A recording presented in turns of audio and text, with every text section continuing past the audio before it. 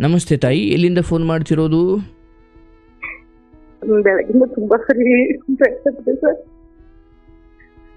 ಯಾಕವ್ವ? ನನಗೆ ಗೊತ್ತಿಲ್ಲ ಯಾವ ತರ ಮಾತಾಡ್ಬೇಕು ಏನು ಅಂತ.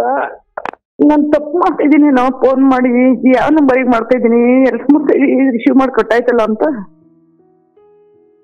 ಹಲೋ, ಕಾರ್ಯಕ್ರಮದ ಸಮಯದಲ್ಲಿ ಮಾಡಿದ್ರೆ ಪಿಕ್ ಮಾಡ್ತೀವವ್ವ, ಯಾವಾಗ ಬೇಕಾವಾಗ ಮಾಡಿದ್ರೆ ಮಾತಾಡ್ಲಿಕ್ಕೆ ಕಷ್ಟ ಆಗುತ್ತೆ. ಗೊತ್ತಿಲ್ಲ ಸರ್. ನನ್ಗೆ ಯಾವ ಟೈಮಲ್ಲಿ ಮಾಡ್ಬೇಕು ಅಂತ ಇತ್ತೀಚೆಗೆ 1 ತಿಂಗಳಿಂದ ನನಗೆ ಗೊತ್ತಿಲ್ಲ. ಯಾರೋ ತೋರ್ಸ್ಕೊಟ್ರಿದೆ ನಮ್ಮ ಮೊಬೈಲಲ್ಲಿ ಪ್ರೋಗ್ರಾಮ್ನ. ಇರ್ಲಿ ತಾಯಿ, ಎಲ್ಲಿಂದ ಫೋನ್ ಮಾಡ್ತಿರೋದು? ನಾನು ಹಾಸನ ಜಿಲ್ಲೆ ಹೊಳೆನರಸೀಪುರ ತಾಲೂಕಿಂದ ಹೊಳೆನರಸೀಪುರದಿಂದ ಮಾಡ್ತಾ ಇದ್ದೀನಿ. ಒಳ್ಳೇದವ್ವ. ಕಾರ್ಯಕ್ರಮ ಯಾವಾಗ್ಲಿಂದ ನೋಡ್ತಿದ್ದೀರಿ? ನಾನೀಗ 1 ತಿಂಗಳು 1.5 ತಿಂಗಳಿಂದ ನನ್ನ ಅತ್ತೆ ಮಗಳು ತೋರ್ಸ್ಕೊಟ್ಲಿದ್ದು ನಾನು ನೋಡು ಮಾನಸಿಕವಾಗಿ ಬಹಳ ಸಖತ್ತು ಹಿಂಸೆ ಆಗ್ತೈತು ನನಗೆ. ಅದಕ್ಕೆ ಯಾರು ಕುಟ್ಟಿ ಹೇಳ್ಕೊಳ್ಳೋದು, ಏನ್ ಮಾಡೋದು ಅಂತ ಒಂದ್ ದಿವಸ ಕುತ್ಕೊಂಡು ಅಳ್ತಾ ಇದ್ದಾಗ ಅವಳು ತೋರ್ಸ್ಕೊಟ್ಟು ಒಂದು ನನಗಿದನ್ನ. ಇವಾಗ್ಲೂ ಯಾರೋ ಕುರಿ ಮೇಯಿಸಿರೋದು ಸುದ್ದಿ ಏನಪ್ಪ ಅವ್ರಿಗೆ ಪ್ರೋಗ್ರಾಮ್ ಬರ್ತಿತ್ತು, ಅದನ್ನೇ ನೋಡ್ತಾ ಇದ್ದೆ ಒಂದ್ ಫೋನಲ್ಲಿ, ಇನ್ನೊಂದಲ್ಲಿ ಟ್ರೈ ಮಾಡ್ತಾ ಇದ್ದೆ ಸರ್. ನಾನು ಸರಿ ತಾಯಿ, ಹೇಳವ್ವ, ಏನ್ ಹಂಚ್ಕೊಳ್ಬೇಕು? ಏನ್ ಹಂಚ್ಕೋಬೇಕು ಅಂದ್ರೆ ನಾನು ಹುಟ್ಟಿಸೋದೇ ತಪ್ಪ, ಏನು ನನ್ ಹೆಂಗೆ ಏನು ಅಂತ ಎಲ್ಲಿಂದ ಅಂತ ಗೊತ್ತಿಲ್ಲ ಸರ್ ನನ್ಗೆ. ಅಳಬೇಡ ತಾಯಿ, ಧೈರ್ಯವಾಗಿ ಹೇಳವ್ವ. ಮನ್ಸಿ ನೋವಾಗೈತೆ ನನಗೀಗ. 1974 ಅಕ್ಟೋಬರ್ 1ನೇ ತಾರೀಕಲ್ಲಿ ಹುಟ್ಟಿರೋದು ನಾನು. 50 ವರ್ಷದ ಹತ್ರ ಬಂತು. ನಮ್ಮ ತಾಯಿಗೆ ತಂದೆಗೆ 3 ಜನ ಗಂಡು ಮಕ್ಳು, ನನ್ನ ಒಬ್ಳೆ ಮಗಳು. ಅಣ್ಣ ಒಬ್ರು, ತಮ್ಮ 2. ಸಖತ್ತು ಕಿತ್ತು ತಿನ್ನ ಬಡ್ತಾನ, ಸಖತ್ತು ಕೂಲಿ ಮಾಡಿ ಊರ ಮೇಲೆಲ್ಲ ಹೋಗಿ ಕೂಲಿ ಮಾಡಿ ಮಕ್ಳು ಸಾಕ್ಬೇಕಿತ್ತು. ಅವತ್ತಿನ ಪರಿಸ್ಥಿತಿ ಅಪ್ಪ ಅಮ್ಮಂಗೆ ಇದ್ದಿ ಯಾರಿಗೂ ಕಲ್ಸಕ್ ಆಗ್ಲಿಲ್ಲ. ಬಟ್ ಕಲ್ಸಿ ಅಣ್ಣ ಒಂದ್ SLC ವರೆಗೂ ಓದ್ಕೊಂಡ್ರು, ನಮ್ಮ 3 ಓದ್ಸಕ್ ಆಗ್ಲಿಲ್ಲ ಅವ್ರಿಗೆ. ಏನು ಹಂಗೆ ಇದ್ ಮಾಡ್ಕೊಂಡು ದುಡ್ಡು ಮೋಜು ಮಸ್ತು ಊಟ ತಿಂಡಿ ಏನು ಇಲ್ಲ ಸ್ವಾಮಿ. ನನ್ಗೆ ಹಬ್ಬದಲ್ಲಿ ಅನ್ನ ತಿಂತಿದ್ದು ನಾವು. ಹಬ್ಬ ಹುಣ್ಣಿಮೆ ಅಂತ ಬಂದ್ರೆ ಯಾವಾಗ್ಲೂ ಅನ್ನ ಊಟ ಮಾಡ್ತಿದ್ದು. ಅಂತ ಕಷ್ಟದಲ್ಲಿದ್ವಿ. ಮತ್ತೆ ಮಕ್ಕಳು ತಮ್ಮದಿರ್ನ 5ನೇ ಕ್ಲಾಸ್ ವರೆಗೂ ಓದ್ತಿದ್ರು. ಆಮೇಲೆ ಎಲ್ಲೋ ಒಂದ್ ಕಡೆ ಹೋಗಿ ಹೋಟ್ಲುಗಳಿಗೆ ಕೆಲ್ಸಕ್ಕೆ ಮೈಸೂರಲ್ಲಿ ಇಟ್ಬಿಟ್ರು ಸ್ವಾಮಿ ನಮ್ಮ ಅಪ್ಪ ಅಮ್ಮ. ಯಾರನ್ನ? ನನ್ ತಮ್ಮದಿರ್ನ. ನಮ್ಮ ಅಣ್ಣ SLC ಮುಗಿಸ್ಕೊಂಡ SLCಗೆ ಬಿಟ್ಟ. ಯಾಕೆಂದ್ರೆ ನಾನೊಬ್ಳು ದೊಡ್ಡಳಾಗ್ತಾವಳೆ ಮಗಳು, ಅವಳು ಮದುವೆ ಮಾಡ್ಕೊಡ್ಬೇಕು. ಈಗ ನಮ್ ಕೈಲಿ ಹಣ ಕಾಸಿಲ್ಲ, ನಾವು ಇಲ್ಲಿವರೆಗೂ ಕೂಲಿ ಬಡ್ಡಿ ಸಾಕಿದ್ದೀವಿ ಅಪ್ಪ. ಮುಂದೆ ಇವಳೊಬ್ಬಳನ್ನ ಒಬ್ಬಳು ಮಗಳು ಹುಟ್ಟವಳೆ ನಿಮ್ ಜೊತೆ, ಅವಳನ್ನ ಸರಿ ಮಾಡ್ಬೇಕು, ಮದುವೆ ಮಾಡ್ಬೇಕು, ಅವಳಿಗೆ ಮೆಜಾರಿಟಿ ಬರ್ತಾಳೆ ಅನ್ನೋ ಉದ್ದೇಶಕ್ಕೆ ಅಪ್ಪ ಅಮ್ಮ ಅವ್ರ 3 ಜನ ಮಕ್ಕಳನ್ನು ಹೊರಗಡೆ ಹೋಟ್ಲಿಗೆ ಸೇರಿಸ್ಬಿಟ್ರು ಸ್ವಾಮಿ. ಕೆಲಸ ಮಾಡ್ಲಿಕ್ಕೆ ಹೆಂಗೋ ಸೇರ್ಸ್ಕೊಂಡ್ವಿ. ನಾವ್ ಮಾಡ್ತಿದ್ವಿ ಅಷ್ಟೊತ್ತಿ ನಾನು ದೊಡ್ಡೊಳಾದೆ ಅಂತ ಹೇಳ್ಬಿಟ್ಟು ಏನೋ ಆಸ್ತಿ ಶಾಸ್ತ್ರ ಅಂತ ಮಾಡಿದ್ರು. 1 ವರ್ಷ 2 ವರ್ಷ ಇದ್ದೆ. 17 ವರ್ಷ ತುಂಬ 18 ವರ್ಷ ನಿಂಗಿತ್ತು. ಅವಾಗ ಯಾವ್ದು ಸಂಬಂಧ ಬಂತು ಸ್ವಾಮಿ. ಸಂಬಂಧ ಬಂದ್ರೆ ಅದೇನ್ ಸುಮಾರು ಕಡೆ ಬಂದ್ರು, ಸುಮಾರು ಕಡೆ ಕೊಟ್ರು. ನಾವ್ ಈಗ ಮದುವೆ ಮಾಡಕ್ಕಲ್ಲ, ಈ ವಯಸ್ಸಿಗೆ ತುಂಬಾ ಕಷ್ಟದಲ್ಲಿದ್ದೀವಿ ನಾವು. ಅಸಲು ಮದುವೆ ಮಾಡೋ ಟೈಮಲ್ಲಿ ಇಲ್ಲ ನಮ್ಗೆ ಅಂತ ಎಲ್ಲ ಹೇಳಿ ಕಳಿಸ್ತಾನೆ ಇದ್ರು. ವರದಕ್ಷಿಣೆ ಅದು ಇದೆಲ್ಲ ಕೂಡ ಪರಿಸ್ಥಿತಿ ನಾವಿಲ್ಲಪ್ಪ. ನಮ್ಗೆ ಈಗ ತಾನೇ ನಮ್ಮ ಮಕ್ಕಳೆಲ್ಲ 3 ಜನನು ಹೊರಗಡೆ ಕಳ್ಸಿದೀವಿ, ಓದೋದನ್ನ ಬಿಡಿಸಿ ಮಕ್ಕಳನ್ನ ಒಬ್ಬಳನ್ನ ನೇರಕ್ ಮಾಡ್ಬೇಕು ಅಂತ. ಅಂತದ್ರಲ್ಲಿ ನಾವು ಮದುವೆ ಮಾಡೋ ಪರಿಸ್ಥಿತಿ ಇಲ್ಲ ನಾವು ಅಂತ ಹೇಳಿ ಕಳಿಸ್ತಾ ಇದ್ರು ಬಂದ್ ಸಂಬಂಧಗಳಿಗೆಲ್ಲವ. ಆಮೇಲೆ ಯಾರೋ ಒಬ್ಬ ಸಂಬಂಧಿಗೂ, ಅವರು ದೂರದ ಸಂಬಂಧಿ, ನಮ್ಮ ತಾಯಿ ಕಡೆ ಸಂಬಂಧ ಅಂತ ಕೊನೆಗೆ ಗೊತ್ತಾಯ್ತು ನಮ್ಗೆ. ತಾಯಿ ಮನೆ ಕಡೆ ಸಂಬಂಧ ಅಂತ ಗೊತ್ತಾಯ್ತು. ಅವರು ಬಂದ್ರು, ಒಂದ್ಸರಿ ಬಂದು ಅಂತ ಹುಡುಗಿ ನೋಡಕ್ ಬಂದು ಅವ್ರ ಮನೆ ಬಾಕ್ಲಾಕಿತ್ತು, ಅವ್ರ ಮನೆ ತೋರ್ಸ್ಕೊಡಿ ಅಂತ ಮನೆ ಕೇಳ್ಕೊಂಡ್ ಬಂದ್ರು. ನಮ್ಮ ಅಮ್ಮನಿಗೆ ಪರಿಚಯ ಗೊತ್ತಿತ್ತು ಫಸ್ಟ್, ಹಂಗಾಗಿ ಬಂದ್ರು ಅವರು. ಆ ಹುಡುಗ ಫಸ್ಟ್ ಅವ್ನ 4 ಜನ ಗಂಡು ಮಕ್ಳು, 2 ಹೆಣ್ಮಕ್ಳು, ಇವನು 3ನೇ ಮಗ. ನಂದಿರು 2 ಮದುವೆ ಆಗಿದೆ, ಒಬ್ಬ ತಮ್ಮ ಇದ್ದಾನೆ, 2 ತಂಗಿಯರ್ದು ಮದುವೆ ಆಗೈತಿ. ಈ ಮನುಷ್ಯ ಒಬ್ಬ ಉಳ್ಕೊಂಡಿದ್ದಾರೆ, ಒಬ್ಬ ತಮ್ಮ ಉಳ್ಕೊಂಡಿದ್ದಾರೆ, ಮದುವೆ ಆಗರು. ಬಟ್ 2 ಚಿಕ್ಕದ್ರಿಂದನೂ ಅಪ್ಪ ಅಮ್ಮನ ಹಿಡಿತಕ್ ಸಿಕ್ಕಿಲ್ಲ. ಈ ಮನುಷ್ಯ ಹುಟ್ಟು ಪೋಲಿ ಬಿದ್ದು ಹೋಗ್ಬಿಟ್ಟಿದ್ದಾರೆ ಚಿಕ್ಕದ್ರಿಂದನೂ. ಯಾರು ನೀವು ನೋಡ್ಲಿಕ್ಕೆ ಬಂದವರು? ಅದಕ್ಕೆ ಏನ್ ಮಾಡಿದ್ದಾರೆ ನಮ್ಮ ಅತ್ತೆ, ಇವನ್ 4 ಜನ ಗಂಡು ಮಕ್ಳು ಬೇರೆ, 2 ಹೆಣ್ಮಕ್ಳು ಬೇರೆ, ಇವನು ಒಳ್ಳೆ ಬುದ್ಧಿ ಕಲಿಯಲ್ಲ, ಇನ್ನ ಎತ್ತಿರೋದ್ಕೊಂತಾರ ಮದುವೆ ಮಾಡ್ಬೇಕು ಅನ್ನೋದು, ಬೇರೆ ಮನೆ ಮಕ್ಳು ತಂದೆ ಏನು ಬದುಕಿಸ್ತಾರೆ ಅನ್ನೋದನ್ನ ಯೋಚನೆ ಮಾಡಲ್ಲ. ಮದುವೆ ಮಾಡ್ಬೇಕು, ಮಕ್ಕಳನ್ನ ಅಷ್ಟೇ ಅವ್ರದ್ದು ಜವಾಬ್ದಾರಿ ಇರ್ತದೆ. ಆಮೇಲೆ ಕಲ್ಸಿದ್ರಾಗ ಒಂದು ನಮ್ಮ ದೊಡ್ಡಪ್ಪನ ಮಗಳೇ ಆಗ್ಬೇಕು, ಅವ್ರ ಮನೆ ಹೆಣ್ಣು ಗಂಡು ಯಾರು ಇರ್ತಿಲ್ಲ, ಆಸ್ತಿ ಇತ್ತು. ಅವ್ರ ಮನೆಗೆ ದತ್ತು ತೀರ್ಸಕ್ಕೆ ಅಂತ ಹೇಳ್ಬಿಟ್ಟು ಹುಡುಗಿ ನೋಡಕ್ಕೆ ಅಂತ ಕಳ್ಸೋರು ಯಾರನ್ನ ಜೊತೆ ಮಾಡಿ. ಅವ್ರ ಮನೆ ಬಾಕ್ಲ ಹಾಕೊಂಡು ಕೆಲ್ಸಕ್ಕೆ ಹೋದವ್ರೆ. ಅಪ್ಪ ಅಮ್ಮನ ಮಗಳು ಎಲ್ಲವೂ ಯಾರು ಇಲ್ಲ ಅಂತ ನಮ್ಮನೆ ವ್ಯಕ್ತಿ ಮೇಲೆ ಕೂತವ್ರೆ ಕಾಯ್ದು ಅವ್ರು ಬರ್ಲಿ ಅಂತ ಅವ್ರ ಮನೇಲಿ. ಕೂತಿದ್ದಾಗ ನಮ್ಮಮ್ಮ ತಾಯಿ ಮನೆ ಕಡೆ ಸಂಬಂಧಿಕರಲ್ವಾ ಅವರು ಸ್ವಲ್ಪ ಗುರುತು ಇದು ಯಾವ್ರವ್ರು ನೀವೇನು ಅಂತ ಕೇಳಿದಾಗ ನೀನ್ ಹಿಂಗೆ ಅಂತ ಹೇಳಿದಾಗ ಬಂದ್ರಪ್ಪ ನಾವು ನೆಂಟ್ರೆ ನಮಗೂ ಗೊತ್ತಿರೋದೆ ಬನ್ನಿ ಅಂತ ಒಳಗ್ ಕರೆದು ಕೂರ್ಸೋರು ನಮ್ಮಮ್ಮ. ಕರೆದು ಒಳಗ್ ಕೂರ್ಸಿದ್ರೆ ಅವ್ರ ಮನೆ ಪರಿಸ್ಥಿತಿ ಹುಡುಗಿ ಮನೆದ ಹೆಂಗೆ ಏನು ಇವ್ರ ಮನೆಗೆ ದೊತ್ತಗಿರ್ಸಕ್ಕೆ ಒಂದು ನಳಿಮೈ ತನಕಿರ್ಸಕ್ಕೆ ಅಂತ ಕಳಿಸಿದ್ದಾರೆ ಇವ್ರಮ್ಮ. ನಾನು ಅವ್ರ ಜೊತೆ ಹುಡುಗನ ಜೊತೆಗೆ ಬಂದಿದ್ದೀನಿ, ಇದು ಹೆಂಗೆ ಹೇಳಿ ಅಂತ ನಮ್ಮ ಅಪ್ಪ ಅಮ್ಮನ್ ಕೇಳಿದ್ರು. ಅವ್ರ ಜೊತೆ ಬಂದಿದ್ರಲ್ಲ ಒಬ್ಬರವರು, ಅವ್ರು ಅವಾಗ ಹೇಳಿದ್ರು ಮನೆ ಪರಿಸ್ಥಿತಿಯ ಹುಡುಗಿಯಿಂದಾನೇ ನಡೀತಾ ಇರೋದು. ಅವ್ರ ಅಪ್ಪ ಅಮ್ಮ ಕಾಯಿಲೆ ಗಂಡು ಹೆಣ್ಣು ಏನಿಲ್ಲ, ಜಮೀನಿದೆ. ಅವ್ರು ಇದ್ರು ಅವ್ರ ಕೂಲಿ ಮಾಡ್ಕೊಬಂದು ಈಗ ಹುಡುಗಿ ಅವ್ರ ಅಪ್ಪ ಅಮ್ಮನ್ ಸಾಕ್ತೈತೆ. ಅವ್ರ ಆಸ್ತಿ ಎಲ್ಲ ಮಾಡ್ಕೊಳ್ಳುವಷ್ಟು ಶಕ್ತಿ ಅವ್ರಿಗಿಲ್ಲ ಬೆಳೆಯಕ್ಕೆ, ಈಗ ಕಾಲಿಗೆ ಬಿದ್ದಿದೆ ಅಂತ ಹೇಳಿದ್ರು. ಇದು ನಿಜಾರ ಹೇಳಿದ್ರು. ಈ ಮನ್ಸ ಏನ್ ಬಂದ್ ನಿಮ್ಗೆ ಎಷ್ಟ್ ಜನ ಮಕ್ಳೇನು ಅಂದಾಗ 3 ಜನ ಗಂಡು ಮಕ್ಳು, ಒಬ್ಬ ಅಣ್ಣ, 2 ತಮ್ಮದಿರು, ಇವಳು ಒಬ್ಳು ಮಗಳು ಕಣಪ್ಪ ನಮ್ಗೆ. ಇವಳು ಮನೆಯಲ್ಲೇ ಇದ್ದಾಳೆ. ಅವ್ರು 3 ಜನ ಮಕ್ಕಳನ್ನು ನಮ್ಮ ಮನೆ ಕಡೆ ಚಿಕ್ಕದ್ರಿಂದ ಕೂಲಿ ಮಾಡಿ ಸಾಕಿದೀವಿ. ಇವಾಗ ಮದುವೆ ಬಂದ್ಬಿಡ್ತಾಳೆ, ಮೆಜಾರಿಟಿ ಬಂದಿದ್ದಾಳೆ, ಅವಳು ಮದುವೆ ಮಾಡ್ಬೇಕಲ್ಲ, ದುಡ್ಡು ಕಾಸು ಇಲ್ವಲ್ಲ ಅಂತ 3 ಮಕ್ಕಳು ನಾನು ಹೋಟ್ಲಿ ತಗೋ ಸೇರಿಸಿದ್ವಿ ಮೈಸೂರಿಗೆ ಕೆಲ್ಸಕ್ಕೆ ಅಂತ ಹೇಳ್ಬಿಟ್ಟು ಓದ್ಸದ್ ಬಿಡ್ಸಿ ಅಂತ ಹೇಳ್ತಾರೆ ಕಷ್ಟಕರ. ಹೇಳ್ಕೊಂಡಾಗ ಆ ಮನುಷ್ಯ ಎಲ್ಲಾನು ಸ್ಕೆಚ್ ಹಾಕೊಂಡು ಲಾಸ್ಟಿಗೆ ಜೊತೆಗೆ ಬಂದಿರ್ತಾರಲ್ಲ ಅವ್ರ ಜೊತೆನೆ ಕೇಳಿಸಿ ನಮ್ಮ ಅಪ್ಪನಿಗೆಲ್ಲ ಹುರ್ದುಂಬಿಸಿ ಏನೇನೋ ನನ್ಗೆ ವರದಕ್ಷಿಣೆ ಬೇಡ, ಈ ಹುಡುಗಿ ನಾನು ನೋಡಕ್ಕೆ ತುಂಬಾ ಚೆನ್ನಾಗಿದ್ದೆ, ಅವರು ಹುರ್ದುಂಬಿಸಿ ಈ ಹುಡುಗಿ ನಾನು ತೂಕ್ ಕಳಿಸೋರಲ್ಲ ನಮ್ಮ ಅಪ್ಪ ಅಮ್ಮ ಇರುವಂತ ಅವ್ರ ಮನೆಗೆ ಬಂದಿರಲ್ಲ, ನನ್ ಈ ಹುಡುಗಿ ಮದುವೆ ಮಾಡ್ಕೊಡಕ್ಕೆ ಹೇಳಿ ಅಂತ ಅವ್ರ ಜೊತೆಗೆ ಬಂದಿರೋ ಕುಟಿ ಹೇಳ್ಸಿ ನಮ್ಮ ಅಪ್ಪ ನಮ್ಮ ಅಮ್ಮಂಗೆ ಎಲ್ಲ ಹೇಳ್ಸಿ ಬ್ರೈನ್ ವಾಶ್ ಮಾಡಿ ಒಪ್ಪಿಸ್ಬಿಟ್ರು. ಒಪ್ಪಿಸಿ ನಾವೇನು ಮಾತಾಡಂಗಿಲ್ಲ. ನಮ್ಗೆ ಆ ಹುಡುಗ ಬೇಕು ಈ ಹುಡುಗ ಬೇಕು, ನಮ್ ಮದುವೆ ಬೇಡ ಅಂತ ಹಿರಿಯರು ನಿಶ್ಚಿತ ಮಾಡಿದ್ರೆ ನಾವೇನು ಮಾತಾಡಂಗಿಲ್ಲ. ಅಷ್ಟು ಭಯ ಭೀತಿ, ಊಟ ತಿಂಡಿ ಬಟ್ಟೆ ಬರೀ ದುಡ್ಡು ಕಾಸಿ ಕೊರತೆ ಇತ್ತು ವಿನ ನಮ್ಗೆ ಇದು ಮರ್ಯಾದೆಗೆ ಕೊರತೆ ಇರ್ಲಿಲ್ಲ. ಮರ್ಯಾದೆ ವಸ್ತು ಬಹಳ ಮಾನ ಮರ್ಯಾದೆ ಅಂತ ಬರುತ್ತಿದ್ದು. 1993 ಜೂನ್ 13 ಮದುವೆ ಆಗುತ್ತೆ. ಮದುವೆ ಆಗಿದ ಈ ಕರ್ದು ಕಳ್ಸಿ ಮಾಡ್ತಾರಲ್ಲ, ಅದು ಮೊದಲನೇ ದಿವಸದಿಂದನೇ ಗೊತ್ತಾಗುತ್ತೆ ನನ್ಗೆ ಗಂಡ ಹೆಂಡತಿ ಇದ್ದು ಅದೇ ಫಸ್ಟ್ ನೈಟ್ ಅಂತ ಏನಾಗ್ಬಿಡ್ತಲ್ಲ ಅವತ್ತಿಂದನೇ ಗೊತ್ತಾಗುತ್ತೆ ಈ ಮನುಷ್ಯ ಒಳ್ಳೆನಲ್ಲ ಅಂತ. ಹೇಗೆ ಅದು ಅದೇ ಒಂಥರ ರಾಕ್ಷಸ ತರ ಏನೋ ಒಂಥರ ಈ ಮನೆಯಲ್ಲಿ ನನಗೆ ನೆಂಟಿದ್ದಾರೆ, ಮನೆ ಚಿಕ್ಕ ಮನೆ, ಅಣ್ಣ ತಮ್ಮದಿರಿದ್ದಾರೆ, ಯಾವ ತರ ಏನು ಅಂತ ಮುಜುಗರ ನಮ್ಗೆ ಅವ್ರ ಜೊತೆ ಮಾತಾಡಕ್ಕೆ ಪೂರೈಸಿ ನಿಲ್ಲಕ್ಕೆ. ಅದನ್ನು ಸ್ವಲ್ಪ ಅರ್ಥ ಮಾಡ್ಕೊಳ್ಳಿಲ್ಲ. ಬಟ್ ಅವ್ರು ಹೊರ್ತದ್ಮೇಲೆ ಅವ್ರು ಏನೋ ವರ್ತಿಸಿದ್ರು. ಈ ಮದುವೆ ಆಗಿದೆ ಇನ್ನೇನು ಮಾಡಂಗಿಲ್ಲ, ವಿಚಿತ್ರ ವರ್ತಿದ್ರು ನಾವೇನು ಹೇಳಂಗಿಲ್ಲ ಆಗ. ಬಟ್ ಅದು ಸರಿ ಏನೋ ಮಾಡಂಗಿಲ್ಲ. ಮತ್ತೆ 3 ದಿವಸಕ್ಕೆ 5 ದಿವಸಕ್ಕೆ ಬಂದು ಕರಿಯ ಶಾಸ್ತ್ರ ಅಂತ ಅವ್ರ ಅಪ್ಪನ ಮನೆ ಬಂದು ಕರ್ಕೊಂಡು ಹೋಯ್ತಾರೆ. ಮತ್ತೆ ನಮ್ಮ ಅವನ ಮನೆ ಬಂದು ಕರ್ಕೊಂಡು ಹೋಯ್ತಾರೆ. ಒಂದು 5-9 ಜನ ಬಂದು ಕರ್ಕೊಂಡು ಹೋಯ್ತಾರೆ. ಹಂಗೆ ನಡೀತಾ ಇತ್ತು. ಸ್ವಲ್ಪ 3-4 ತಿಂಗಳ ಜೊತೆನೆ ಇದೆ. ನಾದ್ನೀರ್ದು ಡೆಲಿವರಿ ಆಗಿತ್ತು. ಬಡಿತನ ನಮ್ಮ ಅತ್ತೆಗೆ ಒಂದ್ ಸ್ವಲ್ಪ ಏನೋ ಬಿದ್ದಿ ಕಾಲು ಏಟಾಗಿತ್ತು ಅಂತ ಅವ್ರದ್ದು ಕಾಲು ಏಟಾಗಿ ಮನೇಲಿ ಕೂತಿದ್ರು. ನಮ್ಮ ಹಿರಿ ಭಾವ ಮದುವೆ ಆಗಿದ್ರಲ್ಲ ಅವರು ಬೇರೆ ಇದ್ರು. ಮತ್ತೆ ನಮ್ಮ ಇನ್ನೊಬ್ಬ ಭಾವ ಬಾಂಬೆಲಿ ಇದ್ರು. ಅವರು SLC ಫೇಲ್ ಆಯ್ತು ಅಂತ ಚಿಕ್ಕೂರಲ್ಲೇ ಕದ್ದೋಗಿದ್ರಂತೆ. ಅಲ್ಲೇ ಯಾರನ್ನೋ ಮದುವೆಯಾಗಿ ಅವ್ರಲ್ಲೇನೆ ಯಾರೋ ಮಕ್ಕಳು ಗಂಡ ಇರೋರ್ನೇ ಮದುವೆ ಆಗ್ಬಿಟ್ಟು ಗಂಡನ ಕೊಲೆ ಮಾಡಕ್ಕೆ ಮಕ್ಕಳು ಬಿಟ್ಟು ಬೇರೆಲ್ಲ ಮದುವೆಯಾಗಿ ಅವರೆಲ್ಲ ಬೇರೆ ಕಡೆ ಸೆಟ್ಲ್ ಆಗ್ಬಿಟ್ಟಿದ್ರು ಅವಳು ಮದುವೆಯಾಗಿ. ಆಮೇಲೆ ಕೊನೆಗೆ ಗೊತ್ತಾಯ್ತು ಇವರೆಲ್ಲ ಕೆಟ್ಟ ಫ್ಯಾಮಿಲಿ, ಇಂತ ಜನಕ್ಕೆ ಇಂತ ನಾನು ಒಬ್ಳು ಮಗಳು ತಗೊಬಂದ್ ಕೊಟ್ನಲ್ಲ ಅಂತ ನಮ್ಮ ಅಪ್ಪ ಅಮ್ಮಂಗೆಲ್ಲ ಗೊತ್ತಾಯ್ತು. ನಾನು ಮನೇಲಿ ಪರಿಸ್ಥಿತಿನ ಗಂಡ ಒಂಥರ ಹಿಂಸೆ ಕೊಡ್ತಾರೆ, ಅತ್ತೆ ಮಾವ ತುಂಬಾ ಒಳ್ಳೆಯವರು, ಮದ್ವೆನೇ ಮಾಡೋದ್ ಬೇಡ ಅಂತ ಹೇಳಾರಂತವ್ರಿಗೆ ನಮ್ಮ ಅತ್ತೆಗೆ. ಮದುವೆ ಮಾಡೋದ್ ಬೇಡ, ಸುಮ್ನೆ ಕಂಡ್ರ ಮನೆ ಮಕ್ಳು ತಂದ್ಬಿಟ್ಟು ಇವನು ಪೋಲಿ ನನ್ ಮಗ ಅವನು ಒಳ್ಳೆನಲ್ಲ ಇವನು, ಕಂಡ್ರ ಮನೆ ಮಕ್ಳು ತಂದ್ಬಿಟ್ಟು ನಾವು ನಮ್ ಕಣ್ಣಲ್ಲಿ ನೋಡಕ್ಕಾಗಲ್ಲ, ನಮ್ಗೂ 2 ಹೆಣ್ಮಕ್ಳು ಅದೇನದು ಮತ್ತೆ ಇಲ್ಲ ಎತ್ತಿರ ಮಕ್ಳು ಹಂಗೆ ಬಿಡಕ್ಕಾಗತ್ತ, ಅವ್ನು ಮದುವೆ ಮಾಡಿದ್ರೆ ಸರಿ ಆಯ್ತಾನೆ ಮದುವೆ ಮಾಡ್ಬೇಕು ಅಂತ ಮಾಡಿದ್ರಂತವ್ರು. ನನ್ನ ಹಣೆ ಬರ ಏನು ದೂರದೃಷ್ಟ ನನಗೂ ಆಕರ್ಷಕತ್ತದು. ಆಯ್ತು ಹಂಗೆಲ್ಲ ಆಗಿ ಮತ್ತೆ ಮದುವೆ ಮಾಡಿಲ್ಲ, ಕರ್ದು ಕಲ್ಸಿ ಇಲ್ಲ ನೆಲ್ವಾ. ಅದು 3-4 ತಿಂಗಳಾಯ್ತು. 3-4 ತಿಂಗಳಾದ್ಮೇಲೆ ಗಲಾಟೆ ಮಾಡ್ಕೊಂಡು ಮನುಷ್ಯ ಮನೆಯಿಂದ ಹೊರಗ್ ಬರ್ತಾನೆ ಹೆಂಡತಿ ಕರ್ಕೊಂಡು. ಯಾರು ತಂಗಿಯರು ಇಬ್ರು ಇರ್ತಾರೆ, ಅಪ್ಪ ಅಮ್ಮ ಇರ್ತಾರೆ, ತಮ್ಮ ಒಬ್ಬ ಮದುವೆ ಆಗ ತಮ್ಮ ಇರ್ತಾರೆ. ಅವ್ರನ್ನ ಬಿಟ್ಬಿಟ್ಟು ಇವ್ರ ಅಣ್ಣನ ಬೇರೆ ಹೋಗಿದ್ರು, ಇನ್ನೊಬ್ಬ ಅಣ್ಣನ ಮದುವೆ ಬಾಂಬೆಲಿ ಇದ್ರು ಅವರು. ಹಂಗಾಗಿ ನಾನು ಹೋಯ್ತೀನಿ ನನ್ನ ಹೆಂಡತಿ ಕರ್ಕೊಂಡು ಅಂತ ಬರ್ತಾರೆ ಇವ್ರು. ನಾನು ಅವಾಗ ನನಗೆ ಭಯ ಇವ್ರ ಜೊತೆ ಬರಕ್ಕೆ. ಯಾಕೆ ಅಂದ್ರೆ ಅಪ್ಪ ಅಮ್ಮ ಎಲ್ಲಿ ನನ್ನನ್ನು ಬೈತಾರೋ, ನೀನೇ ಕರ್ಕೊಂಡ್ ಬಂದಿದೀಯ ಬೇರೆ. ನಮ್ಗೆ ಹೇಳ್ತಿದ್ದ ಹಂಗೇನೆ, ಅಪ್ಪನ ಮನೆ ವಿಚಾರ ಗಂಡನ ಮನೆಗೆ ಹೇಳ್ಬಾರ್ದು, ಗಂಡನ ಮನೆ ವಿಚಾರ ಅಪ್ಪನ ಮನೆಗೆ ಹೇಳ್ಬಾರ್ದು, ಏನೇ ಬಂದ್ರು ಅವ್ರನ್ನೇ ಅಪ್ಪ ಅಮ್ಮ ಅನ್ಕೊಂಡು ಬಾಳ್ಬೇಕು ಅಂತ ನಮ್ಮ ಅಮ್ಮ ಚಿಕ್ಕೋದ್ರಿಂದಾನೇ ಹೇಳೋರು ನಮ್ಗೆ. ಹಂಗಾಗಿ ನನಗ್ ಭಯ, ನಮ್ಮ ಅಪ್ಪ ಅಮ್ಮ ನಾನೆಲ್ಲಿ ಬೇರೆ ಕರ್ಕೊಂಡ್ ಬಂದಳು ಅಂತ ನನಗೆಲ್ಲಿ ಬೈತಾರೋ, ನನಗೆಲ್ಲಿ ಏನಾದ್ರು ದೂರ್ ಬಿಡ್ತಾರೋ, ಏನ್ ಮಾಡ್ಲಿ ಮನುಷ್ಯ ಹೆಂಗ್ ಹೊರಸ್ಬಿಟ್ಟನಲ್ಲ ಅಂತ ಹೇಳ್ಬಿಟ್ಟು ನಾನು ಬರಲ್ಲ ನಾನು ಅಂತ ಹೇಳ್ತೀನಿ. ನಮ್ಮ ಅವನ ಜೊತೆ ಇರ್ತೀನಿ ನಾನಪ್ಪ, ನಾನು ಬರಲ್ಲ. ನಮ್ಮ ಅಪ್ಪ ಅಮ್ಮ ಬೈತಾರ ನನ್ನ ಮದ್ವೆ ಆಗಿರೋ ಮಗಳು ಅಂತಾನು ನೋಡಲ್ಲ. ನಮ್ಮ ಅಪ್ಪ ಅಮ್ಮ ಹೊಡೆದು ಬಿಡ್ತಾರೆ ನನ್ಗೆ. ಯಾಕೆಂದ್ರೆ ನಾನು ನೇರವಾಗಿ ಬಾಯಿಲಿದ್ದು ಮತ್ತೆ ಬಾಯಿಲೆ ಓಪನ್ ಆಗಿ ಮಾತಾಡ್ಬಿಡ್ತೀನಿ. ಹಂಗಾಗಿ ನೀನೇ ಏನೋ ಮಾತಾಡಿದ್ವಿ, ಏನೋ ಮಾಡಿದ್ವಿ, ಜಗಳ ಮಾಡ್ಕೊ ಬಂದ್ವಿ ಅಂತ ಅಂದ್ಬಿಡ್ತಾರೆ. ಬರಲ್ಲ ನಾನು. ಸರಿ ಆಯ್ತು, ನಾನು ಗಂಡ ಬೇಕು ಅಂದ್ರೆ ನನ್ನ ಜೊತೆ ಗಂಡ ಬೇಡ ಅಂತಂದ್ರೆ ಇವ್ರ ಜೊತೆ ಇರು, ನಾನು ಬೇರೆ ಕಡೆ ಹೋಗ್ತೀನಿ, ಬೆಂಗಳೂರಿಗೆ ಹೋಗ್ತೀನಿ ನಾನು ಅಂತ ಹೇಳ್ತಾರೆ.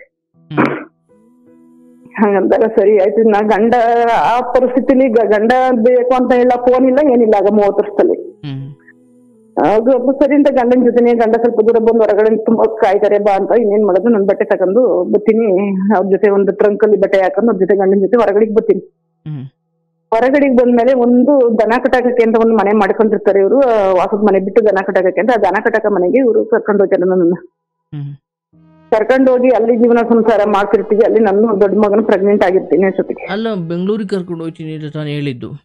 ಬೆಂಗಳೂರಿಗೆ ಕರ್ಕೊಂಡು ಹೋಗ್ತೀನಿ ಅಂತಲ್ಲ, ನೀನ್ ಬರ್ಲಿಲ್ಲ ಅಂದ್ರೆ ನಾನು ಬಿಟ್ಬಿಟ್ಟು ಬೆಂಗಳೂರಿಗೆ ಹೋಗ್ತೀನಿ, ನೀನ್ ಬಂದ್ರೆ ನಾನು ಬೇರೆ ಇರ್ತೀನಿ ಎಲ್ಲಾದ್ರೂ ವ್ಯವಸ್ಥೆ ಬದುಕಕ್ ಮಾಡ್ತೀವಿ ಅಂತ ಹೇಳಿ ಕರ್ಕೊಂಡು ಹೋಗ್ತಾರೆ. ಆ ಮನೆ ಪಕ್ಕನೇ ನೀವು ಬದುಕಿದ್ದ? ಮನೆ ಪಕ್ಕನೇ ಬದುಕಿದ್ದು. ನಾವ್ ಬೇರೆ ಆಗ್ಬೇಕು. ನಾನು ಅವ್ರಿಗೆ ಏನು ಸ್ವಾಮಿ ನಾನು ಈ ತರ ಮಾತಾಡ್ತಾಳೆ ಅಂತ ಬೇಜಾರ್ ಮಾಡ್ಕೋಬಿಡಿ. ಆ ಮನುಷ್ಯನಿಗೆ ಸ್ವಾರ್ಥಕ್ಕೋಸ್ಕರ ಅವ್ನ ಚಟಕ್ಕೋಸ್ಕರ ಮದುವೆ ಮಾಡ್ಕೋಬೋದ. ನಾನು ಅಕ್ಕ ತಂಗಿಯರ ಜೊತೆ, ಅಪ್ಪ ಅಮ್ಮನ ಜೊತೆ, ನನ್ನ ಮೈದಿನ ಜೊತೆ ಎಲ್ಲ, ನನ್ನ ತಮ್ಮನ ಜೊತೆ ಎಲ್ಲ ಇದ್ರೆ ಇವಳು ನನಗೆ ಕೋಆಪರೇಟ್ ಮಾಡಲ್ಲ ಯಾವಾಗ್ಲೂ, ಹಗಲು ರಾತ್ರಿ ಎಲ್ಲ ಒಂಥರ ಹಿಂಸೆ ಆಗುತ್ತೆ ಅಂಜಿಕತ್ತಾಳೆ ಅಂತ ಅಂದ್ಬಿಟ್ಟು ಅವ್ನ ಸ್ವಾರ್ಥಕ್ಕೋಸ್ಕರ ಹೊರಗಡೆ ಕರ್ಕೊಬರ್ತಾವನೆ ಅಂತ ನನಗೂ ಗೊತ್ತಿಲ್ಲ.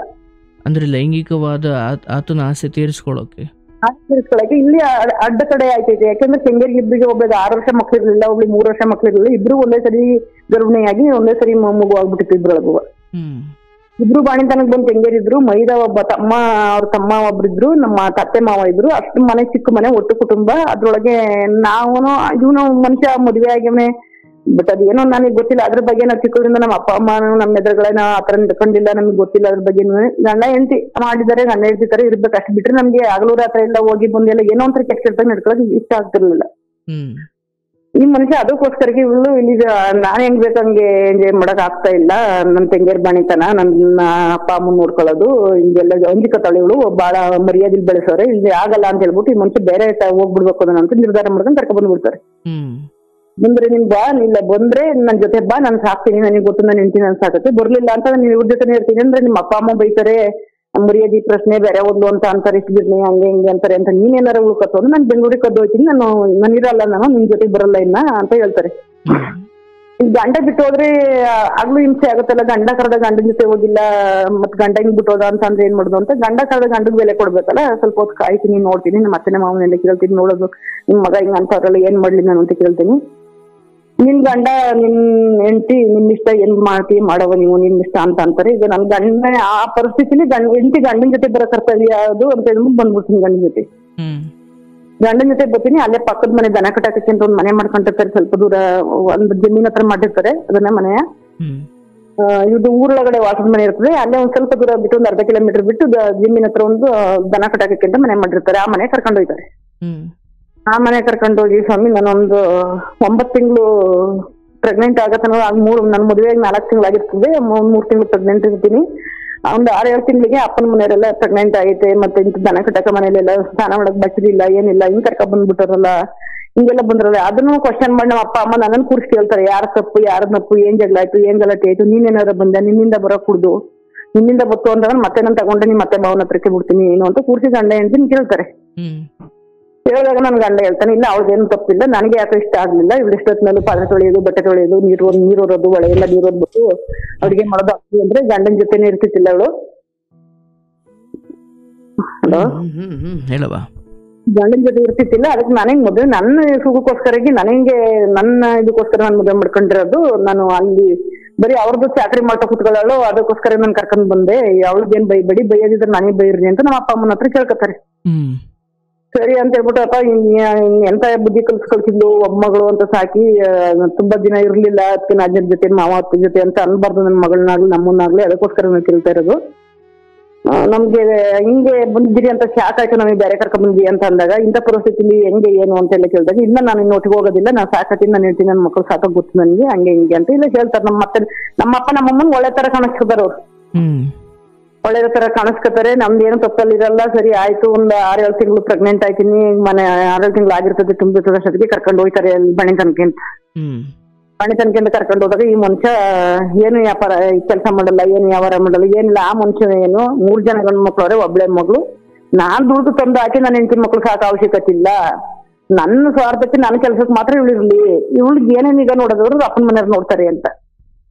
ಇವಳು ಇವ್ನ ಮೆಂಟಾಲಿಟಿ ಆತರ ಇದ್ ಮಾಡ್ಕೊಬಿಟ್ಟಾನೆ. ಆತರ ಹೊಡ್ಕೊಂಡು ಡಬಲ್ ಗೇಮ್ ಮಾಡ್ತಾನೆ ನಮ್ಮ ಅಪ್ಪ ಅಮ್ಮನ ಜೊತೆ ಅಣ್ಣ ತಮ್ಮನ ಜೊತೆ. ನಾನ್ ಆತರ ಕೇಳಿಲ್ಲಪ್ಪ, ನಾನ್ ಹೇಳಿಲ್ಲ, ನನ್ಗೇನು ಗೊತ್ತಿಲ್ಲ, ನಾನು ನಿಮ್ ಕೇಳ್ದಾಗ ನಿಮ್ಮನ್ನ ನೇರವಾಗಿ ಕೇಳಿವೆ ಅಂತ ನಮ್ಮ ಅಪ್ಪ ಅಮ್ಮನ ಜೊತೆ ಹೇಳ್ತಾರೆ. ನಮ್ ಜೊತೆ ನಿಮ್ಮ ಅಪ್ಪನ ಮನೆ ಇಸ್ಕಬ್ಬ, ನೀವು ಅಪ್ಪನ ಮನೆ ಏನೋ ದಕ್ಷಿಣ ಕೊಟ್ಟರು. ಅವಾಗ್ಲೂ 30 ಗ್ರಾಮ್ ಚಿನ್ನ 10,000 ರೂಪಾಯಿ ದುಡ್ಡು ಏನೋ ಕೊಟ್ಟು ದಕ್ಷಿಣ ಎಷ್ಟು ಅಂತ ಕೊಟ್ಟು ಮದುವೆ ಮಾಡಿದ್ರು. ನಿಮ್ಮ ಅಪ್ಪನ ಮನೆ ಏನ್ ಕೊಟ್ಟವ್ರೆ, ಲಾರಿಲಿ ಏರೋರ ಗಾಡಿಲಿ ಏರೋರ ಏನ್ ಮಾಡ್ಕೊಟ್ಟವ್ರೆ ಏನ್ ಕೊಟ್ಟವ್ರೆ, ನನ್ ಬೇರೆ ನನ್ ಮದುವೆ ಆಗಿದ್ದು ಹುಡುಗಿ ಗಿಟ್ಟಿಸ್ಕೊಳಕೋಸ್ಕರ ನನ್ಗೇನು ವರದಕ್ಷಿಣೆ ಬೇಡ, ಮದುವೆ ಆದ್ಮೇಲೆ ಇಸ್ಕೊಳ್ಳೋಣ, ನಾನು ಮಗಳಿಗೆ ಕೊಡ್ತಾರೆ ಅಂತ ಹೇಳ್ಬಿಟ್ಟು ನನ್ ಬೇಡ ಅಂತ ಹೇಳಿದೆ. ಆಗ ಈಗ ಊಟ ಬಟ್ಟೆ ಬೇಕು, ನಿನ್ ಮಕ್ಳಿಗೆ ಖರ್ಚು ವಿದ್ಯಾಭ್ಯಾಸಕ್ಕೆ ಬೇಕು ಅಂತ ಅಂದ್ರೆ ನಿಮ್ಮ ಅಪ್ಪನ ಮನೆ ಕೇಳ್ಕೊ. ನನ್ಗೆ ನನ್ನ ಹೆಂಡತಿ ಆಗಿರೋಷ್ಟೇ, ನನಗೂ ಸಾಕು ಬೇಸತ್ತು ಹೋಯ್ತದೆ. ಅಲ್ಲಿ ಹೋಗ್ತೀನಿ ಅಪ್ಪನ ಮನೆಗೆ ಹೋಗ್ತೀನಿ ಬಾಣಿತನಕ್ಕೆ, ಒಂದ್ ಬಾಣಿತನ ಮುಗಿದಿದೆ, ಮತ್ತೆ ಬಾಣಿತನ ಮುಗಿದ ತಕ್ಷಣ ಕರ್ಕೊಂಡ್ ಬರಕ್ ರೆಡಿ ಇಲ್ಲ ಈ ಮನುಷ್ಯ. ಈ ದನ ಕಟಕ ಮನೇಲಿ ವಾಸ ಇದ್ದು ಎಂತದ್ದು ಇಲ್ವಲ್ಲ, ಅಲ್ಲಿ ಬಚ್ಚಲ ಮನೆ ಇಲ್ಲ, ಕರೆಂಟ್ ಇಲ್ಲ, ಅಲ್ಲಿ ಮನುಷ್ಯರು ವಾಸ ಮಾಡಕ್ಕೆ ಯಾಕಲ್ಲ. ಆ ತರ ಪರಿಸ್ಥಿತಿ ಇದ್ದಾಗ ಹೆಂಗ್ ಕಳಿಸ್ಕೊಡೋದಲ್ಗೆ ಅಂತ ಹೇಳ್ಬಿಟ್ಟು ಇಟ್ಕೊಂಡಿರ್ತಾರೆ ಮಗು ದೊಡ್ಡದಾಗ್ಲಿ ಅಂತ. ಅಷ್ಟೊತ್ತಿಗೆ ಮತ್ತೆ ಇನ್ನೊಂದು ಮಗು ಪ್ರೆಗ್ನೆಂಟ್ ಆಯ್ತೀನಿ, ಮನುಷ್ಯ ಬಂದು ಅಲ್ಲೇ ಉಳ್ಕೊತಾರೆ. ಪ್ರೆಗ್ನೆಂಟ್ ಆಯ್ತೀನಿ, 2 ಮಕ್ಕಳನ್ನ ಸಾಕ್ತಾರೆ. ಒಂದು ಮಗು 2 ವರ್ಷ ಆಗುತ್ತೆ, ಒಂದ್ ಮಗು 3 ವರ್ಷ ಆಗುತ್ತೆ. ಅಷ್ಟ ತನಕ ಇಟ್ಕೊಂಡು ಸಾಕ್ತಾರೆ. ನಮ್ಮ ಅಪ್ಪ ಅಮ್ಮ ಕಳಿಸ್ಕೊಡ್ತಾರೆ. ಮತ್ತೆ ಕಳಿಸ್ಕೊಡ್ತಾರೆ ಅಂದ್ರೆ ಆ ದನ ಕಟಕ ಮನೆ ಕರ್ಕೊಂಡ್ಬಂದ್ರೆ ಅದೇ ಮನೆಗೆ ಕರೆಂಟ್ ಇಳಿಸಿ ಬಚ್ಚಿನ ಮನೆ ಮಾಡಿಸ್ಕೊಟ್ಟು ಅಡುಗೆ ಮನೆ ಮಾಡಿಸ್ಕೊಟ್ಟು ಸ್ವಲ್ಪ ವ್ಯವಸ್ಥಿತವಾಗಿ ಸ್ವಲ್ಪ ದಿನ ಮೆಟ್ಟಿಗೆ ಬದುಕಂಗ್ ಮಾಡ್ಕೊಟ್ಟು ಆಮೇಲೆ ಸರಿ ಮಾಡ್ಕೊತಾರೆ ಇವರು ಅಂತ. ಸುಮಾರಿಗೆ ಹೆಂಗೋ ಜೀವನ ಮಾಡ್ಬೇಕು ಆತರ ಮಾಡ್ಕೊಟ್ಟು ಕಳಿಸ್ಕೊಡ್ತಾರೆ. ನಿಮ್ಮ ಅಪ್ಪನ ಮನೆಯವರೇ ಮಾಡಿಸಿದ್ದು? ನಮ್ಮ ಅಪ್ಪನ ಮನೆಯವ್ರೆ ಮಾಡಿಸ್ಬಿಟ್ಟು, ನಾನು ಗಂಡು ಮಕ್ಳು ಇದ್ದಾರೆ, ಇವಳು ಅಣ್ಣ ಅವನಿಗೆ ದೊಡ್ಡನು, ಅವನಿಗೆ ಮದುವೆ ಮಾಡ್ಬೇಕು. ಮಗಳು ಮದುವೆ ಮಾಡ್ಕೊಟ್ಟು ಯಾಕೆ ಇಲ್ಲೇ ಅವಳೆ ಅಂತ ಕೇಳ್ತಾರೆ ನನ್ನ ಮಗನಿಗೆ ಏನ್ ಕೊಡೋರು. ನಿನ್ ಮಕ್ಳು ಕರ್ಕೊಂಡು ಹೋಗ್ಬಿಡಪ್ಪ, ಇಲ್ಲ ನಾವು ಸಾಕೊಟ್ಟಿದೀವಿ, ಒಂದ್ ಮದ್ದಿಗೆ 2 ವರ್ಷ ಆಗೈತೆ, ಒಂದ್ ಮದ್ದಿಗೆ 3 ವರ್ಷ ಆಗೈತೆ, ನೀನು ಬಂದು ಇಲ್ಲೇ ಕೂತಿದ್ಯಾ, ಕರ್ಕೊಂಡು ಹೋಗು ಅಂತ ಕಳ್ಸ್ಕೊಡ್ತಾರೆ. ಕಳ್ಸ್ಕೊಟ್ಟಾಗ ಆ ಮನೆಗೆ ಬಚ್ಚಿನ ಮುಗಿಗೆ ಸ್ನಾನ ಮಾಡ್ಸೋದು ಬಚ್ಚಿನ ಮನೆ ಬೇಕಲ್ಲ, ಕರೆಂಟ್ ಇಲ್ವಲ್ಲ ಅಂತ ಹೇಳ್ಬಿಟ್ಟು ಕರೆಂಟ್ ಇಳಿಸ್ಕೊಡ್ತಾರೆ, ಬಚ್ಚಿನ ಮನೆ ಅಡಿಗೆ ಮನೆ ಮಾಡಿಸ್ಕೊಡ್ತಾರೆ. ಇದ್ದಂಗೆ ಸುಮಾರಿಗೆ ಮಾಡಿಸ್ಕೊಡ್ತಾರೆ, ಹೆಂಗ ಜೀವನ ಮಾಡಂಗಲ್ಲ. ಈ ಮನುಷ್ಯ ಒಂದ್ 5 ಪೈಸದ ಏನೋ ಭಂಗ ಮಾಡಂಗಿಲ್ಲ, ಬರೀ ಇಸ್ಪಿಟ್ ಆಡೋದು, ಎಲ್ಲಾದ್ರೂ ಕೆಲ್ಸಕ್ಕೆ ಹೋದ್ರೆ ಒಂದಿನ ಅದೇನೇ ದುಡ್ಡು ತಗೊಬಂದು ಎಣ್ಣ ಕುಡ್ಕೊ ಬರೋದು. ಒಟ್ನಲ್ಲಿ ಅವನಿಗೆ ಆ ಕಡೆಯಿಂದ ಬಂದ ತಕ್ಷಣ ಈ ಕಡೆಯಿಂದ ಊಟ ಆಯ್ತಾ, ಮಕ್ಳು ಊಟ ಮಾಡ್ಯಾರ, ಹೆಂಡತಿ ಊಟ ಮಾಡೋಳ, ಏನ್ ಪರಿಸ್ಥಿತಿ, ನಮ್ಮ ಮುಂದಿನ ಜೀವನ ಏನು ಅಂತ ಏನಿಲ್ಲ. ಬಂತ ಅವನಿಗೆ ಬಟ್ಟೆ ತೊಳಿಬೇಕು, ಸ್ನಾನ ಮಾಡಿಸ್ಬೇಕು, ಅವ್ನ ಅಡಿಗೆ ಮಾಡಿಸ್ಬೇಕು, ಅವ್ನ ಮನೆ ಕಬೇಕು ಅಷ್ಟೇ ಮಾಡಿ. ಮತ್ತೆ ಏನಕ್ಕಿಂಗೆ ಒಂದಲ್ಲ ಒಂದು ಆಮೇಲೆ ಅವನು ಎಂಟು ಪ್ರೆಗ್ನೆಂಟ್ ಅಲ್ಲೇ ಹೇಳ್ತಿದ್ದಪ್ಪ, ಮೊದಲನೇ ಪ್ರೆಗ್ನೆಂಟ್ ಅಲ್ಲಿ ಏನಂತ ಹೇಳಿದ್ದು, ಪ್ರೆಗ್ನೆಂಟ್ ಇದ್ದಾಗ ಸುದ್ದಿ ಗೊತ್ತಾದ ತಕ್ಷಣ ನನ್ಗೆ ಮಕ್ಳು ಬೇಡ, ನನಗೆ ಮಕ್ಳು ಬೇಡ ಅಂತ ಹೇಳ್ತಿದ್ದೆ. ಮಕ್ಳು ಬೇಡ ಅಂತ ಹೇಳಿದಾಗ ಯಾಕೆ ಹಿಂಗ ಅಂತ ಹೇಳ್ತಾರೆ ಅಮ್ಮ, ಮಕ್ಳು ಬೇಡ ಅಂತ ಹೇಳ್ತಾರೆ, ಏನ್ ಮಾಡ್ಲಿ ಅಂತ ಕೇಳಿ ನಾವು ಅಪ್ಪ ಅಮ್ಮಂಗೆ ಹೇಳಿದಾಗ ಅದೇನಪ್ಪ ಹಂಗಂತ ಹೇಳ್ತೀವಿ ಮಕ್ಳು ಬೇಡ ಅಂತ. ಒಂದು ಹೆಣ್ಣಿಗೆ ತಾಯಿ ಆದಾಗ್ಲೇ ಅಲ್ವಾ ಅವಳಿಗೆ ಪೂರ್ಣ ತಾಯಿತನ ಸಿಕ್ಕಾಗ್ಲಿ ಅಲ್ವಾ ಅದು ನನಗೆ ಒಂದು ಹೆಣ್ಣಿಗೆ ಸ್ಫೂರ್ತಿ ಆಗೋದು. ಹಂಗೆಲ್ಲ ನೀನು ಏನಕ್ಕೆ ಮಕ್ಳು ಬೇಡ ಅಂತಿದೀಯ ಅಂತ ಅಂತಾರೆ. ಸರಿ ಆಯ್ತು ಹೋಗ್ಲಿ ಓಕೆ ಅಂತಾರೆ. ಇನ್ನೊಂದ್ಸರಿ ಪ್ರೆಗ್ನೆಂಟ್ ಆಯ್ತೀನಿ ಅಂತ ಗೊತ್ತಾದಾಗ ಆಪರೇಷನ್ ಮಾಡಿಸ್ಬಿಡು, ನಾನೆಂತೂ ಸಾಕಲ್ಲ, ನಾನು ಹೇಳಿದೀನಿ ಇಲ್ಲೇ ಅಂತ ಅಂತಾರೆ. ಅದ್ರಲ್ಲಿ ಇವನು ಹೋಗಿ ಬೇರೆ ಕರ್ಕೊಂಡ್ ಬಂದಿದ್ದು ಮೊದಲನೇ ತಪ್ಪು. ಸುಳ್ಳು ಹೇಳಿ ಮದುವೆ ಮಾಡ್ಕೊಬಂದ್ರು, ಬೇರೆ ಕರ್ಕೊಂಡ್ ಆದ್ಮೇಲೆ ಇವ್ನು ಬರೀ ಇವ್ನು ಸ್ವಾರ್ಥಕ್ಕೋಸ್ಕರ ಕರ್ಕೊಂಡ್ಬಂದು ಇವನು ಏನೋ ಅದನ್ನೇ ಮಗು ಪ್ರೆಗ್ನೆಂಟ್ ಆಗಿದ್ನ ನಾನು ಇವ್ನಿಗೆ ಅರ್ಥ ಆಗದ್ ಬೇಡವಾ ಅದು. ಪ್ರೆಗ್ನೆಂಟ್ ಆಗಿದ್ಲೆ ನನಗೆ ಗೊತ್ತಿಲ್ಲ, ನನ್ ಮೊದಲನೇ ಮಗನೇ ಬೇಡ ಅಂದೆ, ಆದ್ರೂ ನೀವು ಬೇಕು ಅಂತ ಅಂದ್ರಿ, ಈಗ ಮತ್ತೆ ಪ್ರೆಗ್ನೆಂಟ್ ಅಂದ್ರೆ ನನಗೆ ಸಾಕಾಗೋದಿಲ್ಲ ಅಂತ ನೇರವಾಗಿ ನಮ್ಮ ಅಪ್ಪ ಅಮ್ಮಂಗೆ ಹೇಳ್ಬಿಡ್ತಾರೆ. ಅಮ್ಮ ಹೇಳ್ತಾರೆ ಇವತ್ತಿನ ಕಾಲದಲ್ಲಿ ಒಂದ್ ಮಗಲ್ಲ, ಒಂದ್ ಕಣ್ಣಲ್ಲ ಅಂತ, ಏನೋ ದೇವ್ರ ಕೊಟ್ಟೆ ಬೇಗ ಅವಳಿಂದ ಮದುವೆ ಚಿಕ್ಕ ವಯಸ್ಸಿಗೆ ಮದುವೆ ಮಾಡಿದ್ವಿ, 2 ಮಕ್ಕಳು ಆಗಿದ್ರೆ ಬೆಳಕ ತಗೊಂಡ್ರ ಜೊತೆ ಒಂದು ಬೆಳಕ ಬಿಡ್ತಾವ ಬಿಡಪ್ಪ, ನೀನ್ ಸಾಕಾಗಿಲ್ಲ ಅಂತ ಕಲ್ತು ನಾವ್ ಸಾಕ್ತಿವಿ, ಏನಕ್ಕೆ ಹಂಗ ಅಂತೀಯ ಅಂತ ಹೇಳ್ಬಿಟ್ಟು ಸಮಾಧಾನ ಮಾಡ್ತಾರೆ. ಇನ್ನು ಮಗು ಆಗೋ ತನಕ ಇರ್ಸ್ಕೊಂಡು ಆಪರೇಷನ್ ಮಾಡಿಸಿ ಎಲ್ಲಾ ಮಗು ಸಾಕಿ ಮಕ್ಕಳು ಸಾಕಿ ನಮ್ಗೆ ಕಳಿಸ್ಕೊಡ್ತಾರೆ. ಕಳಿಸ್ಕೊಟ್ಮೇಲೆ ಅಲ್ಲಿಂದ ಸ್ಟಾರ್ಟ್ ಆಗುತ್ತೆ ಸರ್ ಮನೆಗೆ ಬಂದ್ಮೇಲೆ. ಪ್ರತಿನಿತ್ಯ ಅವ್ನ ಕೆಲ್ಸಕ್ಕೆ ಹೋಗೋದು, ಏನಾದ್ರು ಅವನಿಗೆ ಅವತ್ತಿಗೆ ಆಗಂಗೆ ಕೂಲಿ ಮಾಡ್ಕೊಳ್ಳೋದು, ಇಸ್ಕೊಳ್ಳೋದು, ಹೊರಗಡೆ ತಿನ್ಕೊಳ್ಳೋದು, ಎಣ್ಣೆ ಕುಡ್ಕೊಳ್ಳೋದು, ಇಸ್ಬಿಟ್ಟಾಡೋದು, ಅವ್ನಿಗೆ ಬಂದು ನಮ್ಗೆ ಹಿಂಸೆ ಕೊಡೋದು, ಏನು ಆ ಮಕ್ಳಿಗೆ ಹಾಲು ಊಟ ತಿಂಡಿ ನನ್ನ ಕಷ್ಟ ಸುಖ ಏನು ಕೇಳಲ್ಲ. ಅದೇ ತರ ಪರಿಸ್ಥಿತಿ ಅನುಭವಿಸ್ತಾ ಇರ್ತೀನಿ. ನಮ್ಮ ಅಪ್ಪ ಅಮ್ಮಂಗೆ ಹೇಳ್ತೀನಿ ನೋಡಿ ಈ ತರ ಆಯ್ತೈತೆ ಹಿಂಗೆಲ್ಲ ಮಾಡಿದ್ರಲ್ಲ, ನನ್ಗೆ ಮದ್ವೆ ಆಯ್ತಿಯಾ ಆಗಲ್ವಾ, ಏನ್ ಇದ್ರ ಮಗಳು ಒಳ್ಳೆ ಕಡೆ ಬಿಲ್ಲ ಬಂದು ಕೇಳಿದಾಗ ನಂಗೆ ವರದಕ್ಷಿಣೆ ಕೊಡಕ್ ಆಗೋದಿಲ್ಲ ಅಂತ ಹೇಳ್ಬಿಟ್ಟು ಮದುವೆ ಮಾಡ್ಲಿಲ್ಲ ನೀವು, ಬೇಡ ಅಂತ ಹೇಳಿದಾಗ ನೀವು ಮದುವೆ ಮಾಡಿದ್ರಿ. ಈ ರೀತಿ ನನ್ಗೆ ನಾನು ಅವತ್ತು ವರದಕ್ಷಿಣೆ ಕೇಳದೆ ಇರೋದು, ಫಸ್ಟ್ ಹುಡುಗಿಗೆ ಇಟ್ಟಿಸ್ಕೊಳ್ಳೋಣ ಮದುವೆ ಮಾಡ್ಕೊಡ್ಲಿ, ಆಮೇಲೆ ನಾನು ಇಸ್ಕೊಳ್ಳೋಣ ಅಂತ ಹೇಳ್ಬಿಟ್ಟು ನಾನು ಮಾಡಿ ಏನ್ ಕೊಟ್ಟಾರೆ ನಿಮ್ಮ ಅಪ್ಪ ಅಮ್ಮನಿಗೆ ಹೋಗಿ ಇಸ್ಕೊಬ, ನೀವು ಅಣ್ಣ ತಮ್ಮ들 ಇಸ್ಕೊಬ ಅಂತ ಹೇಳ್ತಾನೆ ಮನುಷ್ಯ. ಹಾಗಿಲ್ಲ ಏನಪ್ಪಾ ಕರೆಕ್ಟಾಗಿ ಹೇಳೋ ನೀವು ಹಿಂಗಂತ ಹೇಳ್ತಾ ಇದ್ದಾಳೆ, ನೀವ್ ಹಿಂಗಂತ ಕೇಳ್ದಂತಲ್ಲ ನಿಜನ ಅಂತ ಒಂದ್ಸರಿ ಕೇಳ್ತಾರೆ ನಮ್ಮ ಅಪ್ಪ ಅಮ್ಮ ಕೂರ್ಸಿ. ಈ ಮನುಷ್ಯ ಇಲ್ಲ ಕೇಳದಾಗೆ ನಾನು ನಿಮ್ಮನ್ನೇ ಕೇಳ್ತಿದ್ದೆ, ನಾನೇ ಹಂಗಂತ ಅವಳಿಗೆ ಹೇಳಿ ಅವಳೇನೋ ಸುಮ್ಮನೆ ಸುಳ್ಳು ಹೇಳ್ತಾವಳೆ ಅಂತ ಅವ್ರಿಗೆ ಅವ್ರ ಎದುರಿಗೆ ಒಳ್ಳೆ ಮನುಷ್ಯ ಆಯ್ತಾ ನೀವು, ನನಗೆ ಕೊಡೋದನ್ನ ಹಿಂಸೆ ಕೊಡ್ತಾನೆ ಇರ್ತಾನೆ, ಅದನ್ನ ಕೇಳ್ಕೊಳಂಗಿಲ್ಲ ಬಿಡಂಗಿಲ್ಲ, ನಾನು ಅನುಭವಿಸ್ತಾ ಇರ್ತೀನಿ. ಆಮೇಲೆ ಮುಂದಿನ ಪರಿಸ್ಥಿತಿ ಅಪ್ಪ ಬಂದು ನೋಡ್ತಾರೆ, ಮನೇಲಿ ಮಗು ಹಾಲು ಇರಕ್ಕಲ್ಲ, ಮಕ್ಕಳಿಗೆ ಊಟ ಇರಕ್ಕಲ್ಲ, ಒಂದು ಎಮ್ಮೆ ಇರ್ತದೆ ಆ ಮನೇಲಿ, ಎಮ್ಮೆ ಹೊಡ್ಕೊಡ್ತಾರೆ ಮಕ್ಕಳು ಹಾಲಿಗೆ ಕರಾವಿಗೆ ಅಂತ. ಆಮೇಲೆ ಒಂದು ಹಸು ಹೊಡ್ಕೊಡ್ತಾರೆ. ಅದ್ರ ಜೊತೆಗೆ ಇನ್ನೊಂದು ತನ್ಕೊಬಿಟ್ಟು ಜಮೀನ್ ನಮ್ಗೆ ಅರ್ಧ ಎಕರೆ ಮತ್ತೆ ನಮ್ಮ ಮಾವ ಸಂಪಾದನೆ ಮಾಡಿರೋದು ಅಂತ ಪಿತ್ರಾದಿತ ಅರ್ಧ ಎಕರೆ ಜಮೀನ್ ಕೊಡ್ತಾರೆ. ಆ ಜಮೀನಿಗೆ ಒಂದು ನಮ್ಮನೆ ಹಸು ಇದೆಯಪ್ಪ, ಅದ್ರ ಜೊತೆಗೆ ಇನ್ನೊಂದು ತಂದು ಹಾಕೊಂಡು ನೀನ್ ಆರಂಭ ಮಾಡ್ಕೋ, ನಿಮ್ಮ ಅಪ್ಪ ಅಮ್ಮ ಕೊಟ್ಟರೆ ಜಮೀನಲ್ಲಿ ಇದು ಮಗಿಗೆ ಹಾಲಿಗೆ ಮಕ್ಕಳಿಗೆ ಅಂತ ಹೇಳ್ಬಿಟ್ಟು ಒಂದು ಎಮ್ಮೆನೋ ಅದನ್ನ ಒಂದು ಹಸುನು ಹೊಡ್ಕೊಡ್ತಾರೆ. ಆ ಮನುಷ್ಯ ಏನು ಮಾಡಲ್ಲ, ಹಸುನ ತಗೊಂಡೋಗಿ ಮಾರ್ಕೊತಾರೆ. ಆ ಎಮ್ಮೆ ಸ್ವಲ್ಪ ದಿನ ನಾನೆಲ್ಲ ಅಲ್ಲಿ ಅಂತ ಹುಲ್ಲು ಮೇವು ಸೊಪ್ಪು ತಂದು ಹಾಕೊಂಡು ಹಾಲು ಕರೆದು ಮಕ್ಕಳಿಗೆ ಹಾಲ್ಗೆ ಹಾಕಿದೆ ಮನೆಗೆ. ಅದನ್ನೇ ಹಾಲು ಬೇರೆಯವರಿಗೆ ವರ್ತನೆಯಾಗ ಹಾಲು ಕೊಟ್ಕೊಳ್ಳೋದು, ಅರ್ಧ ಲೀಟರ್ 1 ಲೀಟರ್ ಹಾಲು ಕೊಟ್ಕೊಳ್ಳೋದು, ಆ ಬಂದದಕ್ಕಂತ ಖರ್ಚಲ್ಲಿ ಮಕ್ಕಳು ಸಾಕೊಳ್ಳೋದು, ಏನೋ ಒಂದು ಜೀವನ ಮಾಡ್ತಾ ಇರ್ತೀನಿ. ಈ ಮನುಷ್ಯ ಪ್ರತಿನಿತ್ಯ ಅಲ್ಲಿ ಕೇಳಿದ್ರಿ ಈ ತರ ಹಿಂಸೆ ಕೊಟ್ಟಿಲ್ಲ, 5 ವರ್ಷ ಆಯ್ತು, 6 ವರ್ಷ ಆಯ್ತು, 7 ವರ್ಷ ಆಯ್ತು, ಏನ್ ಮಾಡಿದ್ರು ಒಂಚೂರು ಬದಲಾಯ್ತಾನೆ ಇಲ್ವಲ್ಲ, ನೀನ್ ಏನಕ್ಕೆ ನನ್ ಮದುವೆ ಆಗಪ್ಪ ನೀನು? ನಮ್ಮ ಅಪ್ಪ ಅಮ್ಮ ಬಹಳ ಮೋಸ ಮಾಡಾಕ್ಬಿಟ್ರು ನನ್ಗೆ. ಇವತ್ತು ನನಗಾಗಂತ ಮೋಸ ನನ್ ಮಕ್ಳಿಗೆ ಆಗ್ಬಾರ್ದು, ನನ್ ಮಕ್ಳಿಗೆ ವಿದ್ಯಾಭ್ಯಾಸ ಕಲ್ಸೋಣ. ನಿನ್ ತಮ್ಮಂದಿರು ನಿಮ್ಮ ಅಣ್ಣದಿರೆಲ್ಲ ಹೆಂಗ್ ಬದುಕ್ತಾವ್ರೆ, ಯಾವ ತರ ಬದುಕ್ತಾವ್ರೆ, ಯಾಕೆ ಈ ತರ ಕತ್ಕೊಂಡೆ, ಹಿಂಗೆಲ್ಲ ಮಾಡೋದಾಗಿದ್ದು ಮದುವೆ ಯಾಕೆ ಆಗ್ಬೇಕಾಯ್ತು ನೀನು? ಅದು ಯಾರ ಮನೆಗೋ ಬೆತ್ತವಿರಕ್ಕೆ ಅಂತ ಬಂದಿದ್ದಲ್ಲ, ನೀನು ಅವ್ರ ಮನೇಲಿ ಇರ್ಬೋದಿತ್ತಲ್ವಾ? ನನಗೆ ಅವ್ರ ಮನೇಲಿ ಇದ್ರೆ ಅವ್ರ ಅಪ್ಪ ಅಮ್ಮನ್ ಸಾಕ್ಬೇಕಿತ್ತು, ಆ ಜಮೀನು ವ್ಯವಸ್ಥೆ ಪ್ರಾರಂಭ ಮಾಡ್ಬೇಕಿತ್ತು. ಹಂಗಾಗಿ ನನಗೆ ಅಲ್ಲಿ ಗೊತ್ತಾಯ್ತು ಮ್ಯಾಟ್ರ್ ಎಲ್ಲ ತಿಳ್ಕೊಂಡೆ. ನಿಮ್ಮನೆ ಮಾಡ್ಕೊಂಡ್ರೆ 3 ಜನ ಗಂಡು ಮಕ್ಕಳು, ಒಬ್ಳೆ ಮಗಳು, ಏನ್ ಬೇಕಾದ್ರೂ ಹೆಲ್ಪ್ ಮಾಡ್ತಾರೆ. ಅದಕ್ಕೋಸ್ಕರ ನಾನು ವರದಕ್ಷಿಣೆ ಬೇಡ ಅಂತ ಮದುವೆ ಅದೇ. ಏನೀಗ ಇರ್ತೀಯ ಇರೋದಿಲ್ಲ, ತಲೆ ಕೊಟ್ಟು ತಾಳಿ ಎಷ್ಟು ಸರಿ ಕಿತ್ಕೊತಾನೆ ಅಂತ ಗೊತ್ತಿಲ್ಲ, ಸರಿ ಕಿತ್ಕೊತಾನೆ ಇರ್ತಾನೆ, ಮಡಿಕೊತಿರ್ತಾನೆ. ನನಗೆ ಅದೆಲ್ಲ ಮಾಡ್ಕೊಂಡು ಎಂಡ ಕುಡ್ಕೊಬತ್ತಾನೋ ಅಂತ ಅದು ಬೇರೆ ಭಯ ಆಗಿರ್ತದೆ. ಆ ತರ ಎಲ್ಲ ಮಾಡಿ ಹಿಂಸೆ ಕೊಡ್ತಿರ್ತಾನೆ ಮನುಷ್ಯ. ಹಂಗೆ ಜೀವನ ಕಳಿಸದೆ, ಜೀವನ ಕಳೆದು 2000 ಮಕ್ಕಳುಗಳು ಚಿಕ್ಕ ನಾನು ಒಂದು ಅಕ್ಷರದಾಸೋಹ ಬಿಸಿ ಊಟಕ್ಕೆ ಮಕ್ಕಳುಗಳು ಗೌರ್ಮೆಂಟ್ ಸ್ಕೂಲ್ಗೆ ಹೋಗ್ತಾ ಇರ್ತಾರೆ ಸರ್. ಅಕ್ಷರದಾಸೋಹ ಬಿಸಿ ಊಟಕ್ಕೆ 1 ಜನ ತಗೋತಾರೆ ಅಂತ ಹೇಳ್ತಾರೆ. ಅವಾಗ ಮನೇಲಿ ಕಷ್ಟ ಇರುತ್ತೆ ಅಂತ ಗೊತ್ತಾಗಿರ್ತದಲ್ಲ, ಊರವರೆಲ್ಲ ಮುಖಂಡರು ಸೇರಿಸ್ಬಿಟ್ಟು ಈ ಅಮ್ಮನಿಗೊಂದು ಸೀಟ್ ಕೊಡ್ರಿ ಅಂತ ಹೇಳ್ಬಿಟ್ಟು ಒಬ್ರು 3 ಜನ ಅಡ್ಗೆರನ್ನ ತಗೋತಾರೆ. ಅಡ್ಗೆರಲ್ಲಿ ನನ್ನೊಬ್ರು ತಗೋತಾರೆ. 2 ಇರ್ತವೆ, ಹಂಗಾಗಿರ್ತವೆ. ಅಲ್ಲಿ ಸಾಕ್ತಿರ್ತೀನಿ ಕೆಲ್ಸಕ್ಕೆ ತಗೋತಾರೆ. ಅಂದ್ರೆ ಅಲ್ಲಿ 15 ರೂಪಾಯಿ ದಿನಕ್ಕೆ 15 ರೂಪಾಯಿ ಸಂಬಳ, 450 ರೂಪಾಯಿ ತಿಂಗಳಿಗೆ ಸಂಬಳ ನನಗೆ. ಮಧ್ಯಾಹ್ನ ತನಕ ಬೆಳಗ್ಗೆ 9 ಗಂಟೆಗೆ ಹೋಗ್ತೀನಿ, ಮಧ್ಯಾಹ್ನ 2 ಗಂಟೆಗೆ ಬರ್ತೀನಿ. ಊಟ ಕೊಟ್ಟಾದ್ಮೇಲೆ ಅಲ್ಲಿಂದ ಬಂದು ಎಮ್ಮೆ ಇರ್ತದೆ, ಎಮ್ಮೆ ಹೊಡ್ಕೊಂಡು ಹೋಗ್ತೀನಿ, ಎಮ್ಮೆ ಮೆಸ್ಕೊಬತ್ತೀನಿ, ಹುಲ್ಲು ಸೊಪ್ಪು ತರ್ತೀನಿ. ಅದರಲ್ಲಿ ಏನೋ ಜೀವ ಮಾಡ್ಕೊತೀನಿ, ಕೋಳಿ ಸಾಕೊಳ್ಳೋದು, ಕೋಳಿ ಮಾರ್ಕೊಳ್ಳೋದು, ಎಮ್ಮೆ ಹಾಲು ಅದು ಇದು ಮಾರ್ಕೊಳ್ಳೋದು, ಏನೋ ಮಾಡ್ತಿರ್ತೀನಿ.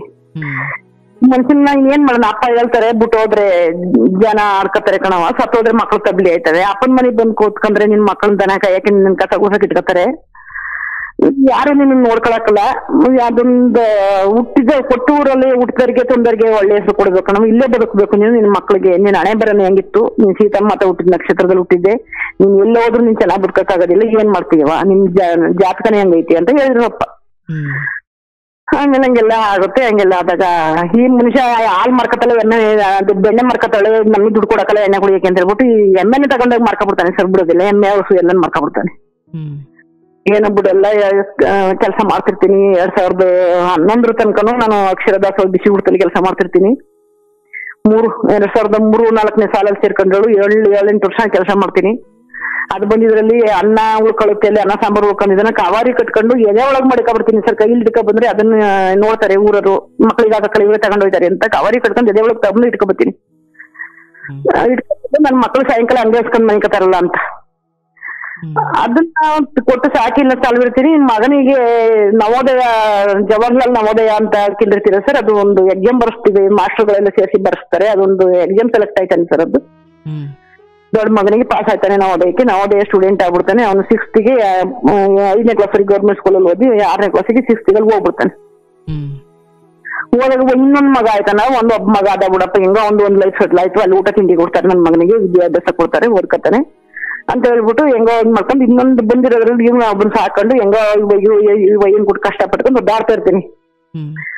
ಒಂದ್ ದಿವಸ ಏನ್ ಮಾಡ್ತಾರೆ, ದೀಪಾವಳಿ ಹಬ್ಬ 2008 ದೀಪಾವಳಿ ಹಬ್ಬ ಸೆಪ್ಟೆಂಬರ್ ಅಲ್ಲೋ ನವೆಂಬರ್ ಅಲ್ಲೋ ಅಕ್ಟೋಬರ್ ಅಲ್ಲೋ ಬರ್ತದೆ ಸರ್. ಅದು 28ನೇ ತಾರೀಕಿನ ಬರ್ತದೆ. ಅವಾಗ ಹಬ್ಬಕ್ಕೆ ನಮ್ ತಮ್ಮದಿರಿನ ಮದುವೆಗೆ ಹಾಕಲ್ಲ, ಅಣ್ಣ ನಾನು ಇಂತ ತಕ್ಕ ಮಾಡಿದ್ರು ನನ್ನ ತಂಗಿಗಿಂತ ಪರಿಸ್ಥಿತಿ ಆಯ್ತಲ್ಲ ಅಂತ ಹೇಳ್ಬಿಟ್ಟು ಅವರು ಡಿಪ್ರೆಷನ್ಗೆ ಹೋಗ್ಬಿಡ್ತಾರೆ.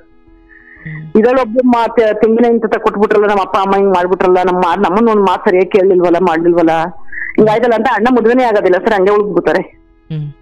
ಅಣ್ಣ ಮದುವೆ ಆಗಲ್ಲ, ತಮ್ಮದಿರು ಮದುವೆ ಬಂದಿರ್ತಾರೆ, ಅವರು ಮದುವೆ ಆಗಲ್ಲ. ಯಾಕೆ ಮದುವೆ ಆಗಲ್ಲ, ಮದುವೆ ಆಗ್ರಿ ಅಂತ ಅಂದ್ರೆ ಇವ್ನು ನಿನ್ನ ಜೀವನ ನಾವು ಮದುವೆ ಆಗ್ಬಿಟ್ಟು ಹೆಂಡತಿ ಮಕ್ಕಳು ಕೂಡ ಚೆನ್ನಾಗಿದ್ದಾಗ ನಿನ್ನ ಮಕ್ಕಳು ನಿನ್ನ ಹೊರಗೆ ನಿಲ್ಲಿಸ್ತಾರೆ ಬಂದಾಗ ನಮ್ಮ ಅಪ್ಪ ಅಮ್ಮ ಮಾಡ್ಬಿಟ್ಟಿದ್ದಾರೆ. ಅವತ್ತು ನಾವು ಚಿಕ್ಕವರಾಗಿದ್ದು ಅವತ್ತು ಇಂಥ ತಕ್ಕ ಮದುವೆ ಮಾಡ್ಬಿಟ್ಟಾರೆ. ಈಗ ನಾವು ಮದುವೆ ನಮ್ ಲೈಫ್ ಸೆಟ್ಲ್ ಮಾಡ್ಕೊಂಡ್ರೆ ಲೈಫ್ ಕಟ್ಕೊಂಡ್ರೆ ನಿನ್ನ ಓದಕ್ ಬಂದಾಗ ಕರ್ದಕ್ಕೋಸ್ಕರ ಯಾರು ಬಂದರೆ ಹೆಂಗಿರ್ತಾರೋ ಏನೋ ಅಂತ ಹೇಳ್ಬಿಟ್ಟು ಏನ್ ಮಾಡ್ತಾರೆ, ನಮ್ಮ ಅಣ್ಣ ಡಿಪ್ರೆಷನ್ಗೆ ಹೋಗ್ತಾರೆ ಹಂಗೆ ಅಂತ ಮೆಂಟಲ್ ತರ ಹಾಕತಾರೆ. ಸುಮ್ನೆ ಚೆನ್ನಾಗೇ ಇರ್ತಾರೆ, ಮೆಂಟಲ್ ತರ ಒಂಥರ ಏನೋ ಒಂಥರ ಒಂದ್ ಗಳಿಗೆ ಇದ್ದ ಇನ್ನೊಂದ್ ಗಳಿಗೆ ಇರಲ್ಲ ಆಗಿರ್ತಾರೆ. ತಮ್ಮಂದಿರು ಹಂಗೆ ಉಳಿತಾರೆ. ಹಂಗಾಗಿ ದೀಪಾವಳಿ ಹಬ್ಬ ಮಾಡಕ್ಕೆ ನಮ್ಮ ಪಿತೃಪಕ್ಷ ಹಿರಿಯರ ಎತ್ತರಿಗೆ ಅನ್ನ ಹಾಕಕ್ಕೆ ಅಪ್ಪ ನಮ್ಮ ಅಜ್ಜಿ ತಾತಕ್ಕೆಲ್ಲ ಮಾಡಕ್ಕೆ ಹೆಣ್ಮಕ್ಳು ಮನೇಲಿ ಯಾರು ಇಲ್ಲ. ನಾನೊಬ್ಳು ಮದುವೆ ಆಗಿ ಬಂದಿರ್ತೀನಿ, ತಮ್ಮದಿರು ಯಾರು ಮದುವೆ ಆಗಿರಲ್ಲ.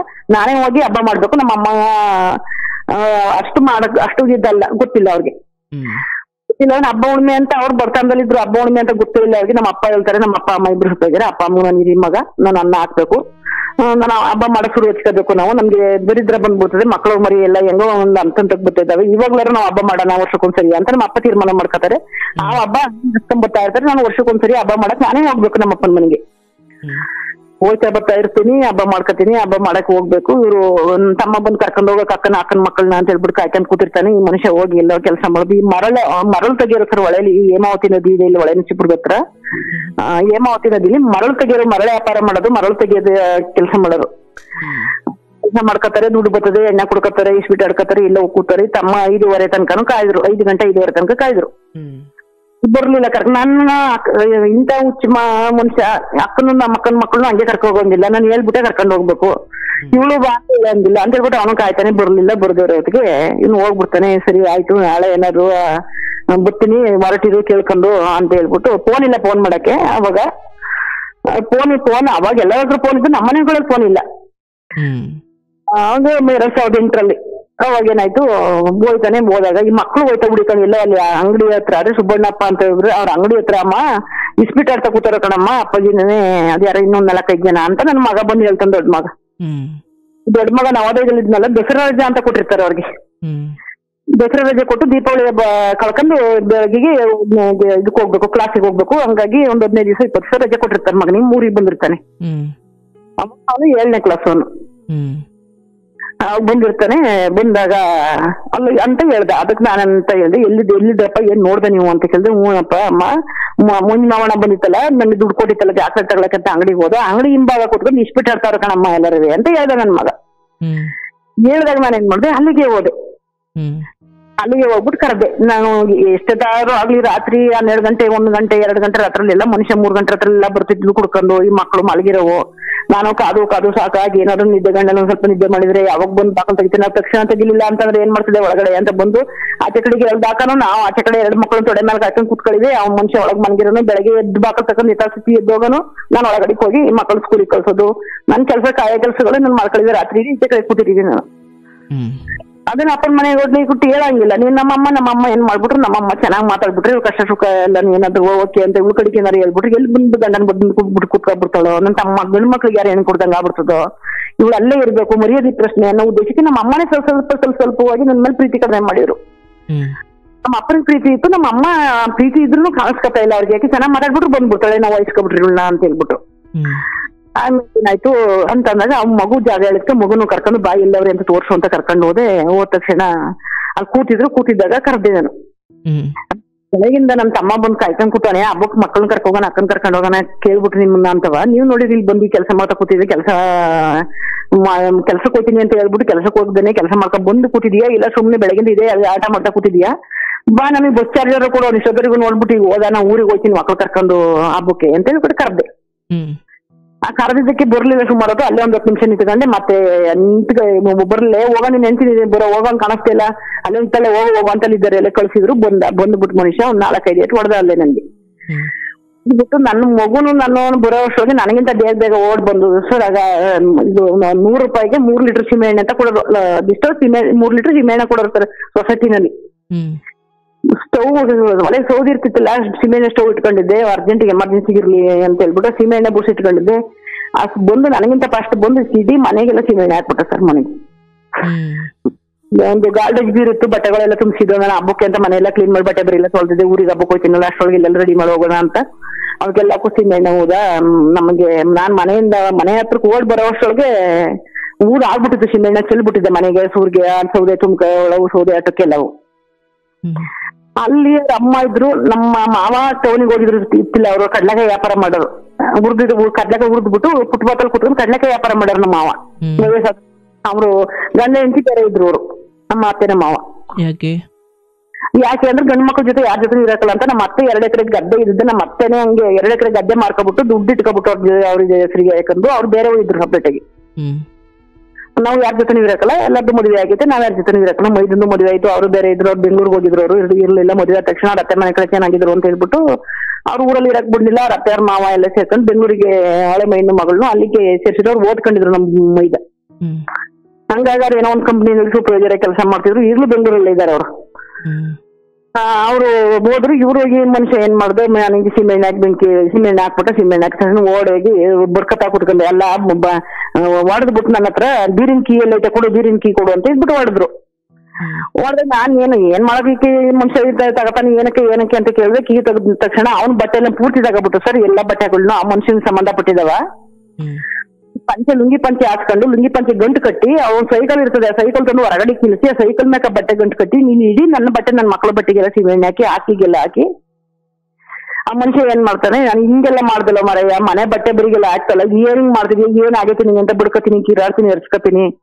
ಅಲ್ಲಿ ನಮ್ಮ ಅತ್ತೆ ಏನು ಬರಲ್ಲ, ನಮ್ಮ ವಾರ್ಗಿತ್ತಿ ಇರ್ತಾಳೆ, ನಮ್ಮ ವಾರ್ಗಿತ್ತಿನೂ ಬರಲ್ಲ. ಇವ್ರು ಯಾವಾಗಿತ್ತು ಇದ್ದಿದ್ದೆ ಆಗ್ಲೂ ನಕಲ ರಾತ್ರಿ ನಕಲ ಎಷ್ಟೊದ್ಮೇಲೆ ಬೇಕಷ್ಟೊದ್ಮೇಲೆ ಕೂಗಾಡ್ತಿರ್ತಾರೆ, ಹೊಡೆದಾಡ್ತಿರ್ತಾರೆ. ಅವನೊಬ್ಬ ಹುಚ್ಚ ನನ್ನ ಮಗ ಕುಡ್ಕ ಬಂದು ಯಾವಾಗಲೂ ಹಿಂಸೆ ಕೊಡ್ತಿರ್ತಾನೆ ಅಂದಿದ್ದೆ. ಅವ್ರ ಪಾಡಿಗೆ ಅವ್ರ ಮನೆಗಳಲ್ಲಿ ಇರ್ತಾರೆ. ಬಡ್ಕ ಹೇಳ್ತಿರ್ತೀನಿ, ಇವನೇನ್ ಮಾಡ್ತಾನೆ, ಹೊರಗಡೆ ಬಾಗ್ಲಿಂದ ಮನೆಯಿಂದ ಆಚೆ ಕಡೆಗೆ ಒಳಗಡೆ ಒಂದ್ ಕಾಲ್ ಒಳಗೆ ಒಂದ್ ಕಾಲ್ ಹೊರಗೆ ಹಾಕಬಿಟ್ಟು ಏನ್ ಮಾಡ್ತಾನೆ, ಮನುಷ್ಯ ಬೆಂಕಿ ಕಡ್ಡಿ ಗಿರಿ ಎಸಿತಿರ್ತಾನೆ ಒಳಗಡೆ. ನಾನೇನ್ ಮಾಡ್ತಿರ್ತೀನಿ, ಆ ಬಟ್ಟೆ ಎಲ್ಲ ಗುಡಿ ಹಾಕಿರ್ತಾನಲ್ಲ, ಬೀರೋಗಿಂದ ತೆಗೆದು ಬಟ್ಟೆ ಎಲ್ಲ ಗುಡಿ ಹಾಕಿ ಬಟ್ಟೆಗೆಲ್ಲ ಸಿಮೆಣ್ಣೆ ಹಾಕಿರ್ತಾನೆ, ಅದ್ರ ಮೇಲೆ ಮಲಗಿರ್ತೀನಿ ನಾನು. ಬೇಡ ಬೆಂಕಿ ಹಾಕ್ಬೇಡ ಅಂತ. ಈಗ ನಮ್ ದೊಡ್ಡ ಮಗ ಏನ್ ಮಾಡ್ತಾನೆ, ಅಮ್ಮ ನಾವು ಓದು ನೀನು ಕಷ್ಟ ಪಡ್ತಾ ಇರೋದು ನಮ್ಮ ಓದ್ಸಕ್ಕೋಸ್ಕರಾಗಿ, ಅದು ಅಪ್ಪಾಜಿಗೆ ಅರ್ಥ ಆಯ್ತಾ ಇಲ್ಲ. ಇನ್ನು ಓದ್ಸೋದೇ ಬೇಡ ನಮ್ಮನ್ನ, ನನ್ ಹೋಟ್ಲಲ್ಲಿ ಓಟ ತೊಳೆದ್ಬಿಟ್ಟಾರ, ನನ್ನ ತಮ್ಮನ ಓದಿಸ್ತೀನಿ ನಾನು, ನಿನ್ನ ಸಾಕತೀನಿ ಬಾರಮ್ಮ, ಇಲ್ಲಾಂದ್ರೆ ಸಿಮೆಣ್ಣೆಗೆ ಬೆಂಕಿ ಹಾಕ್ತಾನ, ನಮ್ಮ ಸುಟ್ಟು ಹಾಕ್ಬಿಡ್ತಾನೆ, ಸಿಮೆಣ್ಣೆ ಉಯ್ದ್ಬಿಟ್ಟು ನಮ್ಮ ಅಪ್ಪ. ತಾನು 7ನೇ ಕ್ಲಾಸ್ ಬುದ್ಧಿ ಇತ್ತಲ್ಲ ಅವನಿಗೆ, ಚಿಕ್ಕ ದೊಡ್ಡ ಮಗನಿಗೆ, ನಾವು ಓದಿದಲ್ಲಿ ಇದ್ದಾನು. ಅವನು ಬಹಳ ಅದು ಶಕ್ತಿ ಯಾಕೆ ಕೊಟ್ಟಿದ್ರು, ಅಷ್ಟು ದೇವ್ರು ಕೊಟ್ಟಿದ್ದ ಅಂತ ಗೊತ್ತಿಲ್ಲ. ನನ್ನನ್ನ ಅಷ್ಟು ಶಕ್ತಿ ಅವನಿಗೆ ಹೇಳ್ಕೊ ಬರ್ತಿರ್ತಾನ. ಅವನಿಗೆ ಹೊಡೆದು ನೀವೆಲ್ಲರೂ ಹೋಗಿ ಬದುಕಲ್ರಿ, ಹೋಗ್ರಿ ಆಚೆಗೆ, ನನ್ನ ಒಳಗೆ ಇದ್ರೆ ಅವ್ನು ಬೆಂಕಿ ಹಾಕೋದಿಲ್ಲ ಅಂತ ತಿಳ್ಕೊಬಿಟ್ಟು ಅವ್ರನ್ನ ಹೊಡೆದು ಮಕ್ಕಳು ಹೊಡೆದ ಆಚೆಗೆ ಕಳಿಸ್ತೀನಿ ನಾನು. ಬ್ಯಾಗ್ ಪ್ರಾಜೆಕ್ಟ್ ಎಲ್ಲ ಮಾಡ್ಕೊಂಡಿರ್ತಾರೆ, ನಮ್ಮ ಮಿಸ್ ಹೊಡಿತಾರೆ, ಬೈತಾರೆ, ಪ್ರಾಜೆಕ್ಟ್ ಮಾಡ್ಕೊ ಬನ್ನಿ ಅಂದ್ರು ಅಂತ ಬ್ಯಾಗ್ಗಳು, ಈ ಪ್ರಾಜೆಕ್ಟ್ ಅವು ಇವೆಲ್ಲ ತಗೊಂಡೋಗಿ ಬೇಲಿ ಒಳಗಡೆ ಇಸ್ಕೊಂಡು ಬೇಲಿ ಒಳಗಡೆ ಮರೆಗೆ ಕೂತಿರ್ತವೆ. ಒಂದು ಹೊರಗಡೆ, ಅದು ಊರೊಳಗೆ ಇರೋ ಮನೆ ಅಲ್ಲ, ಹೊರಗಡೆ ಮನೆ ನಮ್ದು. ಹಂಗಾಗಿ ಅದು ದನ ಕಟಕ ಮನೆ ಅನ್ನಲ್ಲ ಸರ್, ಅದು ಮನೆಯಿಂದ ಊರಿಂದ ಹೊರಗಡೆ ಇದ್ದಿದ್ದ ಮನೆಗಳು ಎಲ್ಲ. ಮತ್ತೆ ಊರ್ ಬೆಳ್ಕೊಂಡ್ ಬಂದು ಈಗ ಅಲ್ಲೆಲ್ಲ ಊರಾಗಿದೆ, ಮನೆ ಆಗಿದೆ. ಅದೇನ್ ಮಾಡ್ತಾರೆ, ಈ ಮಕ್ಕಳು ಅಲ್ಲಿ ಇಟ್ಕೊಂಡಿರ್ತಾರೆ, ಬಿಡ್ಕತಿರ್ತಾರೆ ಬೇಲಿ ಒಳಗೆ ಕುಡ್ಕೊಂಡು. ಅದೇ ಯಾರ ಬೇರೆ ಕುಡ್ಕೊಂಡು ಯಾಕ್ರಪ್ಪ ಏನು ಅಂತ ಕೇಳಿದಾಗ, ನಮ್ಮ ಅಪ್ಪ ಹಿಂಗೆ ಸಿಮೆಣ್ಣೆ ಹಾಕೈತಿ, ಬೆಂಕಿ ಹಾಕೈತಿ, ನಮ್ಮ ಅಮ್ಮ ಒಳಗಡೆ ಕೂಡ್ತಾ ಇಲ್ಲ, ಅಮ್ಮ ಒಳಗೆ ಐತಿ ಅಂತ ಬಿಡ್ಕತಿ ಹೇಳ್ತಿರ್ತವೆ. ಯಾರೋ ಬಂದಲ್ಲಿ ಬೆಂಕಿ ಪಟ್ನ ಕಿತ್ಕೊಂಡು ಆ ನೀರೊಳಗೆ ಹಾಕಿ ಅದನ್ನ ಈ ತರ ಮಾಡ್ತಾ ಇದೀರ ನೀನು, ಸರಿನಾ, ನಿನ್ನ ಹಬ್ಬನ ಮನೆ ಹೋಗಲ್ಲ, ಇಲ್ಲಿ ಅಕ್ಕಪಕ್ಕ ಇರೋವೆಲ್ಲ ಕರೆಂಟ್ ಕಂಬಗಳವೆ, ಮನೆಗಳವೆ, ಎಲ್ಲ ಸತ್ತೋಯ್ತವೆ. ಹಂಗೂ ನೀನ್ ಹೆಂಡತಿ ಸಾಯಿಸ್ಲೇಬೇಕು, ನಿನ್ ಮಕ್ಕಳು ಸಾಯಿಸ್ಲೇಬೇಕು ಅನ್ನೋದ್ರೆ ಹೋಗೆಲ್ಲ ಊರಿಂದ ಹೊರಗಡೆ ಕರ್ಕೊಂಡೋಗಿ ಬೆಂಕಿ ಹಾಕಿ ಸಾಯಿಸಿ, ವಿಷ ಕೊಟ್ಟು ಸಾಯಿಸೋಗು, ಹುಳೆ ಮಗನ ಈ ಕೆಲಸ ಮಾಡ್ತಿದೀನಿ ಅಂತ ಬೈದ್ಬಿಟ್ಟು ಅಲ್ಲಿ ಯಾರೋ ತಪ್ಪಿಸ್ತಾರೆ. ಅದನ್ನ ತಪ್ಪಿಸ್ದಾಗ ಏನ್ ಮಾಡ್ತಾರೆ, ಅಲ್ಲಿ ಎಲ್ಲರೂ ನನಗೂ ಹೇಳ್ತಾರೆ, ಬೇರೆಯವರು ಮಾಡ್ತಾರೆ, ನನಗೆ ಹೇಳ್ತಾರೆ, ನೀ ಎಷ್ಟು ದಿವಸ ಅಂತ ಹೇಳಿ ಈ ತರ ಇದ್ ಮಾಡ್ತಿರ್ತೀಯ ನೀನ್ ಜೊತೆಗೆ, ಹೋಗಿ ಕಂಪ್ಲೇಂಟ್ ಕೊಡಿ ನನ್ನ ಮಗ ಹಿಂದೆ ಅಲ್ಲಿ ಇವನು ಗೊತ್ತಾಯ್ತದೆ ನನ್ನ ಮಗನೇ ಹಂಗೆ ಅಂತ ಕೆಲವ್ರಿಗೆ ಬೈತಾರೆ. ಹೋದಾಗ ವರ್ಷಕ್ಕೊಂದು ಹಬ್ಬಕ್ಕೆ ಹೋಗ್ಬಿಟ್ಟಿತ್ತು, ನನ್ನ ತಮ್ಮ ಕಾಯ್ಕೊಂಡು ಕೂತಿದ್ದ, ಕರಿಯಕ್ಕೆ ಹೋಗೋ ವರ್ಷ ನಿಸ್ಬಿಟ್ಟೆಲ್ಲ ಕೂತಿದ್ದ, ಕೂತಂತ ಗೊತ್ತಿಲ್ಲ, ಹುಡಿಕೊಂಡು ಹೋದಕ್ಕೆ ಬಂದು ಹೊಡೆದ್ಬಿಟ್ಟು ಸಿಮೆಣ್ಣೆ ಹಾಕಿ ಬೆಂಕಿ ಹಾಕಿ ಈ ತರ ಮಾಡ್ತಾನೆ. ಮದುವೆ ಆದಾಗ್ಲಿಂದ ನಿಂಗೆ ಮಾಡ್ತಾನೆ, ನಾನು ಏನ್ ಮಾಡ್ಲಿ ಅಂತ. ಅಲ್ಲಿಗೆ ಮದುವೆ ಆಗಿ ನಾನು 14-15 ವರ್ಷ ಆಗಿರ್ತದೆ. ಆಗಿರ್ತದೆ. ಈ ಹೇಳಿದಾಗ ಸರಿ ನೀನ್ ಕಂಪ್ಲೇಂಟ್ ಕೊಡೋದು, ನಿನ್ನ ಇಷ್ಟ, ನಾವ್ ಯಾರು ಹೇಳಕ್ಕಲ್ಲ ಅಂತಾರೆ. ನಾವು ಪೊಲೀಸಿಗೆ ಕಂಪ್ಲೇಂಟ್ ಕೊಡಕ್ಕೆ ಏನ್ ಮಾಡೋದು, ಗಂಡನ್ನ ಪೊಲಿಟಿಷಿಯನ್ ಕಂಪ್ಲೇಂಟ್ ಕೊಟ್ಟು ಪೊಲಿಟಿಷಿಯನ್ ಕಳ್ಸಿದ್ಲಲ್ಲ ಅಂದ್ಬಿಡ್ತಾರೇನೋ, ಏನ್ ಮಾಡೋದು ಅಂತ ಹೇಳ್ಬಿಟ್ಟು ಯೋಚನೆ ಮಾಡ್ತೀನಿ. ಯೋಚನೆ ಮಾಡಿ ರಾತ್ರಿ ಇಡೀ ನಾನು ಮಕ್ಕಳು ಕರ್ಕೊಂಡು ಮನೆ ಒಳಗೆ ಅದೇ ಸಿಮೆಣ್ಣೆ ಒಳಗೆ ಎಲ್ಲ ಕೂತಿರ್ತೀನಿ. ಈ ಮನುಷ್ಯ ಅಲ್ಲೇ ಹೊರಗಡೆ ಜಿಪ್ಪ ಮೇಲೆ ಕೂತಿರ್ತಾನೆ. ಬೆಳಗ್ಗೆ 7 ಗಂಟೆಗೆ ನಮ್ಮ ಊರಿಗೆ ಬಸ್ಸು, ನಮ್ಮ ತಾಯಿ ಮನೆ ಊರಿಗೆ. ಬೆಳಗ್ಗೆ 7 ಗಂಟೆಗೆ ಮಕ್ಕಳನ್ನ ಬಿಟ್ಬಿಟ್ಟು, ಅಪ್ಪ ನೀವು ಸ್ಕೂಲಿಗೆ ಹೋಗ್ರಪ್ಪ, ನೀವು ನಾನು ಬರ್ತೀನಿ ಅಮ್ಮನ ಮನೆಗೆ, ಅಜ್ಜಿ ಮನೆಗೆ ಹೋಗ್ಬಿಟ್ಟು ಅಂತ ಹೇಳ್ಬಿಟ್ಟು ಅಜ್ಜಿ ಮನೆ ನಮ್ಮ ಅಮ್ಮನ ಮನೆಗೆ ಹೋಗ್ತೀನಿ. ಬೆಳಗ್ಗೆ ಬಸ್ಸಿಗೆ ಬಂದಲ್ಲ ಎಷ್ಟೊತ್ತಿಗೆ ಅಂತ ಹೇಳ್ಬಿಟ್ಟು ತಮ್ಮ, ಅಣ್ಣ, ಅಪ್ಪ, ಅಮ್ಮ ಎಲ್ಲ ಆಶ್ಚರ್ಯವಾಗಿ ನೋಡ್ತಿರ್ತಾರೆ. ಹಬ್ಬಕ್ಕೆ ಒಬ್ಳೆ ಬಂದಿದ್ದೀರ, ಮಕ್ಳು ಕರ್ಕೊಂಡ್ ಬಂದಿಲ್ವಾ, ಹಬ್ಬ ಅಂತ ಹೇಳಿ ಕರಿಯಕ್ ಬಂದಿದ್ದ, ನೆನ್ನೆ ಬಂದಿಲ್ಲ, ಇವತ್ತು ಒಬ್ಳೆ ಬಂದಿದ್ದೀರಿ, ಹಿಂಗೆ ಯಾಕೆ ಅಂತ ಹೇಳ್ಬಿಟ್ಟು ಕೇಳಿದಾಗ ಹಿಂಗ್ ಮಾಡವನೆ ನಿಮ್ಮ ಅಳಿಯ, ಈ ಪೊಲೀಸ್ ಕಂಪ್ಲೇಂಟ್ ಕೊಡು, ನಾವ್ಯಾರು ಬಂದು ನೀನ್ ನ್ಯಾಯ ಕೊಡ್ಸಕ್ ಆಗೋದಿಲ್ಲ, ಅವ್ನು ಇವತ್ತು ಹೊಸ್ತಲ್ಲ, ಅವ್ನು ಚಿಕ್ಕ ಹುಡುಗನಿಂದನೂ ಹಂಗೆ, ನೀವು ಮದ್ವೆನೇ ಮಾಡ್ಬೋದಾಯ್ತು, ಮತ್ತೆ ನಮ್ಮ ಮಾವಂಗೂ ಎಲ್ಲ ಹೇಳ್ತೀನಿ, ಮತ್ತೆ ಮಾವಂಗೂ ಹೇಳಿದಾಗ ಅವರು ಹಂಗೆ ಅಂತಾರೆ. ನಮ್ಗೆ ಆಗಲ್ಲಪ್ಪ ಇವ್ ನಿಮ್ಗೆ, ನಮ್ಮ ಮಾವನು ಬೈತಾರೆ, ಇವಳು ಮದ್ವೆನೇ ಮಾಡೋದ್ ಬೇಡ ಅಂತ ಹೇಳಿದೆ, ನಾನು ಇಡ್ತಿಗೆ ಆದ್ರೂ ಮಾಡಿದ್ವಿ ನೋಡಿ, ಈಗ ಮಕ್ಳಿಗೆ ಗೋಲ್ ನೋಡಕ್ಕಾಯ್ತಿಲ್ಲ ಅಂದ್ರೆ ಮಾವನು ಬೈತಾರೆ, ವಯಸ್ಕೊಳಕಲ್ಲ ಮಗನ ಯಾರು ಅಲ್ಲಿ ವಯಸ್ಸುಗಳಲ್ಲಿ ಹಿಂಗೆಲ್ಲ ಅಂತಿದ್ದಾರೆ. ನಾನು ಏನ್ ಮಾಡ್ಲಿ, ಈಗ ನೀವ್ ಏನ್ ಹೇಳ್ತೀರಾ ಹೇಳಿ, ನಿಮ್ಗೆ ಗಂಡನಿಗೆ ಕಂಪ್ಲೇಂಟ್ ಕೊಡ್ಲು, ನೀವು ಕರೆಕ್ಟ್ ಹೊಂದ್ಕೊಂಡು ಹೋಗುದಿಲ್ಲ, ಬಾಳ್ಲಿಲ್ಲ ಅಂತ ನನ್ ಮೇಲೆ ನಾಳೆ ದೂರ್ಬೇಡಿ, ಇವತ್ತು ಈ ಪರಿಸ್ಥಿತಿ ತಂದಿಟ್ಟಿದ್ದಾನೆ ನನ್ ಗಂಡ, ನನ್ ಮಕ್ಕಳು ನನ್ನನ್ನು, ನೀವ್ ಏನ್ ಹೇಳ್ತೀರಿ ಹೇಳಿ ಅಂತ ಅಪ್ಪ ಅಮ್ಮ ಅಣ್ಣ ತಮ್ಮನ ಹತ್ರ ಹೋಗಿ ಹೇಳಿದೆ. ನಮ್ಮಮ್ಮ ಏನು ಮಾತಾಡ್ಲಿಲ್ಲ, ಹರಿ ರಾಮರಂಗ ಅಂದ್ಲ ಸುಮ್ಮನೆ ಆದ್ರು. ನಮ್ಮ ಅಪ್ಪ ಬುಡ್ಕೊಂಡ್ ತಲೆ ಮೇಲೆ ಕೈ ಹೊತ್ಕೊಂಡು ಹೇಳ್ತಾ ಕೂತ್ಕೊಂಡು, ನನ್ನ ತಮ್ಮ ನಮ್ಮ ಅಣ್ಣನು ಎದ್ದು ಬೈಕ್ ಸ್ಟಾರ್ಟ್ ಮಾಡ್ಕೊಂಡು ಹೊರಟೇ ಬಿಟ್ರು. ಮಗ ಸೀಮೆ ಎಣ್ಣೆ ಹಾಕೋ ಮಟ್ಟಕ್ಕೆ ಬಂದ ಅವನು, ಏನೋ ಹೋಗ್ಲಿ ನಾವು ಮಾತಾಡ್ಬೋದು, ಗಂಡ ಹೆಂಡತಿ ಜಗಳ ಹೋಗ್ಲಿ ಏನೋ ಸರಿ ಐತರಿ ಅಂತಂದ್ರೆ ಸೀಮೆ ಎಣ್ಣೆ ಹಾಕಂತದ ಅಂತದನ್ನ ಏನ್ ಮಾಡಿದ್ವಿ, ನನ್ನ ತಂಗಿ ನಮ್ಮ ಅಕ್ಕ ಇವನು ಈ ತರ ಮಾಡಂಗಲ್ಲ, ನನ್ನ ಮಗನ ಪೆಟ್ರೋಲ್ ಹಾಕ್ಬಿಟ್ಟು ಬರ್ತೀವಿ ನಾವು ಹಂಗೆ ಹಿಂಗೆ ಅಂತ ಹೇಳ್ಬಿಟ್ಟು ಒಂದು 5-6 ಕಿಲೋಮೀಟರ್ ಇರ್ತಾರೆ ತಾಯಿ ಮನೆಗೂ ಅಲ್ಲಿ ದೂರ ಏನಿಲ್ಲ ಅಂತ ಹೇಳ್ಬಿಟ್ಟು ಹೊರಟಾಗ ನಮ್ಮ ಅಮ್ಮ ಬಂದು ಅಡ್ಡ ನಿಂತ್ಕೊತಾರೆ. ನಿಂತಿ ಅವನ ಮಕ್ಕಳು ಅವ್ನು ಸುಟ್ಕೊಳ್ಳಿ, ಅವ್ನು ಸಾಯಿಸ್ಕೊಳ್ಳಿ, ನೀವು ಬಾಳ ಬದುಕರು, ನಿಮ್ಗೆ ಏನ್ ಕೊಡ್ಬೇಕು ಏನ್ ತರಬೇಕು, ನೀವ್ ಯಾಕೆ ಅವ್ನಿಗೆ ಏನೋ ತೊಂದರೆ ಕೊಟ್ಟು ಜೈಲಿಗೆ ಹೋಗ್ತೀರಾ, ಅವ್ನು ಏನ್ ನೋಡಮ್ಮ ನಿನ್ಗೆ ಕಾಸು ಕೊಟ್ಟಾಯ್ತು ಒಗ ಸತ್ತು ಸುಟ್ಟಾಯ್ತು. ಆ ತಾಯಿ ಆತರ ಯಾಕೆ ಕೇಳ್ತಾರೆ, ಅದು ಬಹಳ ಮನಸ್ಸಿಗೆ ನೋವಾಗುತ್ತೆ ಸರ್ ನನಗೆ. ನಮ್ಮ ತಾಯಿ ಅವ್ರ ಮರ್ಯಾದಿನೇ ಅವ್ರಿಗೆ ಮುಖ್ಯ, ಅವ್ರಿಗೆ ನಿಮ್ಮ ಮಗಳ ಜೀವ ಮುಖ್ಯ ಅಲ್ಲ. ಅಲ್ಲಿ ನಾವು ಕಾಸು ಕೊಟ್ಟಾಯ್ತು ಹೊಗೆ ಸತ್ತು ಸುಟ್ಟಾಯ್ತು, ನಿಮ್ದು ಮದುವೆ ಮಾಡಾಯ್ತು, ನೀನ್ ಗಂಡ ಹೆಂಡ್ತಿರು ಅವ್ನ ಹೆಂಡತಿ ಮಕ್ಳು ಸುಟ್ಕೊಳ್ಳಿ ಸಾಕಲ್ಲ ನೀವು ಹೋಗ್ಬೇಡ್ರಿ ಅಂತ ತಮ್ಮ ಮಕ್ಕಳನ್ನ ತಡಿತಾರೆ ನಮ್ಮಮ್ಮ. ಆದ್ರೂ ಅವ್ರ ಮಾತು ಕೇಳಲ್ಲ, ಹೋಗ್ತಾರೆ. ನನ್ನ ತಮ್ಮಂದಿರು ಪೊಲೀಸಿಗೆ ಕಂಪ್ಲೇಂಟ್ ಕೊಡ್ತಾರೆ, ಅವ್ನಿಗೆ ಮನೆ ಹತ್ರ ಎಲ್ಲ ನೋಡ್ತಾರೆ, ಮನೆ ಹತ್ರ ಕದ್ದೋಗಿರ್ತಾನೆ ಅಷ್ಟೊತ್ತಿಗೆ ಆಲ್ರೆಡಿ. ನನ್ನ ತಮ್ಮನ ಮಣ್ಣನ ಪೊಲೀಸಿಗೆ ಕಂಪ್ಲೇಂಟ್ ಕೊಟ್ಟು ಎಲ್ಲ ಹುಡುಕ್ದಾಗ ಅವನು ಊರ್ ಬಿಟ್ಟು 1.5 ವರ್ಷ ಹೋಗಿರ್ತಾನೆ ಸರ್, ಊರಲ್ಲ ಅವ್ರಿಗೆ ಸಿಕ್ಕಲ್ಲ ಕೈಗೆ. ಮತ್ತೆ ಮನೆ ಸ್ವಚ್ಛ ಮಾಡ್ಕೊತೀನಿ, ಶುದ್ಧ ಮಾಡ್ಕೊತೀನಿ, ಮಕ್ಕಳು ಅಪ್ಪ ಹೋಗ್ತಾ ಇರ್ತಾರೆ ಬರ್ತಿರ್ತಾರೆ, ನಮ್ಮ ಅಪ್ಪ ಬಂದು ನಮ್ಮ ಮನೆಯಲ್ಲ ಉಳ್ಕೊತಿರ್ತಾರೆ. ಅಲ್ಲೇ ಒಂದು 5-6 ಕಿಲೋಮೀಟರ್ ಎಲ್ಲ ತಮ್ಮ ಅಲ್ಲೆಲ್ಲ ಓಡಾಡ್ತಿರ್ತಾನೆ. ಅಲ್ಲಿಗೆ ಸಿಟಿಗೆ ಬರ್ಬೇಕು, ಒಳನಿಸಿಬ್ರಕ್ ಅವರು ತಿರುಗ್ತಿರ್ತಾರೆ. ನಮ್ಗೆ ಒಳನಿಸಿಬ್ರಕ್ಕೂ ನನ್ನ ಗಂಡನ ಮನೆಗೂ 1-1.5 ಕಿಲೋಮೀಟರ್ ಅಷ್ಟೇ, ನಮ್ಮ ಅಪ್ಪನ ಮನೆಗೆ ಒಂದು 5 ಕಿಲೋಮೀಟರ್ 6 ಕಿಲೋಮೀಟರ್ ಆಗುತ್ತೆ. ಓಡಾಡ್ತಿರ್ತೀವಿ, ಹೋಯ್ತಾ ಬರ್ತಾ ಇದ್ದಾಗ ಅದನ್ನ ಹೇಳಕ್ ತುಂಬಾ ದೊಡ್ಡ ಕಥೆ ಆಗೋಗ್ಬಿಡ್ತದೆ ಸರ್. ಕಷ್ಟಪಟ್ಟು ನಾನ್ ಮಾಡಿದ್ದಾದ್ರೂ ಇಲ್ಲಿ ಏನ್ ತಪ್ಪು ಅಂತ ನನಗ್ ಗೊತ್ತಾಗ್ತಾ ಇಲ್ಲ. ಅಪ್ಪ ಅಮ್ಮ ಆತರ ಏನ್ ಮಾಡ್ಬಿಡ್ತಾರೆ ಸರಿ ಅಂತ ಹೇಳ್ಬಿಟ್ಟು ನಮ್ಮಪ್ಪ ಹೇಳ್ತಾರಾಗ, ನಾನು ಇಂಥ ಪರಿಸ್ಥಿತಿ ನಾನು ಹೆಂಗಿರ್ಲಪ್ಪ, ಯಾಕೆ ನಾನು ಇನ್ನು ಮದುವೆ ಮಾಡಿದ್ರಿ, ನಾನು ಏನ್ ತಪ್ಪು ಮಾಡಿದ್ದೆ, ನನ್ನೊಂದು ಮಾತು ಕೇಳಲ್ಲ ಮದುವೆ ಮಾಡ್ಬೇಕಾದ್ರೆ ನಿಮ್ಗೆ ಇಷ್ಟ ಆದಂತೆ ಮರ್ಯಾದೆ ಪ್ರಶ್ನೆ ಅಂತ ಬದುಕು ಅಂದ್ರೆ ಈ ಜೀವನ ಹೋಯ್ತೈತಲ್ಲ, ನಾನು ಯಾವ ತರ ಬದುಕಲಿ, ನನಗೆ ಹಿಂಗ್ ಮಾಡ್ತಾನಲ್ಲ ಇವನು ಅಂತ ಹೇಳ್ಬಿಟ್ಟು ಕೇಳಿದಾಗ ಅಪ್ಪ ಹೇಳ್ತಾರೆ, ಅಮ್ಮ ನೋಡಪ್ಪ, ಅಮ್ಮ ಒಂದ್ ಸ್ವಲ್ಪ ನನ್ ಕಡೆಗೆ ಮಕ್ಕಳು ಕೊಟ್ಟು ಮಾತಾಡಲ್ಲ, ಪ್ರೀತಿಯಿಂದ ಮಾತಾಡಲ್ಲ.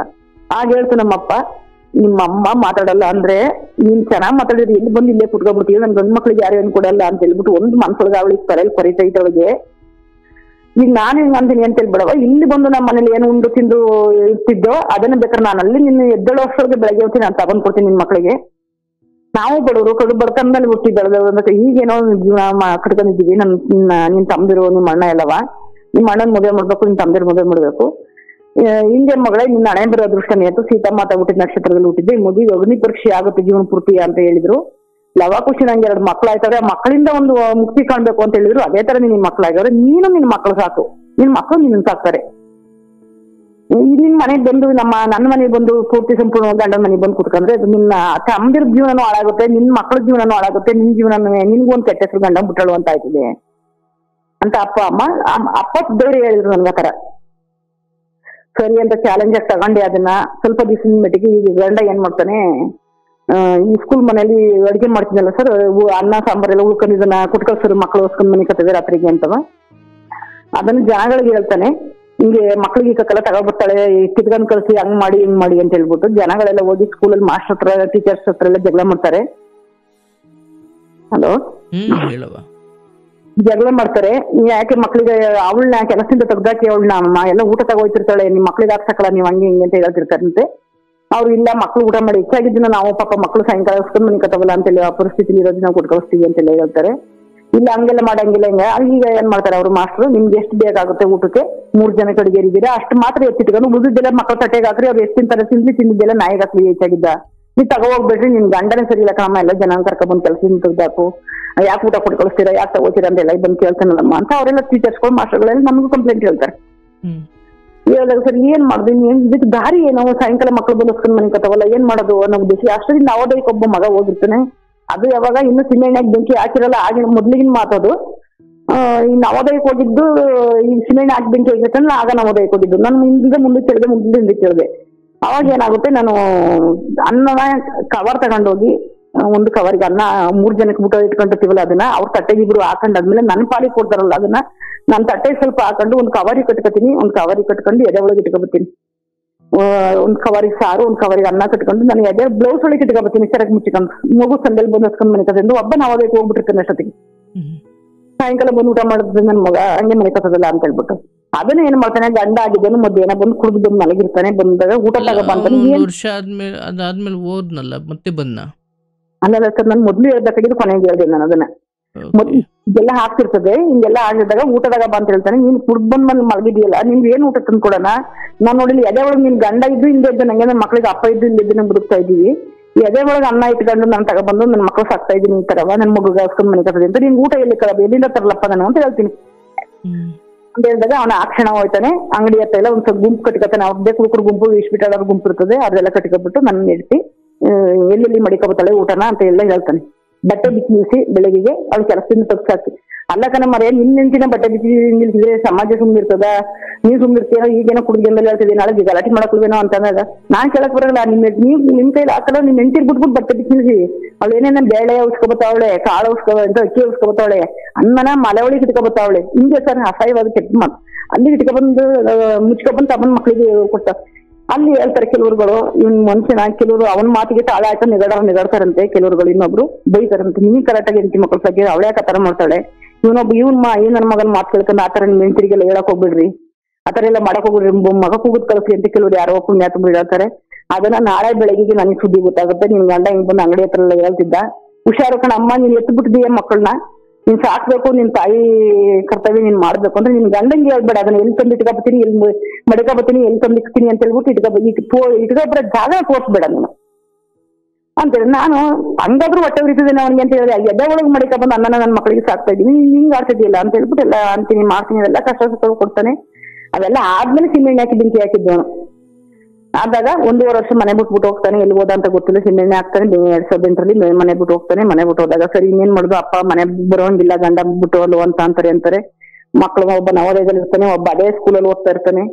ಗೌರ್ಮೆಂಟ್ ಸ್ಕೂಲಲ್ಲಿ SLC ವರೆಗೂ ಓದ್ತಾನೆ. SLC ಆದ್ಮೇಲೆ ಚಿಕ್ಕ ಮಗ. ನಾನು 2011ಕ್ಕೆ ಈಗ ಬಿಸಿ ಊಟಕ್ಕೆ, ಅಕ್ಷರ ದಾಸೋಹ ಬಿಸಿ ಊಟಕ್ಕೆ 3 ಜನ ಇರ್ತೀವಲ್ಲ, ಅಲ್ಲಿ 2 ಜನ ಆಗ್ತೀವಿ ಸರ್. ಒಬ್ರು ನನ್ಗೆ ಓದಿಲ್ಲ, ಒಬ್ರು ಎಂತದ್ದು ಎಡ್ಕುಕ್ಕರ್ ಅಂತ ಬರೆಯಕ್ಕೆ, ಲೆಕ್ಕ ಬರೆಯಕ್ಕೆ ಅಂತ ತಗೊಂಡಿರ್ತಾರೆ. ಇನ್ನೊಬ್ರನ್ನ SC ಅವ್ರನ್ನ ಒಬ್ರನ್ನ ಎಲ್ಪರ್ ಅಂತ ತಗೊಂಡಿರ್ತಾರೆ. ನಾವು ಮದ್ದಿದವಳು, ನಾನು ಗೌಡ್ರು ಮದ್ದಿದವಳು ಅಡಿಗೆ ಮಾಡಕ್ಕೆ ಅಂತ ತಗೊಂಡಿರ್ತಾರೆ. ಅವಾಗ ಮಕ್ಕಳು ಏನ್ ಮಾಡ್ತಾರೆ, ಇವಳನ್ನ ಕೆಲಸದಿಂದ ತೆಗ್ದಾಕಕ್ ಆಗೋದಿಲ್ಲ, ನೀವು ಕೆಲಸದಿಂದ ತೆಗ್ದಾಕ್ತೀರಾ, ಇಲ್ಲ ಅಂತಂದ್ರೆ ನಿಮ್ಮನ್ನ ಟ್ರಾನ್ಸ್ಫರ್ ಮಾಡ್ಸೋಣ ಹಂಗೆ ಹಿಂಗೆ ಅಂತ ಹೇಳ್ಬಿಟ್ಟು ಹೋಗಿ ಹೆಡ್ ಮೇಡಮ್ ಜೊತೆ ಹೆಡ್ ಮಾಸ್ಟರ್ ಜೊತೆ ಎಲ್ಲವ ಜಗಳ ಮಾಡ್ತಾರೆ ಊರ್ನವರು, ನನ್ನ ಗಂಡ ಎಲ್ಲವ. ಹೋದಾಗ ಏನಾಯ್ತದೆ, ಊರವರು ಅಂದ್ರೆ ಅವನ ಜೊತೆ ಇದ್ದರು ಎಲ್ಲರೂ ಅಲ್ಲ, ನನ್ನ ಗಂಡನ ಜೊತೆ ಇದ್ದಾರೆ ಯಾರೋ ಕುಡುಕು ನನ್ನ ಮಕ್ಕಳು ಹೋಗಿ 4 ಜನ ಗಲಾಟೆ ಮಾಡ್ತಾರೆ. ನಾನಂತ ಟ್ರಾನ್ಸ್ಫರ್ ಮಾಡ್ತಿದ್ದೆ, ಈ ಊರಲ್ಲ ಇನ್ನೊಂದು ಊರಲ್ಲಿ ಹೋಗಿ ಅನ್ನ ಉಟ್ಸ್ಕೊಂಡ್ ತಿಂತೀನಿ. ಪಾಪ ಆ ಹುಡುಗಿನ ಕೆಲಸದಿಂದ ತೆಗ್ಸಿದ್ರೆ ಆ ಮಗುಗೆ ಅನ್ನ ಇಲ್ದಂಗ ಆಗುತ್ತಲ್ಲ ಅಂದ್ಬಿಟ್ಟು ಆ ಯಪ್ಪನೇ ಟ್ರಾನ್ಸ್ಫರ್ ಮಾಡ್ಕೊಂಡು ಬೇರೆ ಕಡೆಗೆ ಹೋಗ್ತಾರೆ. ಹೋದಾಗ ಹಂಗೆ ಕೆಲಸ ಮಾಡ್ತಾ ಇರ್ತೀನಿ. ಆಗೇನ್ ಮಾಡ್ತಾರೆ, ಇವ್ನು ಕೆಲಸದಿಂದನೇ ತೆಗಿಯಕ್ ಆಗಿಲ್ವಲ್ಲ ಅಂದ್ಬಿಟ್ಟು ಏನ್ ಮಾಡ್ತಾರೆ, ಮಕ್ಕಳನ್ನೆಲ್ಲ ತಗೊಂಡೋಗಿ ಮೇಲ್ಮೇನು ಇದು ಇರ್ತಾರಲ್ಲ ಅವರಲ್ಲಿ ಕಾರ್ಮೆಂಟ್ಗಳಿಗೆ ಸೇರಿಸ್ಕೊತಾರೆ. ಅಲ್ಲಿ ಮಕ್ಕಳ ಸಂಖ್ಯೆ ಕಡಿಮೆ ಆಯ್ತದೆ. ಕಡಿಮೆ ಆದಾಗ ಸರ್ಕಾರದಿಂದನೇ ಆದೇಶ ಬರುತ್ತೆ, 90 ಮಕ್ಕಳು ಒಳಗಡೆ ಇದ್ರೆ 2 ಜನ ಅಡಿಗೆಯವರು ಅಂತ ಆದೇಶ ಬರ್ತದೆ ಸರ್ಕಾರದಿಂದ. ಅದನ್ನ ನಮ್ಗೆ ಒಬ್ರು ಹೆಡ್ ಮೇಡಮ್ ಹೇಳ್ತಾರೆ. ಆ ಮಾಸ್ಟರ್ ಓದ್ ಜಾಗಕ್ಕೆ ಇನ್ನೊಬ್ರು ಛಾಯಾದೇವಿ ಅಂತ ಹೆಡ್ ಮೇಡಮ್ ಬರ್ತಾರೆ. ಆ ಮೇಡಮ್ ಹೇಳ್ತಾರೆ, ಈಗ ನೋಡಿ 3 ಜನದಲ್ಲಿ ಈಗ ಕೆಲಸ ಇತ್ತಲ್ಲ, ಒಬ್ರನ್ನ ತೆಗಿಬೇಕು, 2 ಇರ್ತಾರೆ. ಈಗ ಯಾರು ಹೋಗ್ತೀರಿ ಇದ್ರಲ್ಲಿ ನೋಡ್ರಿ, ನೀವು ಪರಿಸ್ಥಿತಿ ಯಾರು ಅರ್ಥ ಮಾಡ್ಕೊಂಡು ಯಾರಿಗೆ ಕಷ್ಟ ಇದೆ ಅವರು ಇರ್ರಿ, ಯಾರಿಗೆ ಒಂಚೂರು ಮನೆ ಕಡೆ ಅನುಕೂಲ ಇದೆ ಅಂತ ಹೋಗ್ರಿ ಅಂತ ಹೇಳ್ತಾರೆ.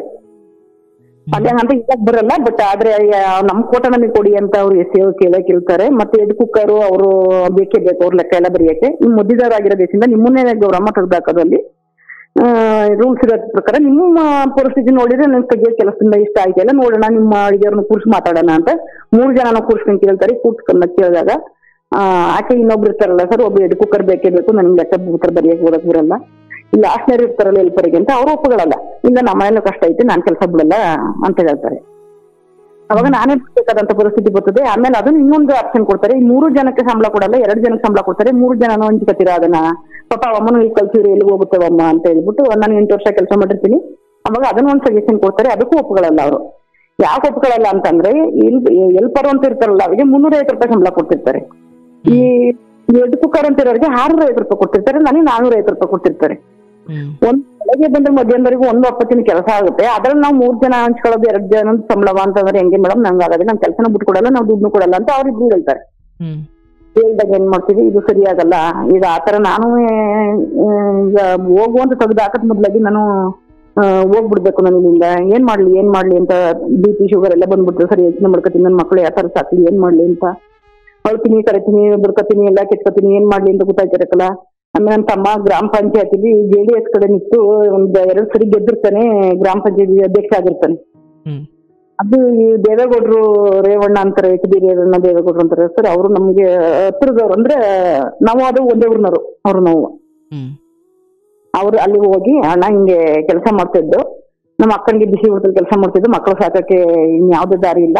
ನಾನೇ ಹೇಳ್ತೀನಿ ಅದನ್ನ, ನನ್ ಗಂಡ ಇಲ್ಲ, ಈ ತರ ಮಾಡಿಂಗೆಲ್ಲ ಬಿಟ್ಬಿಟ್ಟು ಹೋದ್ರು. ಇವತ್ತು ನನಗೆ ಬೇರೆ ಕೆಲಸ ಏನೂ ಗೊತ್ತಿಲ್ಲ, ಜಾಸ್ತಿ ಓದಿಲ್ಲ ನಾನು, ಬೇರೆ ಕೆಲಸ ಮಾಡಬೇಕು ಅಂದ್ರು ನನಗೆ ಇನ್ನೇನು ಗೊತ್ತಿಲ್ಲ. ಅಡಿಗೆ ಮಾಡ್ಕೊಂಡಿದ್ದೆ 8 ವರ್ಷ, ಈ ಮಕ್ಕಳು ಕಡಿಮೆ ಅಂತ ತೆಗಿತಾ ಇದಾರೆ. ಈಗ ನಾನು ಏನ್ ಮಾಡ್ಲಿ, ಒಂದ್ ಕೆಲಸ ಕೊಡ್ತೀನಿ, ಏನಾದ್ರು ಒಂದ್ ಕಸ ಗುಡ್ಸೋ ಕೆಲಸ ಇಲ್ಲಾದ್ರು ಅಂತ ಕೇಳ್ತೀನಿ ನಾನು. ಹೇಳಿದಾಗ ಅವ್ರು ಹೇಳ್ತಾರೆ, ನೀನು ನನ್ನ ತಮ್ಮನ ಮಕ್ಕಳನ್ನ ನೋಡ್ತಾರೆ, ನೀನ್ 2-3 ಸರಿ ಗೆದ್ದಿದೀಯ ನನ್ನ ಕಡೆನೆ. ಈಗ ನಿಮ್ಮ ಅಕ್ಕ ಏನಾದ್ರು ಒಂದು 7ನೇ ಕ್ಲಾಸ್ ಏನಾದ್ರು ಎಷ್ಟು ಓದಿದೀಯಮ್ಮ ಅಂತಾರೆ, ಎರಡೇ ಕ್ಲಾಸ್ ಓದಿರೋದು, ನಾನು ಓದಿಲ್ಲ ಅಂತ ಹೇಳ್ತೀನಿ. ಅವಾಗ ಏನ್ ಮಾಡ್ತಾರೆ, ನೀನು ಒಂದು 7ನೇ ಕ್ಲಾಸ್ ಓದಿದ್ರೆ ಯಾವ್ದಾರು ಒಂದು ಎಂತದಾರು ಒಂದು ಅಟೆಂಡರ್ ಕೆಲಸ ಏನಾದ್ರು ಕೊಡಿಸ್ಬೋದಿತ್ತಲ್ಲವಾ, ಯಾವ್ದಾರು ಒಂದು ಆಫೀಸ್ಗಳಲ್ಲಿ ಒಂದು ಕಾಂಟ್ರಾಕ್ಟ್ ಬೇಸಿಕ್ಗಳೇನೋ ಮಾಡಿಸ್ಬೋದಿತ್ತು, ನೀನು ಓದೇ ಇಲ್ಲ ಅಂದ್ಮೇಲೆ ನಾನು ಏನ್ ಕೆಲಸ ಕೊಡಿಸ್ತೀನಿ ಅಂತ ಅವ್ರು ಹೇಳ್ತಾರೆ. ನಮ್ಗೂ ಏನೋ ಮಾಡ್ತೀವಿ, ಏನೋ ಮಾಡಿ ತಮ್ಮ ಯಾರನ್ನ ಕೈ ಕಾಲು ಹಿಡಿದ್ಬಿಟ್ಟು ಅಲ್ಲಿ ಸ್ಕೂಲಲ್ಲಿ ನಂದು 2ನೇ ಕ್ಲಾಸ್ TC ಇರ್ತದಲ್ಲ, ಅದನ್ನೇ ತಗೊಂಡೋಗಿ ನನ್ನ ಮಗ ಓದ್ತಿದ್ನಲ್ಲ ಗೌರ್ಮೆಂಟ್ ಸ್ಕೂಲಲ್ಲಿ, ಚಿಕ್ಕ ಮಗ, ಆ ಸ್ಕೂಲಲ್ಲಿ ಟೀಚರ್ಸ್ಗಳಿಗೆಲ್ಲ ಕೇಳ್ಕೊಂಡು ಒಂದು 7ನೇ ಕ್ಲಾಸ್ TC ಬೇರೆ ಮಕ್ಕಳ ಜೊತೆ ಬರ್ಸಿ ಮಾರ್ಕ್ಸ್ ಕಾರ್ಡ್ ಸಿಕ್ಕೊಂಡು ಮಾಡ್ಕೊಡ್ತಾರೆ ನನ್ಗೆ. ಅದು ಮಾಡ್ಕೊಟ್ಟು ಕಿತ್ತೂರು ರಾಣಿ ಚೆನ್ನಮ್ಮ ಅಂತ ಒಂದು 3 ಸ್ಕೂಲ್ ಇದೆ ಇಲ್ಲಿ ನಮ್ಮ ಹೊಳೆನರಸೀಪುರ ತಾಲೂಕಲ್ಲಿ ಒಂದು. ಆ ಸ್ಕೂಲಿಗೆ ನನ್ನನ್ನ ಅಟೆಂಡರ್ ಕೆಲಸಕ್ಕೆ ಹಾಕ್ತಾರೆ, ಅಡಿಗೆ ಕೆಲಸಕ್ಕೆ ಹಾಕ್ತಾರೆ. ಅಡಿಗೆಗೆ ಹಾಕ್ದಾಗ ಜನವರಿ 18ನೇ ತಾರೀಕಲ್ಲಿ ಕೆಲಸ ಬಿಡ್ತೀನಿ, 20ನೇ ತಾರೀಕಿಗೆ ಹೋಗಿ ಅಲ್ಲಿ ಜಾಯಿನ್ ಆಗ್ತೀನಿ. 2 ದಿವಸಕ್ಕೆ ನಾನು ಜನವರಿ 11ನೇ ಇಸ್ವಿ ಮತ್ತೆ ಜನವರಿ 18ನೇ ತಾರೀಕಲ್ಲಿ ಕೆಲಸ ಬಿಟ್ಟು 20ನೇ ತಾರೀಕಿಗೆ 2 ದಿವಸಕ್ಕೆ ನಾನು ಅಷ್ಟೊತ್ತಿಗೆಲ್ಲ ಇಲ್ಲಿ ಪ್ರಿಪೇರ್ ಮಾಡಿ ನನ್ನ ತಮ್ಮ ಸೇರಿಸಿದ ಅಲ್ಲಿಗೆ ಹೋಗಿರ್ತೀನಿ. ಬಿಸಿ ಹೋಗಿ ಅಲ್ಲೊಂದು 3,000 ಸಂಬಳ ಕೊಡ್ತಾರೆ. ನನ್ಗೆ ಏನೋ ಕಂಡಂಗ ಆಗ್ಬಿಡ್ತು. 3,000 450 ರೂಪಾಯಿ ಕೊಟ್ಟಿದ್ರು 3,000 ಸಂಬಳ ಕೊಡ್ತಾರಲ್ಲ ಅಂತ. ಆಮೇಲೆ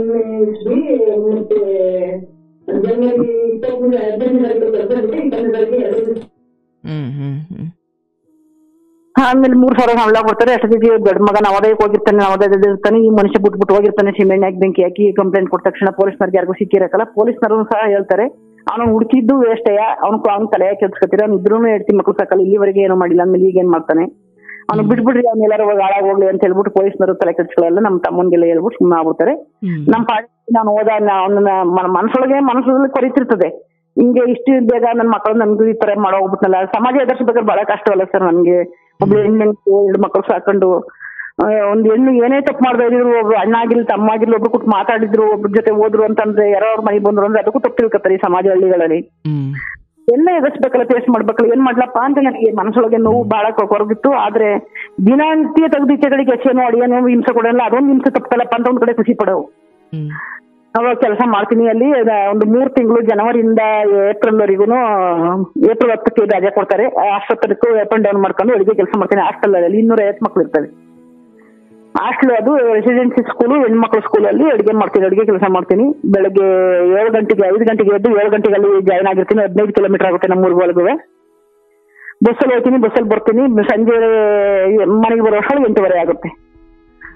ಹಂಗೆ 3 ತಿಂಗಳು ತಿರುಗಿದೆ. 3 ತಿಂಗಳು ತಿರುಗಿದ ಮೇಲೆ ಅಲ್ಲಿ ಮತ್ತೆ ಓದ್ ಕೇಳಿದ್ವಿ ಅಂತ ನನಗೆ ಮಗು ಒಂದು ಸ್ಕೂಲ್ಗೆ ಹೋಗ್ತಾ ಇದ್ದಾನೆ. ಮಗ 7ನೇ ಕ್ಲಾಸ್, ಚಿಕ್ಕ ಮಗ. ಆಗ ದೊಡ್ಡ ಮಗ 8ನೇ ಕ್ಲಾಸಿಗೆ ಬಂದ, ಚಿಕ್ಕ ಮಗ 7ನೇ ಕ್ಲಾಸಿಗೆ ಬಂದಾಗ 1 ವರ್ಷ ಡಿಫ್ರೆನ್ಸ್. ಒಬ್ಬ ಮಗ ಸ್ಕೂಲ್ಗೆ ಹೋಗ್ತಾನೆ, ಈ ಮನೇಲಿ ಇರೋದು. ನಾನು ಹಿಂಗೆ ಬೆಳಗ್ಗೆ ಹೋದ್ರಷ್ಟೊತ್ತಿಗೆ ರಾತ್ರಿ ಬರೋದು ಅಂತಂದ್ರೆ ನನ್ನ ಮಗನಿಗೆ ಒಂದು ಅಡಿಗೆ ಮಾಡ್ಕೊಡ್ರಿಲ್ಲ, ನನ್ಗೆ ಹಿಂಸೆ ಆಗ್ತದೆ. ಒಂಚೂರು ನಮ್ಮ ಹೊಳೆನರಸೀಪುರದಲ್ಲಿ ಯಾವ್ದಾರ ಒಂದು ಹಾಸ್ಟೆಲ್ ಇದ್ರೆ ಹಾಕೊಡಿ ಅಣ್ಣ ಅಂತ ಮತ್ತೆ ರೇವಣ್ಣನ ಹತ್ರಕ್ಕೆ ಹೋಗ್ತಿದ್ ಕೇಳಕ್ ಹೋದಾಗ ಅವ್ರ ಏನ್ ಮಾಡ್ತಾರೆ, ಈಗ ಸರಿ ಬೇರೆ ಕಡೆ ಎಲ್ಲ ಕಾಲೇಜ್ ಹಾಸ್ಟ್ಲು, ನೀನ್ ನೋಡಿದ್ರೆ ಚಿಕ್ಕ ಕೆಜಿನೇ ಒಳ್ಳೆ ಜನಗಳಿಲ್ಲ, ನಾನು ಯಾಕಲ್ಲಿ ಅಂಗ್ರಲ್ಲಿ ಹಾಕೊಟ್ಟೆ ಅಂತಂದ್ರೆ ಕಿತ್ತೂರು ರಾಣಿ ಚೆನ್ನಮ್ಮ ಅಂದ್ರೆ ಹೆಣ್ಮಕ್ಳು ಟೀಚರ್ಸು, ಹೆಣ್ಮಕ್ಳು ಎಲ್ಲ ಬರೀ ಸ್ಕೂಲು, ಅಡುಗೆಯವರು ಸಮೇತ ಹೆಣ್ಮಕ್ಳು ಇರೋದು, ಹಂಗಾಗಿ ನಿಮ್ಗೆ ಸೇಫ್ಟಿ ಇರುತ್ತೆ ಅಂತ ಅಲ್ಲಿಗೆ ಹಾಕೊಟ್ಟೆ ಕಣವ, ಅಲ್ಲೇ ಏನಾರ ಒಂದು ವ್ಯವಸ್ಥೆ ಮಾಡ್ತೀನಿ ಬಿಡು ಅಂತ ಹೇಳ್ಬಿಟ್ಟು ನಮ್ಮ ಅಪ್ಪ ನನ್ನ ತಮ್ಮ ಎಲ್ಲಾರು ಆ ಕಡೆಗೆ ಬಹಳ JDS ಕಡೆ ಓಡಾಡಿದ್ರಲ್ಲ, ಹಂಗಾಗಿ ಅವ್ರು ಆ ಕೃತಜ್ಞತೆಯಿಂದ ಏನ್ ಮಾಡ್ತಾರೆ, ಅಲ್ಲಿಗೆ ಅಟೆಂಡರ್ ಕೆಲ್ಸಕ್ಕೆ ಮಾಡ್ದಂಗ್ ಮಾಡ್ತಾರೆ. ಹೇಳ್ತಾರೆ ಅವ್ರಿಗೆ, ವಾರ್ಡನ್ನು ಅವ್ರು ಇರ್ತಾರಲ್ಲ ಅವ್ರಿಗೆ, ಈ ಅಮ್ಮನಿಗೆ ಅಡುಗೆ ಕೆಲಸದಿಂದ ತೆಗೀರ್ರಿ, ಹೆಣ್ಮಕ್ಳಾಗಿರೋ ದೇಶದಿಂದ ಅಲ್ಲಿ ಆ ಮಕ್ಕಳಿಗೆ ಒಂದು ಸ್ಕೂಲಲ್ಲಿ ಇದೇ ಟೈಮ್ ಕರೆಕ್ಟಾಗಿ ಪೀರಿಯಡ್ ಟೈಮ್ಗೆ ಬಿಲ್ ಮಾಡೋದು, ಅಟೆಂಡೆನ್ಸ್ ತಂದು ಕೊಡೋದು, ಕುಡಿಯೋ ನೀರು ಕಾಫಿ ಟೀ ತಂದು ಕೊಡೋದು, ಕಸ ಗುಡಿಸೋದು, ಆ ಕೆಲಸ ಮಾಡಿ ಬೆಳಗ್ಗೆ 9 ಗಂಟೆಗೆ ಬಂದು ಸಂಜೆ 5 ಗಂಟೆಗೆ ಹೋಗೋಂಗ್ ಮಾಡ್ಕೊಡ್ರಿ ಅಮ್ಮನಿಗೆ ಅಂತ ಹೇಳ್ತಾರೆ. ಅವ್ರ ಮಿನಿಸ್ಟರ್ ಕಡೆಯಿಂದ ಫೋನ್ ಮಾಡ್ಬಿಟ್ಟು ಸರಿ ಅಂತ ಹೇಳ್ಬಿಟ್ಟು ಅದೊಂದು ಈಸಿ ಆಗುತ್ತೆ ನನಗೆ ಓಡಾಡಕ್ಕೆ. ಬೆಳಗ್ಗೆ ಹೋಗಿ ಸಂಜೆ ನನ್ನ ಮನೆಗೆ ಬರ್ತೀನಿ. ನನ್ನ ಚಿಕ್ಕ ಮಗ ಇರ್ತಾನೆ, SLC ಮುಗಿಸ್ಕೊತಾನೆ. SLC ಮುಗಿದ್ಮೇಲೆ ಹಾಸನಲ್ಲಿ ಒಂದು ಡಿಪ್ಲೊಮಾ ಕಾಲೇಜಿಗೆ ಜಾಯ್ನ್ ಆಯ್ತಾನೆ.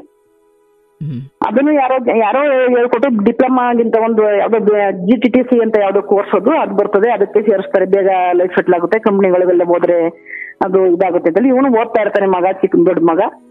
ಈ ನನ್ನ ಮಗ ಏನ್ ಮಾಡ್ತಾನೆ, ಇವನು ಸೆಕೆಂಡ್ PUC SLC ಮುಗಿತದೆ. SLC ಮುಗಿದ್ಮೇಲೆ ಸೆಕೆಂಡ್ PUCಗೆ ಅಲ್ಲಿಗೆ ಜಾಯಿನ್ ಮಾಡ್ಕೊತಾರೆ ದೊಡ್ಡ ಮಗನ. ಕೆಲವರು ಪರ್ಸೆಂಟೇಜ್ ಕಡಿಮೆ ಇತ್ತು ಅಂತ ಅಂದ್ರೆ SLC ಮುಗಿದ ತಕ್ಷಣ ಮಗುನ ಮನೆ ಕಳಿಸ್ತಾರೆ. ಇವಂದು ಪರ್ಸೆಂಟೇಜ್ ಚೆನ್ನಾಗಿತ್ತು, ನಾನು ಹೋಗ್ತಾ ಬರ್ತಾ ನಮ್ಮ ಪರಿಸ್ಥಿತಿ ಹೇಳ್ಕೊಂಡು ಟೀಚರ್ಸ್ಗಳು ಮಾಸ್ಟರ್ಗಳಿಗೆಲ್ಲ ತಿಂಗಳಿಗೆ ಒಂದ್ಸರಿ ಪೇರೆಂಟ್ಸ್ ಡೇ ಅಂತ ಮಾಡೋರು, ಭಾನುವಾರ ಹೋಗವು. ಅಲ್ಲಿ ಹೇಳ್ಕತ್ತಿದ್ವು ಎಲ್ಲಾರು ಕೊಟ್ಟು ನನ್ನ ಮಕ್ಳಿಗೆ ಬಹಳ ಕಷ್ಟ, ನನಗೆ ಕಷ್ಟ ಮನೆ ಕಡೆ. ಒಂದು ಸೆಕೆಂಡ್ PUCನೂ ಇಲ್ಲೇ ಮುಗಿಸಿ ಹೋಗತ್ತಾರ, ಒಂಚೂರು ನೋಡಿ ಅವನ್ನ ಸ್ವಲ್ಪ ಕಣ್ಣಾಯಿಸಿ ಅವನ ಕಡೆ ಅಂತ ಹೇಳ್ಬಿಟ್ಟು ನಮ್ಮ ಟೀಚರ್ಸ್ಗಳಿಗೆಲ್ಲ ಹೇಳ್ಬಿಟ್ಟು ಬರ್ತಾ ಇದ್ದೆ ನನ್ನ ಮನೆ ವಿಚಾರಗಳ. ಆಗ ಅವ್ರು ಏನ್ ಮಾಡಿದ್ರು, ಅವನ ಮೇಲೆ ಒಬ್ರು ಅವ್ರ ಮಗ ಒಬ್ರು ಟೀಚರ್ಸ್ ಮಗ ಒಬ್ರು ಗಂಡ ಹೆಂಡತಿ ಇಬ್ರು ಇದ್ರು.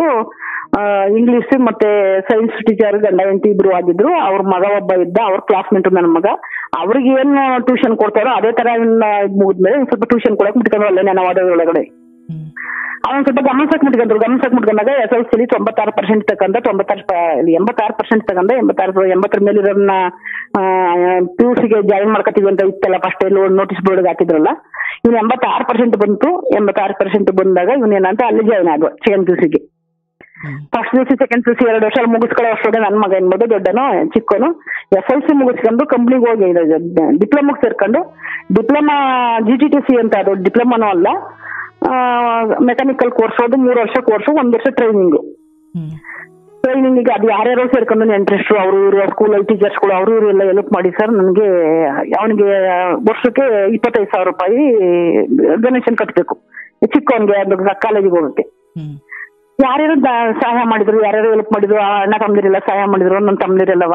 ಅವನೊಂದು 3 ವರ್ಷ ಮುಗಿಸ್ಕೊಂಡ ಕ್ಯಾಂಪಸ್ ಸೆಲೆಕ್ಷನ್ ಆಗಿ ಕಾಲೇಜಿನ ಕಡೆಯಿಂದ ಕ್ಯಾಂಪಸ್ ಸೆಲೆಕ್ಷನ್ ಆಗಿ ಒಂದು ಕಂಪ್ನಿಗೆ ಇಂಟರ್ವ್ಯೂ ಬರ್ತಾರೆ. ಈ ಕಂಪ್ನಿಗೆ ಜಾಯಿನ್ ಆಯ್ತಾನೆ, ಅವ್ನು ಸೆಲೆಕ್ಷನ್ ಆಗಿದ್ದಾನೆ. ಸೆಲೆಕ್ಷನ್ ಆದಾಗ ಟೀಚರ್ಸ್ಗಳೆಲ್ಲ ಅವ್ರ ಮಾಸ್ಟರ್ಗಳೆಲ್ಲ ಸೇರ್ಕೊಂಡು ಲೆಕ್ಚರ್ಗಳೆಲ್ಲವ ಹೋಗಪ್ಪ ನೀನು ಈ ಕಂಪ್ನಿಗೆ, ಮನೆ ಕಡೆ ತುಂಬಾ ಕಷ್ಟ ಐತಿ ಅಂತ ಅಂತಾರೆ. ನಿಮ್ಮ ಅಣ್ಣ ನವೋದಯ ವಿದ್ಯಾರ್ಥಿ ಅಂತ ಅಂದ್ರೆ ಅವನು ಒಂದು ಕೆಲಸ ಆಗೇ ಆಗುತ್ತೆ.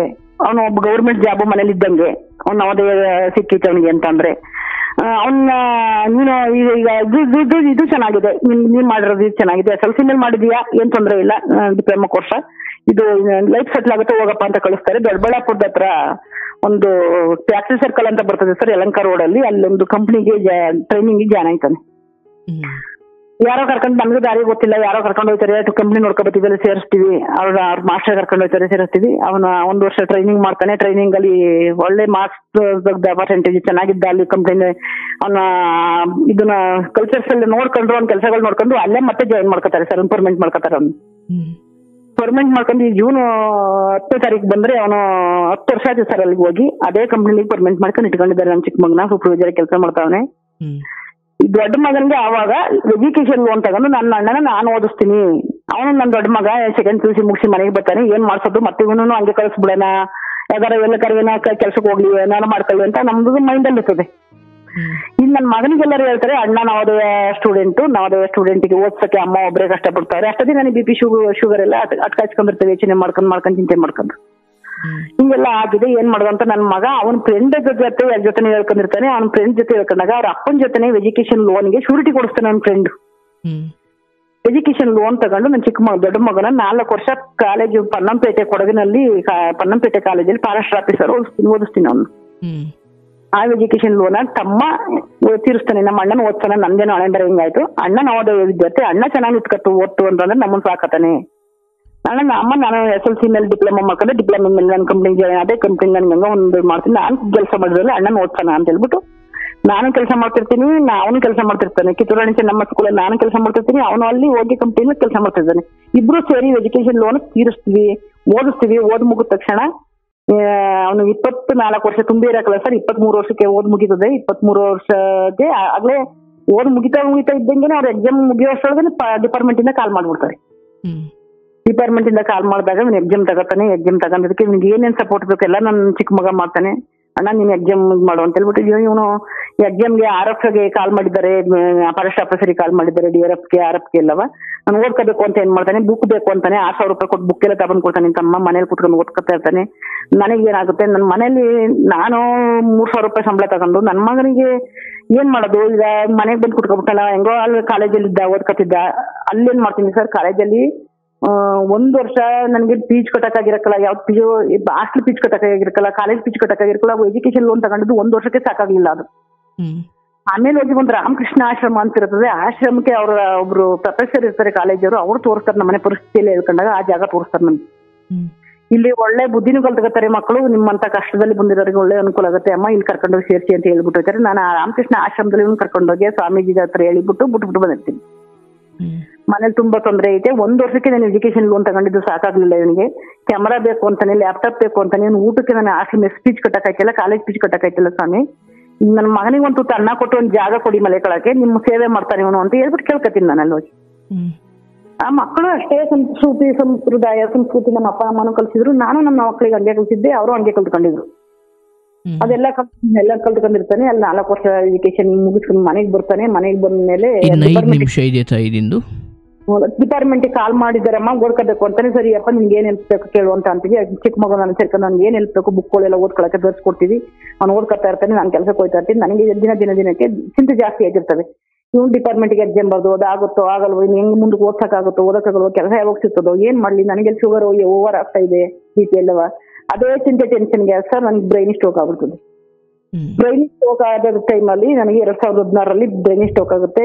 ಬೆಂಗಳೂರು ನಿಮಾನ್ಸಲ್ಲಿ ನನಗೆ ಟ್ರೀಟ್ಮೆಂಟ್ ನಡೀತೆ. ನನಗೆ ಜನ ಇರಕ್ಕಲ್ಲ 3 ತಿಂಗಳು ತನಕ. ನನ್ನ ಮಗನೇ ಬಂದು ಆ ಕಷ್ಟದಲ್ಲಿ ಹೋಗಿ ಎಕ್ಸಾಮ್ ಬರ್ದು ಸೆಲೆಕ್ಟ್ ಆಗಿರ್ತಾನೆ. ಅವನಿಗೆ ಗೊತ್ತಿರಕ್ಕಲ್ಲ ಗೌರ್ಮೆಂಟ್ ಕೆಲಸ ಸೆಲೆಕ್ಟ್ ಆಗವನು. ಸೆಲೆಕ್ಟ್ ಆಗವನೆ, ನನ್ನನ್ನ ಸೇವೆ ಮಾಡ್ತಾವನೆ. ಕರ್ಕೊಂಡ್ ಬಂದ್ರು ಸುಮಾರು ಜ್ಞಾನ ಪ್ರಜ್ಞೆ ಎಲ್ಲ ಬಂತು. ನಿಮಾನ್ಸಲ್ಲಿ ಎಲ್ಲ ಸರಿ ಆದ್ಮೇಲೆ ಕರ್ಕೊಂಡ್ಬಂದು ಮನೆಗೆ ಇಟ್ಕೊಂಡ್ರು. ಮನೇಲಿ ತಗೊಬಂದು ನನ್ನ ಮಗ ನೋಡ್ಕೊತಿದ್ದ. ಆ ಚಿಕ್ಕ ಮಗ ಕೆಲಸ ಮಾಡ್ತಿದ್ದ, ನಾನು ಕೆಲಸ ಬಿಟ್ಟೆ. ಆಮೇಲೆ ನನ್ನ ಮಗ ಇವನು ನನ್ನ ನೋಡ್ಕೊತಿದ್ದ. ನೋಡ್ಕೊಂಡಾದ್ಮೇಲೆ ಒಂದಿನ ಇದಕ್ಕಿದ್ದೀನಿ ಫೋನಿಗೆಲ್ಲ ಮೆಸೇಜ್ ಬರ್ತದೆ, ನಾನು ಸೆಲೆಕ್ಟ್ ಆಗಿದ್ದೀನಿ ನಮ್ಮ ಕೆಲಸಕ್ಕೆ, ನಾವು ಸಿಂಧುತ್ವ ಮಾಡಿಸ್ಬೇಕು, ನಮ್ಗೆ ಇದು ಬೇಕು ಅದ್ ಬೇಕು ಅಂತ ಹೇಳ್ತಿರ್ತಾನೆ. ನಾನು RFO ಆಗ್ಬೇಕಿತ್ತಮ್ಮ, ನಾನು DRFO ಆಗಿದ್ದೀನಿ, ಟ್ರಿಬಲ್ ಸ್ಟಾರ್ ಆಗಿ ನನಗೆ ಎಕ್ಸಾಮ್ ಬರ್ದಿದ್ದೆ, ನಾನು ಡಬಲ್ ಸ್ಟಾರ್ಗೆ ಸೆಲೆಕ್ಟ್ ಆಗಿದ್ದೀನಮ್ಮ ಅಂತ ಹೇಳ್ತಾನೆ. ನಮಗೆ ಎಲ್ಲಿ ಖುಷಿ, ಅಯ್ಯೋ ಭಗವಂತ ಇಂಥ ಕಷ್ಟದಲ್ಲಿ ಹೆಂಗ ಬಿಡಪ್ಪ ನನ್ನ ಮಗನಿಗೆ ಹಿಂಗಾಯ್ತಲ್ಲ ಹೆಂಗೋ ಅಂತ ಹೇಳ್ಬಿಟ್ಟು ಖುಷಿಯಾಗಿ ಇದ್ ಮಾಡ್ತೀವಿ. ಎಲ್ಲ ಕೋರ್ಪೊರೇಟ್ ಮಾಡ್ತೀವಿ. ಅವ್ನಿಗೆ ಸಿಂಧುತ್ವ ಮಾಡಿಸ್ಬೇಕ, ರೂಪಾಯಿ ಖರ್ಚಾಗುತ್ತೆ. ಅದೆಲ್ಲ ಮಾಡಿ ಉತ್ತರ ಕರ್ನಾಟಕ ಶಿವಮೊಗ್ಗ 500 ಅಂತ ಬರ್ತದೆ ಸರ್. ಶಿವಮೊಗ್ಗ ಜಿಲ್ಲೆಗೆ 500 ಅಂತ ಬರ್ತದೆ. ಅಲ್ಲಿಗೆ ಡ್ಯೂಟಿಗೆ ರಿಪೋರ್ಟ್ ಆಗ್ತಾನೆ. ಅಲ್ಲಿಗೆ ರಿಪೋರ್ಟ್ ಗುರ್ತು ಮಾಡ್ತಾರೆ. ಡ್ಯೂಟಿ ಫಸ್ಟ್ 1-2 ವರ್ಷ ಟ್ರೈನಿಂಗ್ ಮಾಡ್ಕೊ ಬರ್ಬೇಕು ನೀವು ಉತ್ತರ ಕರ್ನಾಟಕದ ದಾಂಡೇಲಿ ಫಾರೆಸ್ಟ್ ಅಲ್ಲಿ ಅಂತ ಹೇಳ್ತಾರೆ. ಇಲ್ಲಿ ಪೋಸ್ಟಿಂಗ್ ಇಲ್ಲಿ ಕೊಟ್ಟಿದ್ದೀವಿ, ಫಸ್ಟ್ ಟ್ರೈನಿಂಗ್ ಮಾಡ್ಕೊ ಬಂದು ಇಲ್ಲಿ ಪೋಸ್ಟಿಂಗ್ ಮಾಡಿ ನೀವು ಕೆಲಸ ಮಾಡಿ ಅಂತ ಹೇಳ್ತಾರೆ ಸರ್ಕಾರದಿಂದ. ಸರ್ಕಾರದಿಂದ ಹೇಳಿದಾಗ 2 ವರ್ಷ ಟ್ರೈನಿಂಗ್ ಮಾಡಕ್ ಹೋಗ್ತಾನೆ. ನಾವು ಟ್ರೈನಿಂಗ್ ಹೋಗ್ತಾನೆ. ಅವಾಗ ಏನ್ ಮಾಡ್ತಾನೆ, ನನ್ನ ಕೆಲಸನ ನಾನು ಮಾಡ್ತಿದ್ನಲ್ಲ ಆ ಕೆಲಸನ ನನ್ನ ತಮ್ಮನ ಹೆಂಡತಿಗೆ ಬರ್ಕೊಡ್ತೀನಿ. ಅದನ್ನ ನಾನು ಅದು ಕಾಂಟ್ರಾಕ್ಟ್ ಬೇಸಲ್ಲಿ ಕೆಲಸ ಮಾಡ್ತಿದ್ದೆ. ಇನ್ನೇ ಕೆಲಸ ಮಾಡಕ್ಕಾಗಲ್ಲ, ಬ್ರೈನ್ ಸ್ಟ್ರೋಕ್ ಆಯ್ತು ಅಂತ ಹೇಳ್ಬಿಟ್ಟು ತಮ್ಮನ ಹೆಂಡತಿಗೆ ಒಳಗೆ 2 ಮಕ್ಳು ಇರ್ತವೆ, ಚಿಕ್ಕ ಮಕ್ಳು, ಹೆಂಗೋ ನೀನ್ ಮಾಡ್ಕೊಂಡು ಹೋಗವ ಅಂತ ಹೇಳ್ಬಿಟ್ಟು ಅವಳಿಗೆ ಬಿಡ್ಕೊಟ್ಟು ನಮ್ಮ ದೊಡ್ಡ ಮಗ ಏನ್ ಮಾಡ್ತಾನೆ, ಅಮ್ಮ ನೀವು ಬೆಂಗಳೂರಿಗೆ ಬಂದ್ಬಿಡಿ ಚಿಕ್ಕ ಮಗನ ನನ್ನ ತಮ್ಮನ ಹತ್ರಕ್ಕೆ. ನಾನು ಇಲ್ಲೂ ನಮ್ಗೆ 2 ವರ್ಷ ಟ್ರೈನಿಂಗ್ ಅಂತಂದ್ರೆ ಇಲ್ಲೂ ಪರ್ಸೆಂಟೇಜ್ ಮಾರ್ಕ್ಸ್ ಮೇಲೆ ಹೋಗ್ತದೆ, ಮಾರ್ಕ್ಸ್ ಎಲ್ಲ ಕಡಿಮೆ ಬಂದ್ಬಿಡ್ತದೆ. ಆಮೇಲೆ ನಿಮ್ ಕಡೆಗೆ ಒಂದ್ ಮನೇಲಿ ಒಬ್ರು ಇರ್ತೀರಾ, ಏನೋ ಎಂತ ನಿಮ್ ಕೆಲಸ ಬೇಡ ಇಲ್ಲ ಅಂತ ಹೇಳ್ಬಿಟ್ಟು ಹೇಳ್ತಾನೆ. ಹಂಗೆ ಹೇಳಿದಾಗ ನಾನು ಚಿಕ್ಕ ಮಗನ ಹತ್ರಕ್ಕೆ ಬೆಂಗಳೂರಿಗೆ ಹೋಗ್ತೀನಿ. ಒಂದು ದಾಂಡೇಲಿ ಫಾರೆಸ್ಟ್ ಟ್ರೈನಿಂಗ್ ಹೋಗ್ತಾನೆ. ನನ್ನ ಕೆಲಸ ತಮ್ಮನೆಟ್ಟಿ ಬರ್ಕೊಡ್ತೀನಿ. ಅಲ್ಲಿ ಮುಗೀತು. ಅವ್ನು ಟ್ರೈನಿಂಗ್ ಮುಗಿಸ್ಕೊಂಡು 2 ವರ್ಷ ಮುಗಿಸ್ಕೊಂಡು ಶಿವಮೊಗ್ಗಕ್ಕೆ ಬರ್ತಾನೆ. ಶಿವಮೊಗ್ಗಕ್ಕೆ ಬಂದಾಗ ನನ್ನನ್ನ ಬೆಂಗಳೂರಿಂದ ನಮ್ಮಮ್ಮ ಚಿಕ್ಕದ್ರಿಂದ ನನ್ನ ನವೋದಯದಲ್ಲಿ ಇದ್ದೀನಿ. ನನ್ನ 6ನೇ ಕ್ಲಾಸಲ್ಲಿ ಹೋದ. ನಮ್ಮಮ್ಮನ ಜೊತೆ ನನ್ ಜಾಸ್ತಿ ಇಲ್ಲ, ನಮ್ಮಮ್ಮ ನನ್ನ ಜೊತೆಲೇ ಇರ್ಬೇಕು ಅಂತ ಕರ್ಕೊಂಡೋಗಿ ಇಟ್ಕೊತಾನೆ. ಅಣ್ಣ ತಮ್ಮದಿರು ನನ್ನ 2 ಮಕ್ಳು, ನಾನು 3 ಜನನು ಒಬ್ರು ಮಾತೊಬ್ರು ತೆಗಿಯಲ್ಲ, ಒಬ್ರು ಬಿಟ್ಟು ಒಬ್ರು ವ್ಯವಹಾರ ಮಾಡಲ್ಲ. ಅಷ್ಟು ತುಂಬಾ ಚೆನ್ನಾಗಿರ್ತೀವಿ ನಾವು. ಚೆನ್ನಾಗಿದ್ದಾಗ ಸರ್ ಮದುವೆ ಮಾಡ್ಬೇಕು, ಇನ್ನೇನ್ ಮಾಡ್ಬೇಕು, ನನ್ನ 3ರಲ್ಲಿ ಮನೆ ಕಟ್ಟಬೇಕು, ಹಂಚಿನ ಮನೆಗೆ ಎಲ್ಲ ತೂದು ಹೋಯ್ತೈತೆ. ಯಾವ್ದು ದನ ಕಟ್ಟಕ ಮನೇಲಿ ವಾಸ ಇದ್ವಲ್ಲ ನಾವು. ಫಸ್ಟ್ ನನ್ನ ಗಂಡ ಕರ್ಕೊಂಡ್ ಬಂದಲ್ಲ ಅವಾಗ ಇನ್ನು ಹೆಂಗೋ ಆಲ್ಟ್ರೇಷನ್ ಮಾಡ್ಸ್ಕೊಂಡು ಹೆಂಗೋ ಬದುಕ್ತಾ ಇರ್ತೀನಿ. ಮತ್ತೆ ಮನೆ ಎಲ್ಲ ನಮ್ಮ ಊರು 2-3-4 ವರ್ಷ ಹುಷಾರಿಲ್ದಂಗ ಆಯ್ತು, ಕೆಲಸ ಬಿಟ್ಟೆ, ಹೆಲ್ತ್ ಪ್ರಾಬ್ಲಮ್ ಆಯ್ತು, ಮಕ್ಕಳ ಹತ್ರಕ್ಕೂ ಸೇರ್ಕೊಂಡೆ. ಸಂಪೂರ್ಣವಾಗಿ ಊರೇ ಬಿಟ್ಟು 4-5 ವರ್ಷ ಮನೆ ಎಲ್ಲ ಗೆದ್ದು ಬಂದು ಉದ್ರೋಯ್ತೈತಿ. ಮನೆ ಕಟ್ಟಬೇಕು ಊರಲ್ಲಿ, ಏನ್ ಮಾಡೋದು, ಮನೆ ಇಲ್ಲ ಅಂದ್ರೆ ಮದ್ವೆ ಆಗಕ್ಕೆ ಯಾರು ಏನ್ ಕೊಡಲ್ಲ. ಹಂಗೆ ಹಿಂಗೆ ಅಂತ ಜನ ಮಾಡ್ಕೊತೀವಿ. ಫಸ್ಟ್ ಮದುವೆ ಮಾಡೋದ, ಮನೆ ಕಟ್ಟದ. ಮದುವೆ ಮಾಡಕ್ ಹೋದ್ರೆ ಮನೆ ಇಲ್ಲ ಅಂತಾರೆ, ಮನೆ ಕಟ್ಟದ ಅಂತ ಹೋದ್ರೆ ಹುಡುಗನ್ ವಯಸ್ಸಾಗ್ಬಿಡ್ತದೆ ಅಂತ ಅಂತಾರೆ. ಏನ್ ಮಾಡೋದು ಅಂತ ಅನ್ಕೊಂಡು ಇದನ್ನೇ ಯೋಚನೆ ಮಾಡ್ಕೊಂಡ್ ಇರ್ತೀವಿ. ಏನಾರ ಆಗ್ಲಿ ಲೋನ್ ತಗೋಬಿಟ್ಟು ಅಣ್ಣ ತಮ್ಮದಿರು ಇಬ್ರುವೆ ಒಂದ್ ಮನೆ ಮಾಡ್ಬಿಡೋಣ ಫಸ್ಟ್ ಊರಲ್ಲಿ. ಸತ್ರ ಕಿಟ್ರೆ ಒಳ್ಳೇದಕ್ಕೆ ಕೆಟ್ಟಿರ್ತೀವಿ, ಯಾವ್ದು ಕುಂತ್ಕೊಂಡು ಮನೆ ಬೇಕು ನಮ್ಮೂರು ಅಂತ ಒಂದ್ ಮನೆ ಮಾಡ್ಬಿಟ್ಟು ಆಮೇಲೆ ಮದುವೆ ಯೋಚನೆ ಮಾಡೋಣ ಅಂತ 3 ಜನ ಕುತ್ಕೊಂಡು ಮಾತಾಡ್ಕೊಂಡಿರ್ತೀವಿ. ಅಷ್ಟೊತ್ತಿಗೆ ಯಾವ್ದೋ ಒಂದು ಪ್ರಪಂಚ ಬರ್ತದೆ ಸರ್, ಸಂಬಂಧ ಬರ್ತದೆ ನನ್ನ ಮಗನಿಗೆ. ಯಾವ್ದು ಬರ್ತದೆ? ಕುಶಾಲನಗರದಿಂದ ಒಂದು ಸಂಬಂಧ ಬರ್ತದೆ. 2-3 ಸಂಬಂಧಗಳು ಬಂದಿರ್ತವೆ. ಅವ್ರು ರಾಶಿ ಜಾತಕ ದೇವರು ದಿಂಡ್ರು ಒಂದಿರಕಲ್ಲ ಅಂತ ನಾವು ಅವರು ಹುಡುಗಿ ಕಡೆ ಕ್ಯಾನ್ಸಲ್ ಮಾಡಿರ್ತಾರೆ, ಇಲ್ಲ ನಮ್ಮ ಕಡೆ ನಾವು ಕ್ಯಾನ್ಸಲ್ ಮಾಡಿರ್ತೀವಿ. ಹಂಗಾಗಿ ಹಂಗಾಗಿ ಕಿತ್ತೋಗಿರ್ತದೆ. ಇದೊಂದು ಏನ್ ಮಾಡ್ತಾರೆ, ಇದು ಹೇಳ್ತಾರೆ ತುಂಬಾ ಒಳ್ಳೆ ಹುಡುಗ, ಯಾರು ಬಯೋಡೇಟಾ ಕೊಟ್ರು ಅಂತ ಗೊತ್ತಿಲ್ಲ ನಮ್ಗೆ, ಒಳ್ಳೆ ಹುಡುಗ, ತುಂಬಾ ಒಳ್ಳೆ ಹುಡುಗ, ಅಷ್ಟು ತಾಯಿ ಮಕ್ಕಳು ಅಷ್ಟು ಅಂಡರ್ಸ್ಟ್ಯಾಂಡಿಂಗ್ ಆಗವ್ರೆ, ತುಂಬಾ ಕಷ್ಟಪಟ್ಟು ಅಮ್ಮ ಮಕ್ಕಳು ಸಾಕೈತೆ, ಒಳ್ಳೆ ಸಂಸ್ಕೃತಿ ಕೊಟ್ಟೈತೆ. ಇವತ್ತು ಅಣ್ಣ ತಮ್ಮದ್ರು ಅಷ್ಟು ಈಗ ಆಗಿದ್ದಾರೆ. ಇಂಥ ಹುಡುಗನ್ ಬಿಟ್ರೆ ನಿಮ್ಗೆ ಇನ್ನ ಯಾರು ಇಲ್ಲ ನೋಡ್ರಿ ಅಂತ ಯಾರೋ ಬ್ರೋಕರ್ ಮೂಲಕ ಅವರು ತಗೊಂಡಿರ್ತಾರೆ ನನ್ನ ಮಗನ ವಿಳಾಸ ಎಲ್ಲಾನು ತಗೊಂಡು ಶಿವಮೊಗ್ಗಕ್ಕೆ ಹುಡುಕ ಬರ್ತಾರೆ ಸರ್. ಶಿವಮೊಗ್ಗಕ್ಕೆ ಹುಡುಕ ಬಂದಾಗ ಅವ್ರ ಮಕ್ಕ ನಾವು ನೋಡಿಲ್ಲ, ನಮ್ಮ ಮಕ್ಕ ಅವ್ರು ನೋಡಿಲ್ಲ, ಅವ್ರು ಯಾರು ಅಂತಾನೆ ನಮಗೆ ಗೊತ್ತಿಲ್ಲ. ಅವ್ರ ಹತ್ರ ಅವ್ರು ಬರೀ ಫೋನಲ್ಲೇ ಮಾತಾಡಿ ನಮ್ಮ ಪ್ರತಿ ಒಂದು ವಿಚಾರಗಳೆಲ್ಲ ತಿಳ್ಕೊಂಡು ಫೋನಲ್ಲೇ ಮಾತಾಡಿ ತಲೆ ತಿಂದು ಬ್ರೈನ್ ವಾಶ್ ಮಾಡಿರ್ತಾನೆ ಆ ಮನುಷ್ಯ. ನನ್ನ ಮಗನಿಗೂ ನನಗೂ ಹುಡುಗಿ ಅಪ್ಪ ಅಲ್ಲಿಗೆ ಬಂದಾಗ್ಲೂ ಹುಡುಗಿ ಅಪ್ಪ, ಹುಡುಗಿ ಸೋದರ ಮಾವ, ಹುಡುಗಿ ಚಿಕ್ಕಮ್ಮನ ಗಂಡ 3 ಜನ ಬಂದಿರ್ತಾರೆ. ಮೊದಲನೇ ದಿವಸ ನಮಗೆ ದೀಪಾವಳಿ ಹಬ್ಬ ಕಳೆದ್ಮೇಲೆ ಬೆಳಗ್ಗೆಯ ನಾವು ಹೋಗಿರಕಲ್ಲ ಅವ್ರ ಮನೆಗೆ ಅವರೇ ಹುಡುಕ ಬಂದಿರ್ತಾರೆ. ಬಂದ್ಬಿಟ್ಟು ಹಿಂಗೆಲ್ಲ ನಿಮ್ ಪರಿಸ್ಥಿತಿ ಎಲ್ಲ ಹೇಳಿದ್ರು ಕೇಳಿದೀವಿ, ಇಷ್ಟು ಚೆನ್ನಾಗಿ ಮಕ್ಕಳನ್ನ ಬೆಳೆಸಿದಿರಲ್ಲ ಮಾಡಿದಿರಲ್ಲ, ತುಂಬಾ ಇದಾಯ್ತು, ನಿಮ್ಗೆ ನಮ್ಗೆ ಖುಷಿ ಆಯ್ತು. ಇಂಥ ಮಗನ ನಾನಿನ್ನ ಇಂಥ ಹಳಿನ ಹುಡ್ಕಕ್ಕಾಗಲ್ಲ, ಇಂಥ ಗಂಡನ ನನ್ನ ಮಗಳಿಗೆ ಗಂಡ ಅಂತ ಇನ್ನೆಲ್ಲೂ ಹುಡ್ಕಕ್ ಸಿಕ್ಕತ್ತಲ್ಲ. ನಿಮ್ ಬಯಕೆ ಏನು ಬೇಡಿಕೆ ಏನು ಹೇಳಿ ಅಕ್ಕ. ನಿಮ್ ಮಗ ನಮ್ಮ ಅಮ್ಮ ನಮ್ಮ ತಮ್ಮ ಒಂದು ನಾಯಿ ತಾಲಿ ಕಟ್ಟು ಒಂದು ತಾಲಿ ಕಟ್ತೀನಿ. ನಮ್ಮ ಅಮ್ಮ ನಮ್ಮ ತಮ್ಮನಿಂದ ನಾನು ಈ ಪರಿಸ್ಥಿತಿ ಬಂದಿರೋದು. ನಮ್ಮ ಅಪ್ಪ ಚಿಕ್ಕ ಪುಟ್ಟ ವಯಸ್ಸಲ್ಲಿ ಬಿಟ್ಟೋದ. ಹಂಗಾಗಿ ನಾನ್ ಮದುವೆ ಆಗ್ಬಿಟ್ಟು ನಾ ಸುಖವಾಗಿದ್ದು ನಮ್ಮ ಅಮ್ಮ ನನ್ನ ತಮ್ಮ ಬೀದಿಗೆ ಬಂದ್ಬಿಟ್ರೆ ಅವ್ರ ಕಣ್ಣಲ್ಲಿ ಕಣ್ಣೀರು ಬಂದು ನಾನು ಸಹಿಸ್ಕೊಳಕ್ಕಾಗಲ್ಲ. ಅದಕ್ಕೆಲ್ಲ ಓಕೆ ಅಂತ ನಮ್ಮ ಅಮ್ಮ ತಮ್ಮ ಹೇಳಿದ್ರೆ ಮಾತ್ರ ನಿಮ್ ಮಗಳು ಮದುವೆ ಆಯ್ತೀನಿ, ಅಲ್ದ್ರೆ ನನಗೆ ಬೇಡ ಈ ಸಂಬಂಧ ಅಂತ ಹೇಳ್ತಾವ್ರ ನಿಮ್ ಮಗ. ಅದಕ್ಕೋಸ್ಕರ ನಾವು ಮಾತಾಡೋಣ ನಿಮ್ ಜೊತೆನೆ ಅಂತಾನೆ ಬಂದ್ವಿ ಅಕ್ಕ. ನಿಮ್ ಬೇಡಿಕೆ ಏನ್ ಹೇಳಿ ಅಂತ ಹೇಳ್ಬಿಟ್ಟು ಬಂದ ಆ ಮನುಷ್ಯ. ಅಣ್ಣ ಬೇಡಿಕೆ ಏನಿಲ್ಲಣ್ಣ, ಅಣ್ಣ ತಮ್ದಿರೋ ಅವಳಿ ಜವಳಿ ಹೆಂಗೆ ಇಬ್ರು ಅಂತ ಹೇಳಿದ್ರೆ ಅಪ್ಪ ತಗೋಬೇಕಿತ್ತು, ಜವಾಬ್ದಾರಿ ತಗೊಳ್ಳಿಲ್ಲ. ಅದಕ್ಕೆ ಮನೆಗೆ ಅಪ್ಪ ಬಿಟ್ಟ ಮೇಲೆ ಹಿರಿ ಮಗ ತಗೋಬೇಕು, ಹಿರಿ ಮಗ ತಗೊಳ್ಳೋ ಪರಿಸ್ಥಿತಿ ಇರ್ಲಿಲ್ಲ. ಚಿಕ್ಕ ಮಗ ಎಲ್ಲಾನು ತಗೊಂಡು ಅವ್ನ ಎಜುಕೇಶನ್ ಸಾಲನು ತೀರ್ಸವನೆ, ಓದ್ಸವನೆ, ಕೆಲಸ ಕೊಡ್ಸವನೆ. ಇವತ್ತು ತಮ್ಮನ ಕೈ ಬಿಡಬಾರ್ದು ಅಂದ್ರೆ ಲಾಸ್ಟ್ವರೆಗೂ ಸಾಕು ಅಂತ ಹೇಳಕ್ಕಲ್ಲ. ಅವನಿಗೊಂದು ಮದುವೆ ಮಾಡಿ ಊರಲ್ಲಿ ಒಂದು ಮನೆ ಕಟ್ಟಿ ಆಮೇಲೆ ಇವ್ನ ಹೆಂಡತಿ ಮಕ್ಕಳು ಸುಮ್ತಾರೆ ಬೇರೆ ಹೋಗ್ಲಿಬೇಕಾದ್ರೆ, ಬೇರೆ ಹೋಗ್ಬೇಕು ಅಂದ್ರೆ ಅಷ್ಟೇ ತನಕ ಯಾರ ಮನೆ ಎಂತಂದ್ರು ನಮ್ಗೆ ಹೇಳೋದೇ ಹಿಂಗೆ. ನನ್ ಗಂಡ ಈ ಪರಿಸ್ಥಿತಿ ಮಾಡ್ಬಿಟ್ಟು ಹೋಗೋನೆ, ಈಗಲೂ ಜೀವ ಅಂತ ಬದುಕಿದ್ದಾನೆ, ನಮ್ ಜೊತೆಲಿ ಇಲ್ಲ. ನಾವು ಅವ್ನ ಯಾತಕ್ಕೂ ಕರ್ಕೊಂಡು ಕೆಲಸ ಸಿಕ್ಕಿದ ಮೇಲೆಲ್ಲ ಬಂದ್ರು ಜನಗಳೆಲ್ಲವ ಕೇಳಕ್ಕೆ, ಹಿಂಗೆ ನೀವು ಅಪ್ಪನ ಸೇರ್ಸ್ಕೊಬಿಡಿ, ಏನೋ ತಪ್ಪು ಮಾಡ್ಬಿಟ್ಟಾನೆ ಹಂಗೆ ಹಿಂಗೆ ಅಂತ. ನಮ್ಮ ಮಕ್ಕಳನ್ನ ನಮ್ಮನ್ನ ಎಲ್ಲ ಮುಂದ್ ಕೇಳಿರ್ತಾರೆ, ನನ್ ಗಂಡನ್ ಸೇರ್ಸ್ಕೊಳ್ಳಿ ಮನೆಗೆ ಅಂತ. ಸೇರ್ಸ್ಕೊಳ್ಳಿ ಅಂತ ಕೇಳಿದಕ್ಕೆ ನಮ್ಮ ಮಕ್ಕಳು ನಾವು ಯಾರು ಒಪ್ಪಲಿಲ್ಲ. ನಾವು ನಮ್ಮಮ್ಮನೇ ಅದೇ ಆ ಕೆಲಸ ಮಾಡೋದಿದ್ರೆ ನೀವು ಊರೆಲ್ಲ ಬಂದಿದ್ರೆ ಬಂದು ಸೇರ್ಸ್ತಿದ್ರ? ಒಂದು ದಿವಸ ಒಂದು ರಾತ್ರಿ 1 ನಿಮಿಷ ಎಲ್ಲರೂ ಹೊರಗಡೆ ಹೋಗಿ ಬಂದ್ರೆ ನಮ್ಮಮ್ಮನ ನಮ್ಮ ಅಪ್ಪ ಸೇರ್ಸ್ಕೊಳ್ತಿದ್ನ? ಇಲ್ಲ ಅಲ್ವಾ? ಅವ್ನು 10 ವರ್ಷ 15 ವರ್ಷ ಬಿಟ್ಬಿಟ್ಟು ಹೋಗಿರೋ ನಮಗೆ ಕೆಲಸ ಸಿಕ್ಕಿದ್ಮೇಲೆ ಸೇರ್ಸ್ಕೊಳ್ಳಿ ಅಂತ ಬಂದಿದ್ದೀರಲ್ಲ. ನಾವು ಸಾಧನೆ ಮಾಡಿರ್ತೀವಿ, ನೀವು ಬಂದಿದ್ದೀರಿ ಸೇರ್ಸ್ಕೊಳ್ಳಿ ಏನೋ ತಪ್ಪು ಮಾಡೋಣ ಅಂತ. ಇವತ್ತು ತಪ್ಪು ಮಾಡೋಣ ಸೇರ್ಸ್ಕೊಳ್ಳಿ ಅಂತ ಅಂದರು. ಅವತ್ತೇನ್ ಮಾಡ್ತಿದ್ವಿ, ಅವತ್ತೇ ಗಂಡ ಹೆಂಡತಿ ಒಂದು ಮಾಡ್ಬೇಕಿತ್ತು. ಯಾರು ನಮ್ಗೆ ಹೇಳಕ್ ಬರ್ಬೇಡಿ ಅಂತ ನಾವು ಊರ ಸಂಪರ್ಕಗಳಾಗ್ಲಿ ನೆಂಟರ ಸಂಪರ್ಕಗಳಾಗ್ಲಿ ಅವ್ನು ಸೇರ್ಸ್ಕೊಳ್ಳೋದು ಏನಿಲ್ಲ ಸರ್. ನಾವು 3 ಜನ ನಿರ್ಧಾರ ತಗೋತಿದ್ವಿ, ಯಾವುದೇ ಅದ್ರ ಮಕ್ಕಳು ನನಗೆ ಮಾಡ್ಕೊತಿದ್ವಿ. ಹಂಗೆಲ್ಲ ಮಾಡ್ಕೊಂಡು ಕೆಲಸ ಎಲ್ಲ ಆಯ್ತು. ಈಗ ಏನ್ ಪರಿಸ್ಥಿತಿ ಅದನ್ನ ಹೇಳವ ಪರಿಸ್ಥಿತಿ ಸರ್. ಈಗ ಏನಾಗಿದೆ ಅಂದ್ರೆ ಬಂದ ಮೋಸ ಮಾಡ್ದ ಸರ್. ಅವ್ನು ಏನ್ ಮೋಸ ಮಾಡ್ದಾರ, ಮಾವ ಬಂದು ಏನ್ ಬೇಡಿಕೆ ಹೇಳಿ ಅಂತ ಕೇಳ್ದ. ಅಣ್ಣ ಊರಲ್ಲಿ ಒಂದು ಮನೆ ಕಟ್ಟಬೇಕು, ನನ್ನ ಚಿಕ್ಕ ಮಗನ ಮದುವೆ ಮಾಡ್ಬೇಕಣ್ಣ, ನನ್ನ ಚಿಕ್ಕ ಮಗ ಇವನಿಗೋಸ್ಕರ ಜಾಗ ಮಾಡೋಣ.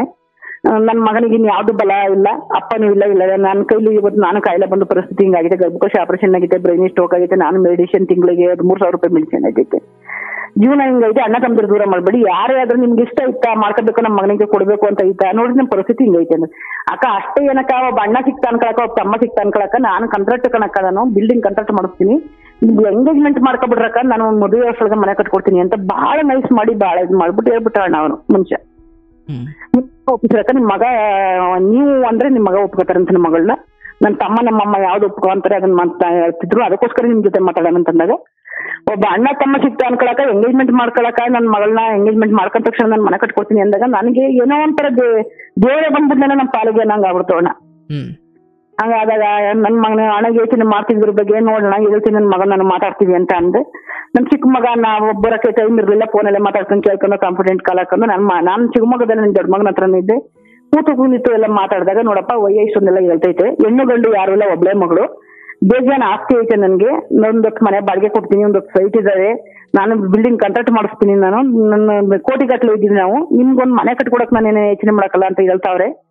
ಇಂಥ ಹೇಳಿ ನಾವು ಇಂಥ ಮಗಳಿಗೆ ಗಂಡನ ನಾನು ಹುಡುಕಕ್ ಆಗೋದಿಲ್ಲ, ಬಹಳ ಎಲ್ಲ ತರನು ನಾವು ಬಹಳ ವಿಚಾರಿಸ್ತಾ ನೀವು ಇಂಥೆಲ್ಲ ಕಲ್ಸಿದ್ದೀರಾ ಅಂತ ಎಲ್ಲ ಹೇಳ್ತಾರೆ. ನೀನು ಒಂದು ಓದಿ ಒಳ್ಳೆ ಹೆಸರು ಬಂದು ಎಲ್ಲ ಹಂಗ ಆಗಿರೋದಕ್ಕೆ ಅವ್ರು ಹುಡುಕ ಬಂದಿದಾರಪ್ಪ, ನಾವು ಬಂದಿರೋ ಮನೆ ಮಗಳಿಗೆ ನಾವು ಕಾಲಲ್ಲಿ ಒದ್ದಂಗೆ ಮಾಡೋದು ಬೇಡ. ನಿಮ್ಮ ಅಪ್ಪನ ಕಡೆ ಯಾರು ನಮ್ಗೆ ಆಗ್ಲಿಲ್ಲ, ನಿಮ್ಮ ಅಪ್ಪನೂ ಆಗ್ಲಿಲ್ಲ. ಈಗ ನಮ್ಮ ಅಪ್ಪನ ಮನೆ ಕಡೆಯಲ್ಲೂ ಯಾರು ಅವರು ತಮ್ಮದಿರ್ ಮದುವೆ ಅವ್ರವ್ರ ಜೀವನ ಅವ್ರದ್ದು ಕಿತ್ತಿನ ಬಡ್ತಾನೆ ಅವ್ರವ್ರ ಹೆಂಗ ಜೀವನ ಮಾಡ್ತಾವ್ರೆ. ಇಂಥ ಪರಿಸ್ಥಿತಿಲಿ ಈಗ ಅವ್ರ ಮನೆ ಮಾಡ್ಕೊಡ್ತೀನಿ. ನಮ್ಗೇನು ಊರಲ್ಲಿ ಒಂದ್ ಮನೆ ಬೇಕು, ತಮ್ಮನ ಮದುವೆ ಮಾಡ್ಬೇಕು ಅಷ್ಟೇ ಅಲ್ವಾ? ಅವ್ರು ಮಾಡ್ತೀನಿ ನನ್ನ ನಂಬಿ ನನ್ನ ಒಪ್ಸಿ ನಿಮ್ ಮಗನ ಅಂತ ಹೇಳ್ತಾರಲ್ಲಪ್ಪ, ಏನ್ ಮಾಡೋದು ಅಂತ ಕೇಳಿದೆ ನನ್ನ ಮಗನ. ಅಮ್ಮ ನೀನು ಓಕೆ ಅಂತ ಅಂದ್ರೆ ನನ್ಗೂ ಏನ್ ತೊಂದರೆ ಇಲ್ಲ ಕಣಮ್ಮ, ನನ್ನ ತಮ್ಮನ ಲೈಫ್ ಸೆಟ್ಲ್ ಆಗುತ್ತೆ, ಮದುವೆ ಮಾಡ್ಕೊಡ್ತಾರೆ, ಯಾರೋ ಹುಡುಗಿ ಎಲ್ಲ ನೋಡಿ ನಿಂತು ಸಪೋರ್ಟಿಗೆ ನಿಂತ್ಕೊಂಡು, ನಮ್ಗೆ ಯಾರು ಸಪೋರ್ಟಿಗೆ ಇಲ್ವಲ್ಲ ಇಲ್ಲಿವರೆಗೂ, ಅವ್ರವ್ರು ಒಂದು ಸಪೋರ್ಟಿಗೆ ನಿಂತ್ಕೊತಾರೆ, ಒಂದು ಮನೇನು ಕಟ್ಕೊಡ್ತಾರೆ ಅಂದ್ಮೇಲೆ ಇನ್ನೇನಮ್ಮ ನೀವು ಓಕೆ ಅಂದ್ರೆ ನನಗೂ ಓಕೆ ಅಂದ. ಸರಿ ಅಂತ ಅಣ್ಣ ಒಂದೇ ವಾರ ಇನ್ನ ಹೋಗಿ ಅವ್ರ ಮನೆಯನ್ನು ಹುಡುಗಿ ನೋಡ್ತೀವಿ. ಹುಡುಗಿ ನೋಡಿದ್ರೆ ಹುಡುಗಿ ಸಕ್ಕತ್ತು ದಪ್ಪ ಅವಳೆ, ಕಪ್ಪುಗವಳೆ, ಹುಡುಗಿ ಚೆನ್ನಾಗಿಲ್ಲ ಅಂದ್ರೆ ಮನಸ್ಸಿಗೆ ಇಡಿಸ್ತಾ ಇಲ್ಲ. ಚಂದ ಕಟ್ಕೊಂಡು ಏನಾಗ್ಬೇಕು, ಬುದ್ಧಿ ಚೆನ್ನಾಗಿದ್ರೆ ಸಾಕು, ಮುಂಚೆ ಹಿಂಗೆಲ್ಲ ಹೆಲ್ಪ್ ಮಾಡ್ತೀನಿ ಅಂತ ಅವನಲ್ಲ ಅಂತ ಅಂದ್ಬಿಟ್ಟು ಏನ್ ಮಾಡ್ತೀವಿ ನಾವು, ಸುಮ್ಮನೆ ಆಗ್ಬಿಡ್ತೀವಿ. ಅಣ್ಣ ಆಯ್ತು ಓಕೆ ಹಣೆ ಬರ ಏನು ಮಾಡಕ, ನನ್ನ ಮಗನ ಒಂದು ಸ್ವಲ್ಪ ದಪ್ಪ ಗುಂಡು ಗುಂಡಿಗಿರ್ತಾನೆ, ಅವ್ನು ಕಲರ್ ಇರ್ತಾನೆ, ಇವಳು ಹುಡುಗಿ ಬ್ಲ್ಯಾಕ್ ಇರ್ತಾಳೆ, ಸ್ವಲ್ಪ ದಪ್ಪ ಇರ್ತಾಳೆ. ಬಟ್ ಏನು ಹೇಳಿರ್ತಾನೆ, ನನ್ನ ಮಗಳು ದಪ್ಪ ಇದ್ದಾಳೆ, ನಿಮ್ಮ ಮಗ ಬ್ರಾಹ್ಮಣ ಹುಡುಗ ಇದ್ದ ನಿಮ್ ಕೆಂಪುಗಿದ್ದಾನೆ, ಒಪ್ತಾರೆ ಒಪ್ಪಕಲ್ವಾಕ, ನೋಡಿದ್ರೆ ಒಪ್ಪಿಸರಕ ನೀವು, ನಿಮ್ಗೆ ಏನ್ ಅನುಕೂಲ ಬೇಕು ಅದೆಲ್ಲ ಮಾಡ್ತೀನಿ ಅಂತ ನನಗೆ ಬ್ರೈನ್ ವಾಶ್ ಮಾಡಿರ್ತಾನೆ ಮುಂಚೆ. ಅದಕ್ಕೆ ನಾನು ಆಗಪ್ಪ ನೀನು ಮಾಡ್ಕೊಳಪ್ಪ, ಏನ್ ತೊಂದರೆ ಇಲ್ಲ ಅಂತ ನಾನು ಹೇಳಿ ಮಾಡ್ತಿರ್ತೀನಿ. ನನಗೂ ಅಷ್ಟು ನಂಬಿಕೆ ಬಂದಿರ್ತದೆ, ನಂಬಿಕೆ ಆತರ ನಂಬಿಕೆ ಬರೋಂಗ್ ಮಾಡಿರ್ತಾನೆ, ಮಾಡ್ಕೊಂಡ್ವಿ. ಎಂಗೇಜ್ಮೆಂಟ್ ನವೆಂಬರ್ 21ನೇ ತಾರೀಕಲ್ಲಿ 2023 ಎಂಗೇಜ್ಮೆಂಟ್ ಆಗುತ್ತೆ. ಎಂಗೇಜ್ಮೆಂಟ್ ಆಗಿ ನವೆಂಬರ್ 21 ಎಂಗೇಜ್ಮೆಂಟ್ ಆಗುತ್ತೆ 2023. 2023 ಏಪ್ರಿಲ್ 23ನೇ ತಾರೀಕು ಅಕ್ಷಯ ತೃತೀಯ ದಿನ ಮದುವೆ ಇಟ್ಕೋತಾರೆ. 3-4 ತಿಂಗಳು ಟೈಮ್ ಇರ್ತದೆ. ನನಗೆ ಒಳನೇ ಸಿಗುತ್ತೆ, ಊರಲ್ಲಿ ಮನೆ ಚೆನ್ನಾಗಿರ್ಲಿಲ್ವಲ್ಲ ಮದುವೆ ಮಾಡಕ್ಕೆ. ಶಿವಮೊಗ್ಗದಿಂದ ಕುಶಾಲನಗರಕ್ಕೆ ತುಂಬಾ ದೂರ ಆಗುತ್ತೆ, ಜರ್ನಿ ಆಗೋದಿಲ್ಲ ಓಡಾಡಕ್ಕೆ, ಹೆಂಗೆ ಮನೆ ತುಂಬಿಸ್ಕೊಳ್ಳೋದು, ಹೆಂಗೆ ಮದುವೆ ಮಾಡೋದು ಇಲ್ಲಿ ಅಂತ ಬರ್ತದೆ. ಪ್ರಶ್ನೆ ಬಂದಾಗ ಊರಲ್ಲಿ ಮನೆ ರೆಡಿ ಮಾಡ್ತೀನಿ ಅಂತ ಅಂದ್ರಲ್ಲ, ಮನೆ ಕಟ್ಕೊಡ್ತೀನಿ ಅಂತ ಅಂದ್ರಲ್ಲಿ ಏನ್ ಮಾಡ್ತೀರಾ ನೋಡಿ ಅಂತ ಅನ್ನೋದಕ್ಕೆ 3-4 ತಿಂಗಳು ಟೈಮ್ ಐತೆ, ನಂಗೆ 2 ತಿಂಗಳು ಟೈಮ್ ಕೊಟ್ಬಿಡಿ ಮನೆ ಕಟ್ಕೊಡ್ತೀನಿ ಅಂದಿದ್ದಲ್ಲ, ಹಿಂಗ್ ಮಾಡ್ಕೊಡ್ತೀವಿ ಅಣ್ಣ ಅಂತ ನಾನು ಕೇಳ್ತೀನಿ ಅವ್ರನ್ನ. ಅವ್ರನ್ನ ಕೇಳೋದಕ್ಕೆ ಅವ್ರು ಹೇಳ್ತಾರೆ, ಅಕ್ಕ ನಮ್ಮ ಮನೇನೂ ಮದುವೆ ನಿಮ್ಮ ಮನೇನೂ ಮದುವೆ, 2 ಮನೆ ಮದುವೆ ಕಡೆ ಓಡಾಡ್ತಾ ಮನೆ ಕಟ್ಟ ಕೆಲಸ ಮಾಡಕ್ಕಾಗಲ್ಲ, ಮದುವೆ ಒಂದು ಆಗ್ಬಿಡ್ಲಿ ಆಮೇಲೆ ಮಾಡ್ಕೊಡ್ತೀನಿ, ಈಗೆಲ್ಲ ಒಂದು ಬಾಡಿಗೆ ಮನೆ ಮಾಡ್ಕೊಬಿಟ್ಟು ಮದುವೆ ಮಾಡ್ಕೊಳ್ಳಿ ಅಂತ ಹೇಳ್ತಾನೆ ಮನುಷ್ಯ. ಬಾಡಿಗೆ ಕಟ್ಟೋಕ್ಕೂ ಅಷ್ಟು ನಮ್ಗೆ ಮದುವೆ ಮಾಡ್ಬೇಕು ಅಂದ್ರೆ ನಾವು ಸಾಲ ಮಾಡ್ಕೋಬೇಕು. ಈಗ ಬಾಡಿಗೆ ಕಟ್ಟುವಷ್ಟು ನಮ್ಗೆ ಶಕ್ತಿ ಇಲ್ಲ. ಪ್ರತಿಯೊಂದನ್ನು ಎಲ್ಲಾನು ನಾವು ಈಗ ಕೊಂಡ್ಕೊಂಡ್ ಬಂದು ಎಲ್ಲಾನು ಪ್ರತಿಯೊಂದನ್ನೆಲ್ಲ ಮಾಡ್ಬೇಕು. ಹಂಗಿರುವಾಗ ನಾವ್ ಹೆಂಗಣ ಬಾಡಿಗೆ ಮನೇಲಿ ಮದುವೆ ಮಾಡೋದು? ಅಕ್ಕ ನಾನ್ ಬಾಡಿಗೆ ಕಟ್ಕೊಡ್ತೀನಿ ಕನಕ, ಒಂದ್ 3-4 ತಿಂಗಳ ಮಟ್ಟಿಗೆ ಬಾಡಿಗೆ ಮನೆ ಮಾಡ್ಕೊಳ್ಳಿ, ಮದುವೆ ಕಾಲದಲ್ಲಿ ಮತ್ತೆ ಮನೆ ಮಾಡೋಣ. ನಾನು ಬರೀ ಒಂದು ಸುಳ್ಳು ಹೇಳ್ಕೊಂಡ್ ಬಂದಿರ್ತಾನೆ, ನಮಗೆ ಗೊತ್ತಿರಕಲ್ಲ ಅದು ಅಂತ ಹೇಳ್ತಾರೆ. ನಾನು ಬಂದಿಲ್ಲಿ ಬಾಡಿಗೆ ಮನೆ ಮಾಡ್ಕೊಡ್ತೇನೆ. ಅದಕ್ಕೂ ಏನ್ ಮಾಡ್ತಾನೆ, ನನ್ನ ಚಿಕ್ಕ ಮಗ ಲಾಸ್ಟಿಗೆಲ್ಲ ಕುತ್ಕೊಂಡ್ ಮಾತಾಡಿದಾಗ ಇವ್ ಯಾಕೋ ಒಂಥರ. ಆಮೇಲೆ ಅದಕ್ಕಿಂತ ಮುಂಚೆ ಮಾತುಕತೆ ಎಲ್ಲ ಅವರೊಂದಿನ ಬರ್ತಾರೆ, ನಾವೊಂದಿನ ಹೋಗ್ತೀವಿ, ಹುಡುಗಿ ನೋಡ್ಕೊಬತ್ತೀವಿ. ಇನ್ನು 2 ದಿವಸಕ್ಕೆ 7-14 ದಿವಸ ಆಗಿಲ್ಲ, ಅಷ್ಟು ಬೇಗ ಎಂಗೇಜ್ಮೆಂಟ್ ಫಿಕ್ಸ್ ಮಾಡ್ಕೊಬಿಡ್ತಾನೆ. ನನ್ನ ನೆಂಟರುಗಳಿಗೆ ಯಾರಿಗೂ ಕರೆದಿಲ್ಲ. ನಾನು ಒಬ್ಬ ಮಗ ಬೆಂಗಳೂರಲ್ಲಿ ಇರೋದು, ನಾವು ಶಿವಮೊಗ್ಗದಲ್ಲಿ ಇರೋದು, ನೀವು ಕುಶಾಲನಗರಕ್ಕೆ ಬರ್ಬೇಕು. ನಾವು ಅಲ್ಲಿಗೂ ಅದು ತುಂಬಾ ಜರ್ನಿ ಆಯ್ತದೆ, ನಾವಿನ್ನು ವಿಚಾರಿಸಿಲ್ಲ, ತಡೀರಿ ಅಣ್ಣ ಎಂಗೇಜ್ಮೆಂಟ್ ಇದು ಬೇಡ ಅಂತ ಹೇಳ್ತೀನಿ. ಆದ್ರೂ ನನ್ನ ಮಾತು ಕೇಳಕ್ಕಲ್ಲ, ಇಲ್ಲ ಅಕ್ಕ ಎಂಗೇಜ್ಮೆಂಟ್ ಅಂತ ಫಿಕ್ಸ್ ಮಾಡ್ಕೊಬಿಡೋಣ ಅಂತಾರೆ. ನನ್ನ ಮಗನ ನನಗ್ ಗೊತ್ತಿಲ್ಲದಂಗೆ ಫೋನ್ ಮಾಡಿ ಅವನಿಗೆ ಬ್ರೈನ್ ವಾಶ್ ಮಾಡ್ತಾ ಇರ್ತಾರೆ ಅವರು. ಒಪ್ಪುಗಳ ಹಂಗೆ ಅವನು ಪೂರ್ತಿ ಬ್ರೈನ್ ವಾಶ್ ಆಗಿರ್ತಾನೆ. ಬ್ರೈನ್ ವಾಶ್ ಆಗಿದ್ದಾಗ ಈಗ ಏನ್ ಮಾಡೋದು, ಹಿಂಗೆಲ್ಲ ಆಯ್ತು, ಮನೇನೆ ಮಾಡ್ಕೊಡ್ತೀನಿ ಬಾಡಿಗೆ ಮನೆ, ನಾನೇ ಬಾಡಿಗೆ ಮನೇಲಿ ಮಾಡ್ಕೊಳ್ಳಿ ಅಂದ, ಮನೆ ಕಟ್ಕೊಡ್ತೀನಿ ಅಂದ, ಅದನ್ನೂ ಆಗಲ್ಲ ಅಂದ. ಏನ್ ಮಾಡೋದು, ನಾನು ಚಿಕ್ಕ ಮಗು ನಾನು ಕುತ್ಕೊಂಡು ಮಾತಾಡ್ಕೊತೀವಿ, ಚಿಕ್ಕ ಮಗು ನಾನು ಕುತ್ಕೊಂಡು ಮಾತಾಡ್ಬಿಟ್ಟು ಅವನು ಇಲ್ಲೆಲ್ಲ ಸಾಲ ಸೋಲೆ ತಂದು ಇವತ್ತು ಅವ್ರದ್ದು ಅಂಗ್ರಣೆ ಬೇಡ ನಮ್ಗೆ, ಯಾಕೋ ಮಾತು ಹೆಂಗಂಗ ಮಾತಾಡ್ತಾವನೆ, ಏನೇನೋ ಮಾತಾಡ್ತಾನೆ ಈ ಮನುಷ್ಯ. ಎಂಗೇಜ್ಮೆಂಟ್ ಆದ್ಮೇಲೆ ಮನೆ ಕಟ್ತೀನಿ ಅಂದ್ರೆ ಎಂಗೇಜ್ಮೆಂಟ್ ಆದ್ಮೇಲೆ ಒಂಥರ ಚೇಂಜ್ ಮಾಡ್ತಾನೆ. ಏನ್ ಮಾಡೋದಪ್ಪ ಅಂತ ನಾನು ಚಿಕ್ಕ ಮಗು ಮಾತಾಡಿದಾಗ, ಬೇಡ ಅಮ್ಮ ಯಾವತ್ತಿದ್ರು ಅದು ನಾನ್ ಮಾಡ್ದೆ ಅಂತ ಕಾಗ್ಬಿಡ್ತದೆ. ನಾವು ಒಂದು ಬಾಡಿಗೆ ಮನೆ ನಾನೇನ್ ಮಾಡ್ಬಿಡ್ತೀನಿ, ನಾನೇ ಅಡ್ವಾನ್ಸ್ ಕೊಟ್ಟು ನಾನೇ ಮನೆ ಮಾಡ್ಕೊಟ್ಬಿಡ್ತೀನಿ, ಅಣ್ಣನ ಮದುವೆ ಮಾಡಕ್ಕೆ ನಾವೇ ಮಾಡ್ಕೊಳ್ಳಿ, ಅವ್ರಿಗೆ ಏನೋ ಹಾಕೋದ್ ಬೇಡ ನಮ್ಗೆ ಅಂತ ಹೇಳ್ಬಿಟ್ಟು ನಾನು ಚಿಕ್ಕ ಮಗ ತೀರ್ಮಾನ ಮಾಡಿ ಅವನೊಂದು ಮನೆ ಮಾಡ್ತಾನೆ ಇಲ್ಲಿ ಒಳ್ಳೆ ಶಿವಪುರದಲ್ಲಿ. ಆ ಮನೇಲಿ ಮದುವೆ ಮಾಡ್ತೀವಿ. ಮದುವೆ ಕರ್ದು ಕಳ್ಸಿ ಎಲ್ಲ ಆಗುತ್ತೆ ಅಣ್ಣ. ಕರ್ದು ಕಳ್ಸಿ ಎಲ್ಲ ಆದ್ಮೇಲೆ ಅವನು ಶುರು ಮಾಡ್ಕೊತಾನೆ. ಅವರಪ್ಪ ಇನ್ನೂ ಮದುವೆನೇ ಆಗಿರಕ್ಕಲ್ಲ, ಬಟ್ಟೆ ಬರಿ ತೆಗಿತೀವಿ, ಮದುವೆ ಮಾಡಕ್ ಹಾಕ್ತಿವಿ, ಎಲ್ಲ ಮಾಡ್ತೀವಿ. ಅವಾಗ ಶುರು ಮಾಡ್ಕೊತಾನೆ. ಮದುವೆ ಆದ ತಕ್ಷಣ ಗೌರಮ್ಮ ನೀನು ನನ್ನ ಮಗಳ ಜೊತೆ ನಿನ್ ಜೊತೆ ಇರಬಾರ್ದು ನೀನು ಅಂತ ಫೋನಲ್ಲಿ ಗೇಮ್ ಮಾಡಕ್ ಬಿಡ್ಕತಾನ ಅವ್ನು ನನ್ನ ಜೊತೆ. ನನ್ನ ಮಗಳ ಜೊತೆ ಎಳಿನ ಜೊತೆ ಇರಬಾರ್ದು ಅಂದ್ರೆ ಏನನ್ನ ಅರ್ಥ, ಯಾಕೆ ಇರಬಾರ್ದು ನಾನು ಅಂತ ಅಂದ್ರೆ, ಇನ್ನೂ ಮದುವೆನೇ ಆಗಿಲ್ಲ ಈಗಲೇ ಹೆಂಗಂತ ಇದಿರಲ್ಲ ಅಂತ ನಾನಂದ್ರೆ, ಇಲ್ಲ ಇರಬಾರ್ದು, ನೀವು ಚಿಕ್ಕ ಮಗನ ಹತ್ರಕ್ಕೆ ಹೋಗ್ಬೇಕು. ಅಲ್ಲ ಊರಲ್ಲಿ ಮನೆ ಕಟ್ಕೊಡ್ತೀವಿ ಅಂದ್ರೆ ಅದೂ ಆಗಲ್ಲ ಅಂದ್ರೆ, ಈಗ ನೋಡಿದ್ರೆ ಹಿಂಗ್ ಅಂತಿದಿರಲ್ಲ, ಎಲ್ಲ ದಿನಕ್ಕೊಂತಾರೆ, ಗಂಟೆಗೊಂತಾರೆ, ನಿಮಿಷಕ್ಕೊಂತಾರೆ ಮಾತಾಡ್ತಿರಲ್ಲ. ನನ್ನ ಮಗನಿಗೆ ಹೇಳ್ತೀನಿ ಇದನ್ನ ಅಂತ ನಾನು ನನ್ನ ಮಗನಿಗೆ ಹೇಳ್ತೀನಿ. ನನ್ನ ಮಗನಿಗೆ ಹೇಳಿ ಕೇಳಿದಾಗ ನನ್ನ ಮಗ ಯಾಕಂಗಂದ್ರಿ ಮಾವ ನೀವು ಹಿಂಗಂತ, ಮದುವೆ ಆದ್ಮೇಲೆ ನನ್ನ ಮಗಳ ಹತ್ರ ಇರ್ಬೋದು, ಅಳಿನ ಹತ್ರ ಇರ್ಬೋದು ಅಂತ ನಮ್ಮ ಅಮ್ಮಂಗೆ ಹೇಳಿದ್ರಂತಲ್ಲ. ನಾನು ಮೊದಲೇ ಹೇಳಿತ್ತಲ್ವಾ ನಮ್ಮಮ್ಮ ಇರೋ ತನಕ ನಮ್ಮ ಅಮ್ಮನ ನೋಡ್ಕೋಬೇಕು, ನನ್ನ ಲಾಸ್ಟ್ರಿಗೂ ನನ್ನ ಜೊತೆ ಇರ್ತಾರೆ ಅಂತ. ಅದಕ್ಕೆಲ್ಲ ಒಪ್ಪಿಗೆ ಅಂದ್ರೆ ನಿಮ್ಮ ಮಗಳು ನಿಮ್ಮ ಹೆಂಡತಿ ನೀವೆಲ್ಲ ಆಮೇಲೆ ನಿಮ್ಮ ಮನೆ ಸಂಬಂಧಕ್ಕೆ ಮಾಡಕ್ ಬರ್ತೀವಿ, ಇಲ್ಲ ಅಂದ್ರೆ ಬರಲ್ಲ ಅನ್ನೋದಕ್ಕೆ ನಾನು ಹೇಳಿದೀನಿ. ನನ್ನ ಹೆಂಡತಿಗೆ ನನ್ನ ಮಗಳಿಗೆಲ್ಲ ಒಪ್ಕೊಂಡಿದ್ದಾರೆ. ಸಂಬಂಧಕ್ಕೆ ಅಂತಂದ್ರೆ ನಿಮ್ಮ ಅಮ್ಮನ ಇಟ್ಕೊಡ್ರಪ್ಪ, ನಮ್ಮನೇಲೆ ಬಂದು ಇಟ್ಕೊತೀವಿ ಬಿಡಪ್ಪ ಅಂತೆಲ್ಲ ಹೇಳಿದ್ರಿ, ಈಗ ಯಾಕೆ ಹಿಂಗ್ ಅಂತ ಇದ್ದೀರ ಮಾವ ಅಂತ ಅವ್ನು ಕೇಳ್ತಾನೆ. ಕೇಳಿದಾಗ ಅವನೇನ್ ಮಾಡ್ತಾನೆ, ಅಯ್ಯೋ ತಮಾಷೆಗೆ ಅಂದೆ ನಾವು ನಾನು ತಮಾಷೆಗೆ ಅಂದ್ರೆ ನಿಮ್ಮ ಅಮ್ಮ ಸೀರಿಯಸ್ ಮಾಡ್ಕೊಬಿಟ್ಟು ನಿನಗೆ ಹೇಳ್ಬಿಟ್ರ, ಸಾರಿ ತಪ್ಪಾಯ್ತು ಬಿಡಪ್ಪ ಹಂಗಂದ್ರೆ ತಪ್ಪಾಯ್ತು ಅಂತ ಅಲ್ಲಿ ನೈಸ್ ಮಾಡ್ತಾನೆ, ಫೋನ್ ಕಟ್ ಮಾಡ್ತಾನೆ, ಪುನಃ ನನಗೆ ವಾಪಸ್ ನನಗೆ ಫೋನ್ ಮಾಡ್ತಾನೆ.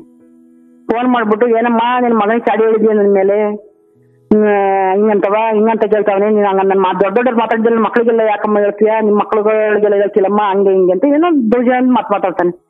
ದೌರ್ಜನ್ಯದ ಮಾತಾಡಿದಾಗ ನಾನು ಹೇಳ್ತೀನಿ, ನೋಡಪ್ಪ ನೀನ್ ಯಾರು, ನನ್ ಮಗ ಆ ಮಗನ ಜೊತೆ ಇರು ಈ ಮಗನ ಜೊತೆ ಇರು ಅನ್ನಕ್ಕೆ, ನಾನ್ ಎತ್ತು ಮಗ, ನೀನ್ ಸರಿ ಇಲ್ಲ ಬೇಡ ಹೋಗು ಆಚೆ ಕಡೆಗೆ, ನೀನ್ ಇರ್ಬೇಡ ಕಣಮ್ಮ ಅಂತ ನನ್ನ ಮಗ ಹೇಳ್ಬೇಕು. ಆಗ ನನ್ನ ಮನೆಯಿಂದ ಆಚೆ ಕಡೆಗೆ ಹೋಗ್ಬೇಕು.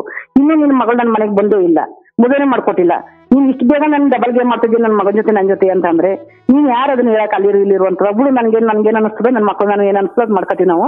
ನೀನ್ ಏನೋ ಮದುವೆ ಮಾಡ್ಬೇಕಿತ್ತು, ಒಳ್ಳೆ ಹುಡುಗ ಸಿಕ್ಬೇಕಿತ್ತು, ಸಿಕ್ಕವನೇ ಮದುವೆ ಮಾಡ್ಬೇಕಿತ್ತು, ಪತ್ರಿಕೆ ಆಗೈತೆ, ಒಡವೆ ಎಲ್ಲ ಮಾಡಕ್ ಹಾಕಿದೀವಿ, ಈಗಲೂ ಮದುವೆ ಕಿತ್ತಾಕ ಚಾನ್ಸಸ್ ಇದೆ. ಆದ್ರೆ ಒಂದ್ ಹೆಣ್ಣಿಗೆ ಒಂದ್ ಭರವಸೆ ಭಾಷೆ ಕೊಟ್ಟು ನನ್ನ ಮಾತಾಡ ಊಟ ಮಾಡಕಲ್ಲ. ನನ್ನ ಮಗನ ಮೇಲೆ ನನಗೆ ನಂಬಿಕೆ ಐತೆ, ನನ್ನ ಮಗ ನಾನು ನೋಡ್ಕೊತಾನೆ ಅಂತವ ನಿಮ್ ಮಾತಿಗೆ ಕಳೆ ಕಳಿಸ್ಬೇಕು ಅಂತ ಸುಮ್ಮನೆ ಆಯ್ತೀನಿ. ಸಂಖ್ಯೆಯಿಂದ ಬಿದ್ರೇನೆ ತೀರ್ಥ ಬಂದ್ರೇನೆ ನಾನು ಹೇಳಿದ ಅರ್ಥ ಆಗಲ್ವಾ, ನಾನು ಬಿಡು ನನ್ನ ಹೆಸರು ಕರಿಬೇಡ, ನಾನು ನಿನ್ನ ಮಗನೇ ತೂಚಿ ಅಂತ ತೆಗೆದು ಮನೆಗೆ ಇಂದ ಆಚೆ ಕಡೆ ಕೆಸಿ ಹಂಗ್ ಮಾಡ್ಲಿಲ್ಲ ಅಂದ್ರೆ ನನ್ನ ಹೆಸರು ಕರಿಬೇಡ ಅಂತ ಹೇಳಿ ಚಾಲೆಂಜ್ ಆಗ್ತಾನೆ ಮುಂಚೆ ಅವತ್ತು. ಆಗಿದ್ರೆ ಮನಸ್ಸು ಭಾರವಾದ ನೋವು ತುಂಬಿಕೊಂಡು ಭಾರವಾದ ಮನಸ್ಸಿನಿಂದ ಮದುವೆ ಮಾಡ್ತೀವಿ, ಮದುವೆ ಆಯ್ತದೆ. ಕರೆದು ಕಳಿಸೋ ವರ್ಷೊಳಗೆ ಪೂರ್ತಿ ಅವ್ನ ಎಂಗೇಜ್ಮೆಂಟ್ ಆಗಿ ಮದುವೆ ವರ್ಷೊಳಗೆ ಚೇಂಜ್ ಮಾಡ್ಕೊಂಡಿರ್ತಾರೆ. ಅವ್ನು ಏನ್ ವಶೀಕರಣ ಮಾಡಿದ್ರು, ಚಾಡಿ ಕೊಟ್ಟರು, ಏನ್ ಆಯ್ತು ಅಂತ ಗೊತ್ತಿಲ್ಲ. ನನ್ನ ಮಗ ನನ್ ಮಾತಾಡ್ತಿಲ್ಲ, ನನ್ ಮಾತು ಕೇಳ್ಕೊತಾ ಇಲ್ಲ. ಈಗ ಯಾರು ಅಂತ ಗೊತ್ತಿಲ್ಲ. ಆಗಷ್ಟು ಆಷಾಢಕ್ಕೆ ಹೋಗೋಳೆ 1.5 ತಿಂಗಳು ಸಡಿ ಅಧಿಕ ಆಷಾಢ ಅಂತ ಬಂದಿತ್ತು. 1.5 ತಿಂಗಳು 1.25 ತಿಂಗಳು ಆಷಾಢ ಮುಗಿಸ್ಕೊಂಡು ಬಂದ್ಲು. ರಾತ್ರಿ ಮನೆ ಹೋಗಿ ಕರ್ಕೊಂಡ್ ಬಂದ ಭೀಮ್ ನಮಾಸೆ ಮುಗಿಸ್ಕೊಂಡು ನನ್ನ ಮಗನ ಜೊತೆ ಮದುವೆ ಮಾಡ್ತೀವಿ, ಎಲ್ಲ ಕರೆದು ಕಳ್ಸಿ ಆಯ್ತದೆ. ನನ್ನ ಮಗನ ಜೊತೆ ಶಿವಮೊಗ್ಗಕೊಂಡು ಡ್ಯೂಟಿಗೆ ಹೋಯ್ತಾನೆ, ಅವಳು ಆಷಾಢಕ್ಕೆ ಹೋಯ್ತಾಳೆ, ಶಿವಮೊಗ್ಗಕ್ಕೆ ನನ್ನನ್ನು ಕರ್ಕೊಯ್ತಾನೆ, ಅಲ್ಲಿ ಇರ್ತೀನಿ. ಆಷಾಢ ಮುಗಿಸ್ಕೊಂಡು ಕರ್ಕೊಂಬರ್ತಾನೆ, ಇವನೇ ಭೀಮ್ ನಮಾಸೆ ಮುಗಿಸ್ಕೊಂಡು ಕರ್ಸ್ಕೊಂಡಿರ್ತಾರೆ. ಅಲ್ಲಿಗೆ ಬಂದು ರಾತ್ರಿ ಬಂದು ಬೆಳಗ್ಗೆ ನನ್ನನ್ನ ಮನೆಯಿಂದ ಚಕಡಿ ಕಳಿಸ್ತಾರೆ. ಮಗ ಹರಿ ರಾಮರಂಗ ಅನ್ನಕಲ್ಲ ಅವಳು, ನನ್ ಗಂಡ ಏನು ಹುಡ್ಸವನ ನಿನ್ ತಮ್ಮಗನ ಚಿಕ್ಕ ಮಗನ, ನಾನೇನ್ ಎತ್ತಿದ್ದೀನ, ನೀನು ಹೋಗು ನಿನ್ ಗಂಡನ ಕರ್ಕೊಂಡು ಮನೆ ಕಟ್ಟಿಗೆ ಮದುವೆ ಮಾಡ್ಕೊ, ನನ್ ಗಂಡನ ಹತ್ರ ಯಾಕೆ ಬಂದಿದೀಯ ನೀನು, ಇಲ್ಲಿ ಯಾಕಿದೀಯ, ನಮ್ಮಪ್ಪ ಹೇಳಿದ್ದು ಮದುವೆ ಆಗ ತನಕ ಇರ್ತಾಳೆ ನಿಮ್ಮ ಅತ್ತೆ ನಿಮ್ಗೆ ಎಂತ ಮದುವೆ ಆಗಿ ಚಿಕ್ಕ ಮಗನ್ ತಕ್ಕ ಹೋಗ್ತಾನೆ ಅಂತ ನಮ್ಮಪ್ಪ ಹೇಳಿದ್ದು.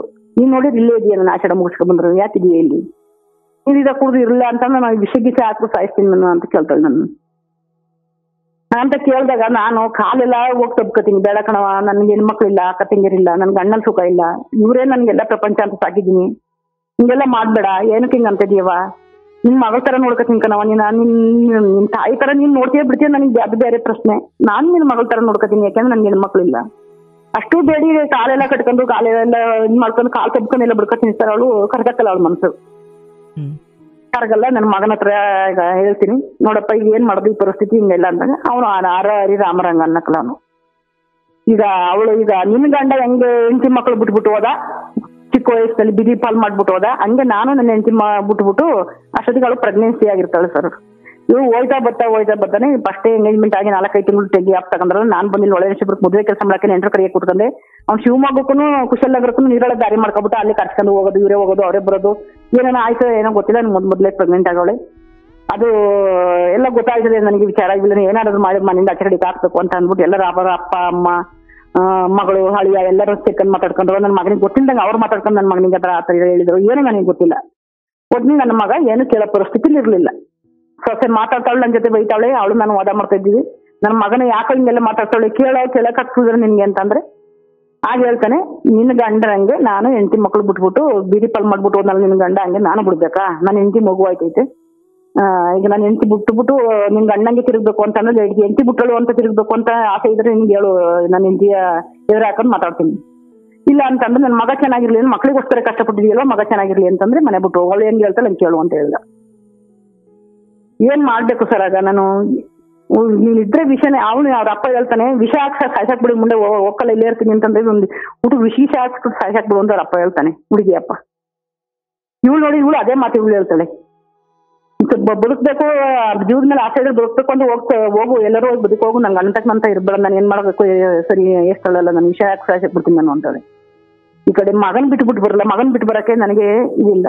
ಈ ಕಡೆ ಯಾವ ಊರಲ್ಲಿ ಒಂದು ಸ್ವಂತ ಮನೆ ಇಲ್ಲ, ಈ ಚಿಕ್ಕ ಹುಡುಗಂಗೆ ಒಂದು ಗೌರ್ಮೆಂಟ್ ಕೆಲಸ ಇಲ್ಲ, ನನಗೆ ಕಾಯಿಲ್ದಳು, ನನ್ಗೆ ದುಡ್ಕೊಂತಿನ ಶಕ್ತಿ ಇಲ್ಲ ನನಗೆ. ಈಗ 50 ವರ್ಷ ನನಗೆ ಈ ಬ್ರೈನ್ ಸ್ಟ್ರೋಕ್ ಆಯ್ತು, BP ಶುಗರ್ ಎಲ್ಲ ಬಂತು, ಅದಕ್ಕೆಲ್ಲ ಟ್ಯಾಬ್ಲೆಟ್ ಮೆಡಿಸಿನ್ ತಗೋತಾ ಇದ್ದೀನಿ. ಪರಿಸ್ಥಿತಿಲಿ ಏನ್ ಮಾಡ್ಬೇಕು ಅಂತ ಗೊತ್ತಿಲ್ಲ ಸರ್. ನನ್ನ ಮಗನ ಮುಖ ಎಲ್ಲ ನೋಡ್ಕೊತೀನಿ, ಎಲ್ಲಾರು ಕಾಲ್ನು ಕಟ್ಕೊತೀನಿ, ಇಬ್ರು ಕಳಿಸ್ಬೇಡ್ರಪ್ಪ ನನ್ನ, ಎಲ್ಲಿ ಹೋಗ್ಲಪ್ಪ ನಾನು ಅಂತವ. ಈಗ ನಿಮ್ ಚಿಕ್ಕ ಮಗ ಏನ್ ಹೇಳ್ತಾನೆ?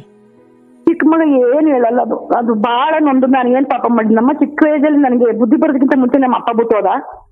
ನನಗೆ ಬುದ್ಧಿ ಬಂದ್ಮೇಲೆ ನಾನು ಓದೋದು ಬಿಟ್ಬಿಟ್ಟು ನಮ್ಮ ಅಣ್ಣನ ಡಿಪ್ಲೊಮಾ SLC ಡಿಪ್ಲೊಮಾ ಮಾಡ್ಕೊ ಬಂತೇನೋ ಇನ್ನೊಂದು ಕಂಪ್ಲೀಟ್ ಬೇಕಂದ್ರೆ ನಮ್ಮ ಅಣ್ಣನ ಎಜುಕೇಶನ್ ಲೋನ್ ತೆಗೆದು ಓದಿಸಿ ನಮ್ಮ ಅಣ್ಣ ಕೆಲಸ ಸಿಕ್ತು, ನಮ್ಮ ಅಣ್ಣ ಟ್ರೈನಿಂಗ್ ಮುಗಿಸ್ಕೊಬರೋದು, ನಮ್ಮ ಅಣ್ಣನ ಸಾಲ ಎಲ್ಲ ತಿರ್ಸ್ಬೇಕು, ನಾನು ಲೋನ್ ತಗೊಂಡಿದ್ದು ಅಂತ ಲೋನ್ ತಗೊಂಡಿದ್ದು ನಮ್ಮ ಅಣ್ಣ ಕೊಟ್ಟು ಖರ್ಚಿಲ್ಲ, ನಾನು ತಿರ್ಸಿದ್ದೀನಿ. ಮದುವೆ ಮಾಡಕ್ ಮನೆ ಮಾಡ್ಕೊಡ್ತೀನಿ ಅಂತ ಅವ್ರ ಮಾವ ಹೇಳ್ದ, ಅದನ್ನಕ್ಕೂ ನಾನು ಮಾಡ್ಕೊಡ್ತಾರೆ ಅಂದ್ರೆ ಅದನ್ನು ಮಾಡ್ಕೊಡ್ಲಿಲ್ಲ. ಅದಕ್ಕೆ ನಾನೇ ಅಡ್ವಾನ್ಸ್ ಎಲ್ಲ ಕೊಟ್ಟು ಮನೆ ಮಾಡ್ಕೊಟ್ಟಿದ್ದೀನಿ. ಅವನು ಕೆಲಸ ಸೇರ್ಕೋಬೇಕಾರೆ ಒಂದು ಸಿಂಧುತ್ವ ಮಾಡ್ಸಕ್ಕೂ ಸಹ 82,000 83,000 ಖರ್ಚಾಗಿತ್ತು. ಅವೆಲ್ಲ ರೆಡಿ ಮಾಡಿ ಅವನಿಗೆ ಡ್ಯೂಟಿ ರಿಪೋರ್ಟ್ ಕೈ ಸಿಕ್ಕ ವರ್ಷೊಳಗೆ ಟ್ರೈನಿಂಗ್ ಅಲ್ಲೂ ಸೇವೆ ಸಂಬಳ ಕೊಡ್ತಿದ್ದಿಲ್ಲ. ನಾನು ಕೆಲಸ ಮಾಡಿ ತಿಂಗಳ 5,000 ರೂಪಾಯಿ ನನಗೆ ಹಾಕೊಡ್ತಿದ್ದೆ. ನಾನೇನ್ ಪಾಪ ಕರ್ಮ ಮಾಡಿದ್ದೆ, ನಾನು ಯಾಕೆ ಇದ್ದೀನಿ ಅಂತ ನನಗೆ ಅನಿಸ್ತೈತೆ ಕಣಮ್ಮ. ಯಾಕೆಲ್ಲರೂ ಬರೀ ನನಗೆ ನಂಬಿಸಿ ಮೋಸ ಮಾಡಿದ್ರಲ್ಲ, ನಮ್ಮ ಅಪ್ಪ ಹಂಗ್ ಮಾಡೋದ, ನಮ್ಮ ಅಣ್ಣ ಹಿಂಗ್ ಮಾಡಿದ್ನಲ್ಲ, ನಾನು ಏನ್ ಹೇಳಿ ಅಂತ ನನಗೆ ಗೊತ್ತಾಯ್ತಿಲ್ಲ ಕಣಮ್ಮ. ನಿಮ್ ಇಷ್ಟ, ಏನಾದ್ರು ಮಾಡ್ಕೊಳ್ಳಿ, ನನಗೆ ಮದುವೆ ಅದು ಇದು ಅಂತ ಆಸೆನೇ ಇಲ್ಲ. ನನ್ನ ಮದುವೆ ಮಾಡಕ್ ಅನ್ಸ್ಕೊಂಡ್ಬೇಡಿ. ನೀನು ಒಬ್ಳು ಮದುವೆ ಆಗೋ ತನಕ ಜೊತೆ ಇದ್ರೆ ಸಾಕಾಯ್ತು ಕಣಪ್ಪ. ಒಂದು ಊರಲ್ಲಿ ಒಂದು ಮನೆ ಮಾಡ್ಕೊಟ್ರೆ ಸಾಕಾಯ್ತು ಕಣಪ್ಪ. ನಾನು ಹೆಂಗೋ ಅಲ್ಲಿ ಯಾರಿಗೂ ಹೊರೆ ಆಯ್ತಿಲ್ಲ, ಹಿಂಗ್ ಮಾಡ್ಬಿಟ್ನ ಕಣಪ್ಪ ಅಂತ ಹೇಳೋದಕ್ಕೆ ಅವ್ನು ಹೇಳ್ದ, ನನ್ನ ಮದುವೆ ಆಸೆ ಬಿಟ್ಬಿಡಿ, ನನ್ ಮದ್ವೆ ಆಸೆ ಇಟ್ಕೊಬಿಡಿ, ನಿಮ್ಗೆ ಹೆಂಗ್ ಅನಿಸ್ತದೆ ನೋಡಿ. ಈಗ ಅವ್ನು ಬೇಡ, ಅವ್ನ ಹೆಂಡತಿ ಕಡೆಗೂ ಹೇಳಕ್ಕಾಯ್ತಿಲ್ಲ, ತಾಯಿ ಕಡೆಗೂ ಹೇಳಕ್ಕಾಯ್ತಿಲ್ಲ ಅಂತ ಅಂದ್ಮೇಲೆ ಅವನಲ್ಲಿ ಇತ್ತು. ಅವ್ನು ಓದ್ತಿದ್ದು ವೇಸ್ಟ್ ಆಯ್ತು. ಅವನು ನವೋದಯ ವಿದ್ಯಾರ್ಥಿ ಅಂದ್ರೆ, ಅವನು ಒಬ್ಬ ಅಫಿಷಿಯಲ್ ಅಂದ್ರೆ ಎಲ್ಲನೂ ಮೇಂಟೈನ್ ಮಾಡಿ ಮ್ಯಾನೇಜ್ ಮಾಡೋ ಅಂತ ಕೆಪಾಸಿಟಿ ಅವನಿಗಿತ್ತು. ಬಟ್ ಯಾವಾಗಲೂ ವಶೀಕರಣ ಮಾಡ್ಕೊಂಡ್ರೆ, ಯಾವಾಗಲೂ ಅವ್ನ ಬ್ರೈನ್ಗೆ ಕೈ ಹಾಕಿ ಬ್ರೈನ್ ವಾಶ್ ಮಾಡ್ಬಿಟ್ಟಾರೆ. ಹಂಗಾಗಿ ಅವ್ನಿಗೇನು ಮಾತಾಡಕ್ಕಾಯ್ತಿಲ್ಲ. ಬಿಟ್ಟು ಬಂದ್ಬಿಡಿ, ಇನ್ನೇನು ಮಾಡಕ್ಕಾಗೋದಿಲ್ಲ, ಬಂದ್ಬಿಡಿ ಅಂತ ಹೇಳ್ಬಿಟ್ಟು ಒಳನೇಶ್ವರದಲ್ಲಿ ಮನೆ ಮಾಡಿದ್ನಲ್ಲ ಸರ್, ಬಾಡಿಗೆ ಮನೆ. ಆ ಮನೇಲಿ ಇದ್ದೀನಿ ನನಗೆ. ಅಂದ್ರೆ ಚಿಕ್ಕ ಮಗನ ಜೊತೆ ಇದ್ದೀರಾ? ಚಿಕ್ಕ ಮಗ ಬೆಂಗಳೂರಲ್ಲಿ ಇದ್ದಾನೆ ಸರ್, ಬೆಂಗಳೂರಲ್ಲಿ ಇದ್ದಾನೆ. ಈಗ ನೀವು ಒಬ್ಬರೇ ಇದ್ದೀರಾ ಸಪರೇಟ್? ನಾನು ಒಬ್ಳೇ ಇದ್ದೀನಿ, ಬರ್ತಾ ಇರ್ತೀನಿ, ಹೋಗ್ತಾ ಇರ್ತಾನೆ. ಈಗ ನಾಳೆ ಬರ್ತೀನಿ ಅಂತ ಹೇಳ್ತಿದ್ದೇನೆ, ನಾಳೆ ಬಂದು ಕರ್ಕೊಂಡು ಹೋಗ್ತೀನಿ ಕಣಮ್ಮ. ಅಂದ್ರೆ ಹೋಗ್ತಾ ಇರ್ತೀನಿ ಒಂದು 15 ದಿವಸ 20 ದಿವಸ ಅಲ್ಲಿ ಇದ್ಬಿಟ್ಟು. ಅಲ್ಲಿ ಬೆಂಗಳೂರು ನೀರು ನನ್ಗೆ ಅಡ್ಜಸ್ಟ್ ಆಗೋದಿಲ್ಲ ಸರ್, ಬೆಂಗಳೂರಲ್ಲಿ ಇರಕ್ಕಾಗಲ್ಲ. 4ನೇ ಒಪ್ಪಿದಲ್ಲಿ ಮನೆ ಮಾಡೋನೆ, ಹೊತ್ತಿಗೆ ಲೇಕ್ ಆಗಲ್ಲ ನನಗೆ. ಬೆಳಗ್ಗೆ ಸಂಜೆ ತೊಡೆ ಇನ್ಸುಲಿನ್ ತಗೋತೀನಿ, ಇಂಜೆಕ್ಷನ್ ಹಾಕತೀನಿ. ಹಂಗಾಗಿ ಇದೆಲ್ಲ ಕೈ ಕಾಲೆಲ್ಲ ಸತ್ತು ಹೋಯ್ತವೆ, ಸುಸ್ತಾಗದೆ, ಹಂಗ ಕ್ಲಿಯಕ್ಕಾಗಲ್ಲ. ಮತ್ತೆ ಕೆಳಗಡೆ ಮನೆ ಮಾಡಿದ್ಮೇಲೆ ಪೂರ್ತಿಯ ಅಲ್ಲಿ ಕರ್ಕೊಂಡು ಹೋಗಿ ಇಟ್ಕೊತೀನಿ ಅಮ್ಮ. ಅಷ್ಟ ತನಕ ಈ ಕೆಳಗಡೆ ಮನೆ ಕಲೀಲಿ, ಇಲ್ಲಿ ಇರ್ರಿ, ನಾನು ಹೋಯ್ತಾ ಬತ್ತ ನೋಡ್ಕೊಂಡಿರ್ತೀನಿ ಅಂತ ಹೇಳ್ಬಿಟ್ಟು ಇಲ್ಲೇ ಹೋಯ್ತಾ ಬತ್ತ ಇರ್ತಾನೆ ಅವನು. ಈಗ ಇವನ್ಗೆ ಒಂದು ಸಂಕ್ರಾಂತಿ ಹಬ್ಬದೇನೆ ಒಂದು ಗಂಡು ಪಾಪವಾಗಿದೆ ಸರ್. ಮದುವೆಯಾಗಿ 8 ತಿಂಗಳ ಮೇಲೆ 10 ದಿವಸ ಆಗೈತೆ. 8 ತಿಂಗಳ ಮೇಲೆ 10 ದಿವಸಕ್ಕೆ ಒಂದು ಮಗು ಹುಟ್ಟೈತಿ. ಇವ್ರು ಮುಂಚೆ ಆ ಮಗು ನೋಡಕ್ಕೂ ಸಮೇತಾಗಿ ನಮ್ಮನ್ನ ಬನ್ನಿ ಅಂತ ಕರೀದಲ್ಲ, ಬರ್ತೀನಿ ಅಂತಂದ್ರೆ ಬೇಡ ಅಂತ ಹೇಳ್ತಾರೆ. ಅವ್ರ ಅತ್ತೆ ಮಾವ ಕರ್ಕೊಂಡೋಗಿ ಅವ್ರ ಅಪ್ಪನ ಮನೇಲಿ ಮಣಿತನ ಮಾಡ್ತಾ ಇಲ್ಲ, ನನ್ನ ಮಗನ ಹತ್ರಕ್ಕೆ ಸೇರ್ಕೊಬಿಟ್ಟಾರೆ. ಅವರೆಲ್ಲ ಬಂದು ಸೆಟ್ಲ್ ಆಗ್ಬಿಟ್ಟಿದ್ದಾರೆ. ಅಲ್ಲಿ ಶಿವಮೊಗ್ಗದಲ್ಲಿ ಡ್ಯೂಟಿ ಮಾಡ್ತಾನ. ಮುಂಚೆ ಹೇಳಿದ್ದು ಬಾಡಿಗೆ ಮನೆ, ಕೋಟಿ ಆಸ್ತಿ ಇದೆಲ್ಲ ಸತ್ಯನಾ? ಅದೆಲ್ಲ ಸತ್ಯ ಐತೆ ಸರ್, ಅದು ಐತೆ ಮನೇಲಿ. ನಾನು ಅದನ್ನೇ ಕೇಳ್ತಿರೋದು. ಬಂದಿರೋಷ್ಟು ದರಿದ್ರ ಏನಿದೆ ಅವ್ರಿಗೆ? ಅದೆಲ್ಲ ಐತಲ್ಲ. ಇಲ್ಲಿ ಎಷ್ಟು ಆಸೆ ಐತೆ, ದುರಾಸೆ ಒಳ್ಳೇದ. ಇರೋಳು ಒಬ್ಬ ಮಗಳು, ಅದನ್ನೇ ಹೇಳಿದೆ. ನಿಮ್ಗೆ ಇರೋಳು ಒಬ್ಳು ಮಗಳು ಅಣ್ಣ, ಒಬ್ರು ಅಮ್ಮ ಅಂತ ತಿಳ್ಕೊ, ಒಬ್ಳು ಅಕ್ಕ ಅಂತ ಅಣ್ಣ ಅಂತ ತಿಳ್ಕೊಳಕ, ಅಕ್ಕ ಅಕ್ಕ ಅಂತ ಹೇಳ್ಬಿಟ್ಟು ನನ್ನ ಬೆನ್ನಿಂದ ಚೂರಿ ಹಾಕಿ ನಂಬಿಸಿ ಮಾತ್ರ ಕೂರ್ಬಿಟ್ಟಲ್ಲ ನೀನು. ನಿನ್ಗೆ ಏನ್ ಅಂತ ಇರೋದು? ನನ್ನ ಮಗ ಒಂದು ಊರಲ್ಲಿ ನನ್ನ ಮಗನಿಗೂ ಹೇಳ್ಕೊಟ್ಟೆ, ಅವ ನನಗೆ ಇನ್ನೂ 30 ವರ್ಷ ಈಗ ಇನ್ನೂ ಆಗಿಲ್ಲ, ಇನ್ನೂ 31 ವರ್ಷ ಸರ್ವಿಸ್ ಐತೆ. ಯಾವತ್ತಿಗೂ ನಾನು ನಿನ್ನವನೇ, ನನ್ನ ಮಗನಿಗೆ ಗೊತ್ತಾಗಲ್ಲ ಅಂತ ಅದನ್ನು ಹೇಳ್ಕೊಟ್ಟೆ. ಯಾವತ್ತಿಗೂ ನಾನು ನಿನ್ ಗಂಡನೆಯ, ನಿನ್ನವನೆಯ, ನಿನ್ನ ಅಪ್ಪ ಅಮ್ಮನ ನನ್ನ ಕೈ ಬಿಡಲ್ಲ, ನಿನ್ನನ್ನು ಕೈ ಬಿಡಲ್ಲ. ಈ 1-2 ವರ್ಷ ನನ್ಗೊಂದು 2 ಕೆಲಸ ಮಾಡಕ್ ಅವಕಾಶ ಕೊಡುವ ಅಂತ ಯಾವ್ದು ಕೇಳ್ಕೊಳಪ್ಪ. ನೀನು ನಿನ್ನಿರ್ತೀಯ ಒಳ್ಳೆ ಮಾತಲ್ಲಿ ಗಂಡ ಆಗಿರೋದನ್ನ ಕೇಳ್ಕೊ. ಏನು ಅಂದ್ರೆ ಊರಲ್ಲಿ ಒಂದು ಮನೆ ಕಟ್ತೀನಿ, ನಾವ್ ಎಷ್ಟು ಬದುಕಿದ್ರು ಏನೋ ಅಣ್ಣ ಹೊಟ್ಟೆ ಉರ್ಸಿ ಅಂತಂದಿರು, ನಮ್ಮ ಅಪ್ಪಂಗೆಲ್ಲ ಮಾಡಿದ್ನಲ್ಲ ಅಂತ ಇದ್ರಿಗೆ ನಾವು ಏನ್ ಸಾಧನೆ ಮಾಡ್ದೋ ಅನ್ನಂಗಾಯ್ತದೆ. ಊರಲ್ಲಿ ಒಂದು ಮನೆ ಕಟ್ತೀನಿ, ನನ್ನ ತಮ್ಮನೊಬ್ರು ಅವನನ್ನ ದುಡ್ಕೊಂಡು ನಿಂತವನೆ, ಅವ್ನಿಗೊಂದು ಮದುವೆ ಮಾಡೋಣ ನಿಂತು, ನನ್ನ ಹಿರಿಯ ಮಗಾಗಿ ನನ್ನ ಕರ್ತವ್ಯ ಅದು, ನಾನು ಮಾಡ್ತೀನಿ ಅಂತ ಕೇಳ್ಕೊಳಪ್ಪ. ನೀನ್ ಇರ್ತೀಯ ಅಂದೆ. ಅವ್ನು ಕೇಳ್ಕೊಳೋ ಪರಿಸ್ಥಿತಿ ಇಲ್ಲ. ಅದು ಏನೇನ್ ಬ್ಲಾಕ್ ಮೇಲ್ ಮಾಡೋದು ಗೊತ್ತಿಲ್ಲ ಸರ್ ನಾನು. ಸರಿ ತಾಯಿ ಬಿಡವ. ಈಗ ನಾನು ಬಹುಶಃ ಎಷ್ಟೊತ್ತು ಕೇಳಿದಾಗ ನೋಡಿ, ಮಕ್ಕಳು ಎಷ್ಟು ಸಂಸ್ಕಾರಯುತವಾಗಿ ಬೆಳೆದ್ರು. ಇಲ್ಲಿ ನೋಡವ, ನನ್ನ ಪ್ರಕಾರ ಆ ಮಾವ ಅನ್ಸ್ಕೊಂಡವನು ಅಥವಾ ನಿನ್ನ ಸೊಸೆ ಮೊದಲು ನಾನು ಯಾವುದನ್ನು ಕೂಡ ಓಕೆ, ಈಗ ಸ್ವಲ್ಪ ದಿನಗಳ ಮಟ್ಟಿಗೆ ಸ್ವಲ್ಪ ಚಿಕ್ಕ ವಯಸ್ಸಲ್ಲಿ ಮದುವೆ ಆಗೋಕ್ಕಿಂತ ಮುಂಚೆ ತುಂಬ ಗೌರವಾನ್ವಿತವಾಗಿ ಸಂಸ್ಕಾರಯುತವಾಗಿದ್ದಾನೆ ಅಂದರೆ ಅದೇ ಅಂತಿಮ ಅಂತ ಹೇಳಲಿಕ್ಕಾಗಲ್ಲ. ಗೊತ್ತಿಲ್ಲ, ನಾಳೆ ಬೆಳಗ್ಗೆ ಬದಲಾಗ್ಬೋದು. ನಿಮ್ಮ ಮಗನ ಬದುಕಲಾಗಿರೋದು ಅದೇ. ಅಂದರೆ ಅವ್ರು ಹೇಳ್ಕೊಟ್ಟಿರ್ಬೋದು, ಇವ್ರು ಹೇಳ್ಕೊಟ್ಟಿರೋ, ಅಂತಿಮವಾಗಿ ಮಗನಿಗೆ ಬುದ್ಧಿ ಇರಬೇಕಿತ್ತಲ್ಲವಾ? ಅಂದರೆ ಎಲ್ಲವೂ ಚೆನ್ನಾಗಿದ್ದಾಗ ಅನುಸರಿಸ್ಕೊಂಡು ಹೋಗೋದು ಎಲ್ಲರೂ ಮಾಡ್ತಾರೆ. ಸ್ವಲ್ಪ ಏನೋ ಈ ರೀತಿ ಬಂದಾಗ ತಾಯಿ ಅನ್ನೋ ಘನವಾದ ವಿಚಾರವನ್ನು, ಘನವಾದ ಜವಾಬ್ದಾರಿಯನ್ನು ಕೈ ಬಿಡೋದು. ಆದರೆ ಬಾಲ್ಯದಿಂದ ತೋರಿದ ಹೊಂದಾಣಿಕೆ, ಬಾಲ್ಯದಿಂದ ತೋರಿದ ಒಳ್ಳೆತನ ಅದೆಲ್ಲ ವ್ಯರ್ಥ.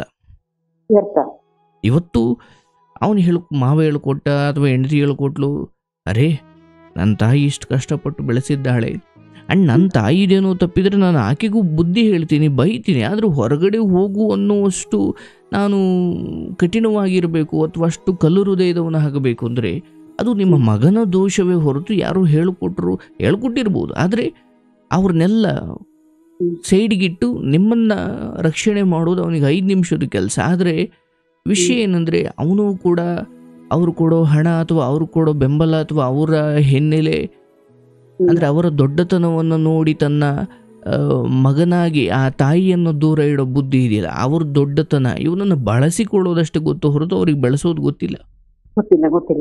ಅವನು ಅಂದ್ಕೊಂಡವನೇ ನನ್ನನ್ನು ಇಲ್ಲ, ಅವನು ಏನೇ ಗೌರ್ಮೆಂಟ್ ಜಾಬ್ ಇರ್ಬೋದು, ಆದರೆ ಯಾವಾಗ ತನ್ನ ಜವಾಬ್ದಾರಿಗಳನ್ನು ಮರೆತು ತನ್ನ ಧರ್ಮವನ್ನು ಮೀರಿ ಯಾರ್ದೋ ಕೈಗೊಂಬೆಯಾಗಿ ತಾನು ಮಗ ತಾಯಿ ಜೊತೆ ಹೇಗಿರಬೇಕು, ವಯಸ್ಸಾದ ತಾಯಿಯನ್ನು ಹೇಗೆ ನೋಡ್ಕೊಳ್ಬೇಕು, ನನ್ನ ಬದುಕನ್ನು ಕಟ್ಟಿಕೊಳ್ಳುವುದರಲ್ಲಿ ನಮ್ಮ ತಮ್ಮನ ಪಾತ್ರ ಏನು, ಅದಕ್ಕೇನು ಕೃತಜ್ಞನಾಗಿರಬೇಕು, ಇದೆಲ್ಲ ಧರ್ಮವನ್ನು ಅವನು ಅವರ ಮಾವಂದಿರ ಅಥವಾ ಅವನ ಹೆಂಡತಿದಿರ ಅವರು ಯಾರ್ದೋ ದೊಡ್ಡ ಸ್ಥಿತಿಯನ್ನು ಅವನು ಕಾಪಾಡಿಕೊಳ್ಳಿಕ್ಕೆ ಅಥವಾ ಅವರಿಗೆ ಇಷ್ಟವಾಗಲಿಕ್ಕೆ ಅವನ ಧರ್ಮವನ್ನು ಅವನು ಮೀರುವುದಾದರೆ ಅವನು ಭವಿಷ್ಯದಲ್ಲಿ ಆ ಗೌರ್ಮೆಂಟ್ ಕೆಲಸ ಅವನಿಗೆ ಎಷ್ಟು ಪ್ರಮೋಷನ್ ಸಿಕ್ಕಿದ್ರು ಅವನ ನರಳಾಟ ಕೊನೆಗೊಳ್ಳುವುದಿಲ್ಲ. ಯಾರ ಮಾತನ್ನು ಇವತ್ತು ಕೇಳಿ ನಿಮ್ಮನ್ನು ದೂರ ಇಟ್ಟಿದ್ದಾನೆ ಅದೇ ವ್ಯಕ್ತಿಗಳ ಕಾರಣಕ್ಕಾಗಿ ಅಥವಾ ಅವರೆಲ್ಲರೂ ಸೇರಿರಿ ಇವನಿಗೆ ಗುಂಡಿ ತೋಡ್ತಾರೆ.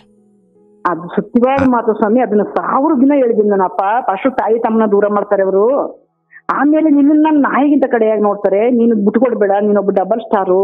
ಇಲ್ಲಿ ನಿನ್ನ ಮಗನಿಗೆ ಈ ಮಟ್ಟಿನ ದುರಹಂಕಾರ, ಈ ಮಟ್ಟಿನ ಮನಸ್ಥಿತಿ ಬರಲಿಕ್ಕೆ ಅವನಿಗಿರೋ ಆ ಡಬಲ್ ಸ್ಟಾರೇ ಕಾರಣ. ಹೌದು ಹೌದು ಹೌದು.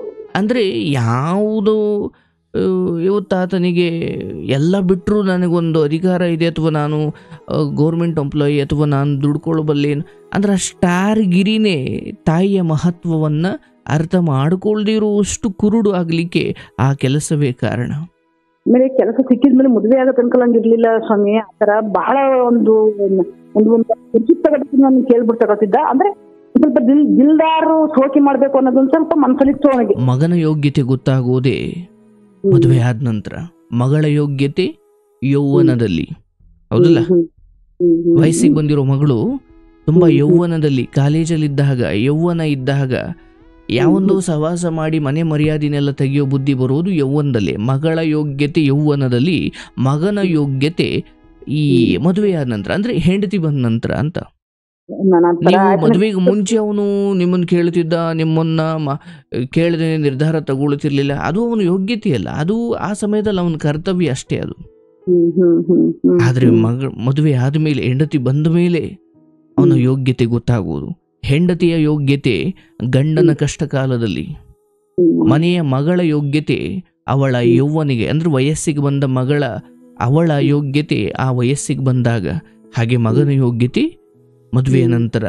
ಇವನ್ ಚಿಕ್ಕ ಮಗ ಆಗಿರ್ಬೋದು, ದೊಡ್ಡ ಮಗ ಆಗಿರ್ಬೋದು, ಮೂರನೆಯವರು ಮಾತು ಕೇಳಿ ತಂದೆ ತಾಯಿ ಅಥವಾ ನಾನೊಬ್ಬ ಮೊದಲು ಮನೆಯ ಮಗನಾಗಿ ಇವತ್ತು ಬಹುಶಃ ಆತ ತಾಯಿಯನ್ನ ತಾಯಿ ತಪ್ಪಿದೆಯೋ ಇಲ್ವೋ ನಾನು ಅದ್ರ ಬಗ್ಗೆ ಮಾತಾಡಲ್ಲ. ತಾಯಿಯನ್ನು ಉಳಿಸ್ಕೊಂಡು ಗೌರವಾನ್ವಿತವಾಗಿ, ಹೆಂಡತಿ ತಪ್ಪಿದ್ರೆ ಹೆಂಡತಿಗೆ ಬೈಕೊಂಡು, ಗಂಡನ ತಾಯಿ ತಪ್ಪಿದ್ರೆ ತಾಯಿಗೆ ಬೈಕೊಂಡು ಒಂದು ಗಟ್ಟಿಯಾದ ವ್ಯಕ್ತಿತ್ವ ಇಟ್ಟುಕೊಂಡಿದ್ರೆ ಆ ಮಾವ ಅಥವಾ ಅವರೆಲ್ಲ, ಆ ಸಂಚುಕೋರರೆಲ್ಲ ಸಂಚು ಮಾಡಿ ಇವನನ್ನು ಕೆಟ್ಟ ಸ್ಥಿತಿಗೆ ತರಲಿಕ್ಕೆ ಹೆದರುತ್ತಾರೆ. ಇಲ್ಲಪ್ಪ ಅವನು ನಾವು ಹೇಳಿದ ಮಾತು ಕೇಳಲ್ಲ ಅಥವಾ ಅವನು ಅಷ್ಟು ಸುಲಭ ಅಲ್ಲ, ಅವನು ತುಂಬ ಶಿಸ್ತಿನ ಮನುಷ್ಯ ಅಂತ.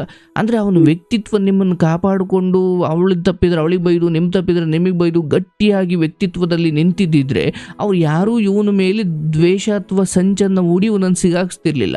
ಆದರೆ ಇವನು ಯಾವಾಗ ತನ್ನ ಘನತೆಯನ್ನು, ತಾಯಿಯನ್ನು ಹೊರಗಡೆ ಹಾಕುವ ಮೂಲಕ ತಾನು ಸ್ವಲ್ಪ ತನ್ನ ಘನತೆಯನ್ನು ಬಿಟ್ಟುಕೊಂಡು, ಅದಾದ ನಂತರ ಇವನ ವಿಚಾರವಾಗಿ ಆ ಎದುರಾಳಿಗಳು ಸುಲಭವಾಗಿ ಸಂಚು ಮಾಡಿ, ಸುಲಭವಾಗಿ ಇವನ ಬಗ್ಗೆ ಇವನಿಗೊಂದು ಕೆಡ್ಡ ತೋಡಿ ಅವನನ್ನು ಮುಚ್ಚಾಕ್ತಾರೆ. ಹಾಗಾಗಿ ಇಲ್ಲಿ ನಿಮ್ಮ ಹಿರಿಯ ಮಗನನ್ನು ನೀವು ಅಥವಾ ಯಾರೋ ಹಿರಿಯರು ಈಗ ಸರಿ ಮಾಡ್ಲಿಕ್ಕೆ ಸಾಧ್ಯ ಇಲ್ಲ. ಅಂದರೆ ನೀನೇ ಒಂದು ಮಾತು ಹೇಳಿದೆ, ಒಂದು ಕಣ್ಣು ಕಣ್ಣಲ್ಲ, ಒಬ್ಬ ಮಗ ಅಲ್ಲ ಅಂತ. ಆ ಇನ್ನೊಬ್ಬ ಮಗ ಪುಣ್ಯ ನಿನ್ನ ಪರ ಇದ್ದಾನೆ. ಯಾಕಂದ್ರೆ ಒಬ್ಬ ಮಗ ಇದ್ದು ಅವನು ಮಾತ್ರ ಅವನ್ನೇ ನಚ್ಕೊಂಡಿದ್ದು ಅವನೇ ಹಿಂಗೆ ಮಾಡಿಬಿಟ್ಟಿದ್ರೆ ಇನ್ನೊಂದಿಲ್ಲ ಅಂದರೆ ಕಷ್ಟ ಆಗ್ತಿತ್ತು. ಈಗ ಅದಕ್ಕೆ ನಿನ್ನ ಗಾದೆ ಪ್ರಕಾರನೇ ಬಂತಲ್ಲ ಈಗ. ಈಗ ಏನಾಯ್ತು ಅಂದ್ರೆ ಇರೋದ ಚಿಕ್ಕ ಮಗನಿಗಿಂತ ಇವನ ಮೇಲೆ ಪ್ರೀತಿ ಜಾಸ್ತಿ. ಇವನಿಗೆ ತಾಯಿ ಕರಳು, ತಾಯಿ ಸಂಬಂಧ ಇತ್ತು. ಒಂಥರ ಅವನಿಗೆ ನಾನ್ ತಾಯಿ ಅಲ್ಲ, ನನಗೆ ಅವನೇ ತಾಯಿ ಅನ್ನೋ ತರ ನೋಡ್ಕೊಂಡ ನನ್ನನ್ನ ಇಲ್ಲಿವರೆಗೂ. ಎಂಗೇಜ್ಮೆಂಟ್ ಅಂತ ಯಾವಾಗ ಆಯ್ತು ಆಗ್ಲಿಂದ ಇಲ್ಲಿ ಆಮೇಲೆ ನನ್ ಕೈ ತಪ್ಪೋದ ಅವನು. ನಾನು ಹೇಳೋದು ನಿನ್ನೆ ಹೇಗಿತ್ತು ಅಥವಾ ನಾಳೆ ಹೇಗಿರುತ್ತೆ ನಿನ್ಗದು ಬೇಡ. ಬದುಕು ಅಂದ್ರೆ ಇವತ್ತಿನದು ತಾಯಿ. ನನ್ನ ಜೊತೆ ಆಗ ತುಂಬಾ ಚೆನ್ನಾಗಿದ್ದ ಅಂದುಕೊಂಡು ನಾನು ಸಂತೋಷ ಪಡೋಕಾಗಲ್ಲ ತುಂಬಾ ಸಾರಿ. ಅದನ್ನ ವಾಸ್ತವದಲ್ಲಿ ಏನಿದ್ದಾನೆ, ವಾಸ್ತವದಲ್ಲಿ ಅವನ ಯೋಗ್ಯತೆ ಏನು ಅಂತ ನಾವು ಅರ್ಥ ಮಾಡಿಕೊಳ್ಬೇಕು. ಎಲ್ಲನೂ ಅರ್ಥ ಮಾಡಿ ಎಲ್ಲ ತರನು ಇದ್ದ. ಈಗ ಹೆಂಗ್ ಆದ ಈ ತರ ಸಂಬಂಧ ಮದುವೆ ಮಾಡಿ ಮತ್ತ ಅದನ್ನೇ ಹೇಳ್ತೀಯಲ್ವಾ, ಮೊದ್ಲು ಹಳೆ ವಿಚಾರಕ್ಕೆ ಹೋಗಿ ಸಾಯೋದನ್ನ ಬಿಡು. ಎಲ್ಲ ಚೆನ್ನಾಗಿದ್ದ ಏನ್ ಚೆನ್ನಾಗಿದ್ದ? ಅಂಡ್ ಅವನ ಯೋಗ್ಯತೆಗೋಸ್ಕರ ತಾಯಿನೋ ತಮ್ಮನ ತ್ಯಾಗಗಳನ್ನ ಅರ್ಥ ಮಾಡಿಕೊಳ್ಳುವಷ್ಟು ಯೋಗ್ಯತೆ ಇಲ್ಲ ಅಂದ್ರೆ, ಅರೆ ಅವನ ಹೆಂಡತಿ ಹಂಗಂದಾಗ ಸುಮ್ಮನೆ ಬಾಯಿಗೆ ಪ್ಯಾಚ್ ಹಾಕೊಂಡು ಹೆಂಡತಿಯನ್ನ ಸುಮ್ನಿರೆ ಅಂತ ಹೇಳಿದ್ರೆ ಮುಗ್ದು ಹೋಗಿತ್ತಲ್ಲ. ನಿನ್ನ ಪರ ಮಾತಾಡೋದು ಬೇಡ. ನಾನು ಅದನ್ನೇ ಅಂದೆ, ಇಬ್ರು ಕಿತ್ತೊಳದ್ರೆ ಇಬ್ರು ಮನೆ ಬಿಟ್ಟು ಹೋಗಿ ಅಂತ ಹೇಳೋ ಒಂದು ಮಾತಾ. ಅಂಡ್ ಇಲ್ಲಿ ಸಮಸ್ಯೆ ಏನಾಗ್ತಿದೆ ಅಂದ್ರೆ, ನೀವೊಬ್ಳು ತಾಯಿಯಾಗಿ ಅವನು ಹಿಂದೆ ಯಾವತ್ತೋ ಚೆನ್ನಾಗಿದ್ದ, ತುಂಬಾ ಗೌರವಾನ್ವಿತವಾಗಿದ್ದ, ತುಂಬಾ ಮಾತು ಕೇಳ್ತಾ ಇದ್ದ, ಹಳೇದ್ ಇಟ್ಕೊಂಡು ಎಷ್ಟು ದಿನ? ಈಗೇನಿದೆ ಹೋಗಿರೋದನ್ನ ಯಾವುದು ಕೈ ತಪ್ಪಿ ಹೋಗಿದ್ಯೋ ಅದನ್ನು ಬಿಟ್ಟು ಯಾವುದು ಇದೆಯೋ, ಯಾಕಂದ್ರೆ ಅಲ್ಲೇ ಯೋಚನೆ ಮಾಡಿಕೊಂಡು ನಾನು ಹೇಳ್ತೀನಿ, ನೀನು ಇದೇ ಮನಸ್ಥಿತಿಯಲ್ಲಿ ಮುಂದುವರಿದ್ರೆ ತಮ್ಮ ಬಂದಾಗ, ಅವನ್ ಚಿಕ್ಕ ಮಗ ಬಂದಾಗಲೆಲ್ಲ ಇದನ್ನೇ ಹೇಳ್ಕೊಂಡು ಇದನ್ನೇ ಮಾಡ್ಕೊಂಡು ಇದನ್ನೇ ಕೊರಕೊಂಡು ಕಾಯಿಲೆ ತರಿಸ್ಕೊಂಡಿದ್ರೆ ಇನ್ನು ಚಿಕ್ಕ ಮಗಂಗೆ ಗಬ್ಬಬ್ಬ ಅಂದ್ರೆ ನೀನು ನೋಡ್ಕೊಳ್ಳೋ ಖರ್ಚು ಹೆಚ್ಚಾದಷ್ಟು ಅವನಿಗೂ ಒಂದಿವ್ಸ ನೀನು ಬೇಡವಾಗ್ತೀಯ. ಹೌದು, ನೀನು ಹೇಳ್ತಿರೋದು ಒಬ್ಬ ತಾಯಿಯಾಗಿ ಅದು ಸಹಿಸೋದು ಕಷ್ಟ. ಆದರೆ ನಾನು ಹೇಳೋದು ಈ ವಾಸ್ತವದಲ್ಲಿ ಈ ದಿನ ಈ ಕ್ಷಣ ಅಷ್ಟೇ ನಮ್ಮ ಬದುಕು. ನೆನ್ನೆನೂ ಇಲ್ಲ, ನಾಳೆನೂ ಇಲ್ಲ. ಅವೆಲ್ಲ ಕಣ್ಣು ಮುಂದಿರೋ ಸುಳ್ಳುಗಳು. ಹಾಗೂ ನಾಳೆ ಬಂತು ಅಂದ್ರೆ ಸಂತೋಷ ಪಡು. ಬೆಳಿಗ್ಗೆ ಎದ್ದೋಳ್ತೀಯೋ ಇಲ್ವೋ ಯಾರಿಗೂ ಗೊತ್ತು. ಹೀಗಿರ್ಬೇಕಾದ್ರೆ ಚಿಕ್ಕ ಮಗ ಏನೋ ಸ್ವಲ್ಪ ಆಶ್ರಯ ನೀಡಿ ಅವನು ಚೆನ್ನಾಗಿ ನೋಡ್ಕೊಳ್ತಿದ್ದಾನ ಅಷ್ಟೇ. ಅವನು ಬಂದಾಗ ಬರೀ ದೊಡ್ಡ ಮಗ ಹಿಂಗೆ ಹಂಗೆ ಮಾಡ್ದ ಯೋಚನೆ ಮಾಡಿದಾಗ ರೋಗಗಳು, ನಿನ್ನ ದೇಹ ಶಕ್ತಿಯನ್ನು ಕಳ್ಕೊಳ್ತಾ ಹೋಗುತ್ತೆ. ಸುಲಭವಾಗಿ ರೋಗ ಅನ್ನೋ ಶತ್ರುಗಳು ನಿನ್ನ ದೇಹವನ್ನು ಹೋಗ್ತಾರೆ. 13,000 ರೂಪಾಯಿ ಮೆಡಿಸಿನ್ ಇಂಗ್ಲಿಷ್ ತಗೋತೀನಿ ಬೆಳಗ್ಗೆ ಸಂಜೆ ಮೆಡಿಸಿನ್ಗಳು. ನಿನ್ನ ದೊಡ್ಡ ಮಗ, ನಾನು ಹೇಳ್ತೀನಿ, ಅವನು ನಿನ್ನ ಜೀವಿತಾವಧಿಯ ಕೊನೆ ಕ್ಷಣದವರೆಗೂ ನಿನಗೆ ಅವನು ಮೊದಲಿನಂತೆ ಸಿಗೋದಿಲ್ಲ.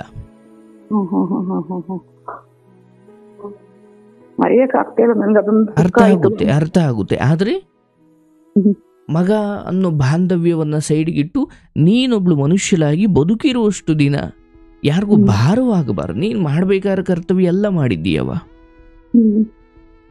ಅರ್ಥ ಆಯ್ತಲ್ಲ? ಇಲ್ಲಿ ಹೇಗಂದ್ರೆ, ಒಂದು ಪಕ್ಷಿ ಗೂಡು ಕಟ್ಟಿ ಮೊಟ್ಟೆ ಇಟ್ಟು ಆ ಮೊಟ್ಟೆಯನ್ನು ಮರಿ ಮಾಡಿ ಆ ಮರಿಗಳಿಗೆ ರೆಕ್ಕೆ ಬಂದರೂ ಕೂಡ ಪುಟ್ಟು ಮರಿಗಳಿಗೆ ಹಾರ್ಕೊಂಡು ಹೋಗಿ ಆಹಾರವನ್ನು ಹುಟ್ಟಿಸ್ಕೊಳ್ಳೋಕ್ಕಾಗಲ್ಲ. ಅವು ರೆಕ್ಕೆ ಬಂದು ಹಾರೋವರೆಗೂ ಕೂಡ ಆ ಮರಿಗಳಿಗೆ ಗೂಡಿಗೆ ತಂದು ತಾಯಿ ಪಕ್ಷಿ ಆಹಾರವನ್ನು ಕೊಡುತ್ತೆ. ಆ ರೆಕ್ಕೆ ಬಂದಾದ್ಮೇಲೆ ಆ ಪಕ್ಷಿ ಆ ಕಡೆ, ಈ ಪಕ್ಷಿ ಈ ಕಡೆ. ಹಂಗೆ ಅರ್ಥ ಆಗುತ್ತೆ. ಆದರೆ ಇಲ್ಲಿ ನಿಮ್ಮ ದೊಡ್ಡ ಮಗನಿಂದ ಬದಲಾವಣೆ ಸಾಧ್ಯನೇ ಇಲ್ಲ. ಅಲ್ಲಿ ಸಂಪೂರ್ಣವಾಗಿ ಮಗ ನಿನ್ನ ವಿರುದ್ಧ ಇದ್ದು ಸೊಸೆ ಅವ್ರ ಮನೆ ಅವ್ರ ಅಪ್ಪ ಅಮ್ಮ ಎಲ್ಲ ತಾಯಿಗೆ ಹಂಗೆಲ್ಲ ಅನ್ಬಾರ್ದಪ್ಪ ಅಂತ ಅವರೆಲ್ಲ ನಿನ್ನ ಪರ ಇದ್ದಿದ್ರೆ ಮಗನನ್ನು ಬದಲಾಯಿಸೋದು ಜಾಸ್ತಿ ಸಮಯ ಏನಲ್ಲ. ಎಲ್ಲ ಅವ್ರ ಇಡೀ ವ್ಯವಸ್ಥೆನೇ ನಿನ್ನ ವಿರುದ್ಧ ಇದೆ ಎಂದಾಗ ಅದು ನಿನ್ನ ಕೈಲಿ ಸಾಧ್ಯ ಇಲ್ಲ. ಇರೋ ಮಗನನ್ನು ಉಳಿಸ್ಕೊ ಮೊದಲು. ಈ ಸಮಯದಲ್ಲಿ ಚಿಕ್ಕ ಮಗ ನೋಡಿಕೊಂಡು ದೊಡ್ಡ ಮಗ ನೋಡಿಕೊಂಡು ನೀನು ರೋಗ ತಂದುಕೊಂಡು ಯೋಚನೆ ಮಾಡಿ ಕೊರಗಿ ಯಾರಿಗೂ ಭಾರ ಆಗಬೇಡ. ಅದೇ ಪರಿಸ್ಥಿತಿ ಆಯ್ತು. ಈಗ ನನಗೆ ಒಂದು ಗೊಂದಲ ಆಗಿದ್ದು ಸ್ವಾಮಿ. ನನಗೆ ಒಬ್ಳೆ ಕೂತು ರಾತ್ರಿ ನಿದ್ದೆ ಬರಲ್ಲ, ಬೆಳಗಿನ ಜಾವ 4 ಗಂಟೆವರೆಗೂ ನಿದ್ರೆ ಬರಲ್ಲ. ಬರೀ ಅದನ್ನೇ ಯೋಚನೆ ಬರ್ತದೆ ಹೋಗಿ ಮಲಗಕ್ಕೆ ಹೋದ್ರೆ. ಆಮೇಲೆ ನನಗಾಗಿದ್ದು ಎಲ್ಲಿ ತಪ್ಪು ಮಾಡಿದೆ ನಾನು ಚಿಕ್ಕದ್ರಿಂದ ಬರೀದೇ ಹಣೆ ಬರೀ ಆಗೋಗ್ಬಿಡ್ತಲ್ಲ. ಗಂಡನೆಲ್ಲ ಆತರ ಆಯ್ತು, ಮಗನ ನಂಬಿ ಇದಕ್ಕೆ ಮಗ ನನಗೆ ಎಲ್ಲ ಬೀದಿಲಿ ಕೈ ಕಾಲು ಮುರಿದು ಕಣ್ಣಿನ ಗುಡ್ಡೆ ಕಿತ್ತು ಭಿಕ್ಷೆ ಬಿಡಕ್ ಬಿಟ್ಟಿಲ್ಲ. ನಾನು ಅವ್ರನ್ನ ವಿದ್ಯಾವಂತರು ಮಾಡಿದೀನಿ. ಅಪ್ಪ ಬಿಟ್ಟೋದಂತ ನಾನು ಬಿಟ್ಟೋಗ್ಲಿಲ್ಲ. ಹಿಂಗೆಲ್ಲ ನಾನು ಹೇಳೋದು ಮಾಡಿ ನೋಡವ್ವ, ಇಲ್ಲಿ ನಾನು ಏನು ತಪ್ಪು ಮಾಡಿದೆ ಅಂತ ಯೋಚಿಸೋ ಸಮಯ ಅಲ್ಲ. ನೀನು ಏನು ಮಾಡಬೇಕು ಎಲ್ಲ ಮಕ್ಕಳಿಗೆ ಶಿಕ್ಷಣ ಸಂಸ್ಕಾರ ಎಲ್ಲ ಕೊಟ್ಟಿದ್ದೀಯ. ಬಟ್ ಮದುವೆ ವಿಚಾರದಲ್ಲಿ ಯಾಕೋ ನೀವು ತುಂಬ ಆತರ ಪಟ್ರಿ. ಮತ್ತು ಅಲ್ಲಿ ಆ ಕಡೆಯಿಂದ ತುಂಬ ಒತ್ತಾಯ ಬರ್ತಿತ್ತು, ಆ ಕಡೆಯಿಂದ ತುಂಬ ಆತರ ಬರ್ತಿತ್ತು.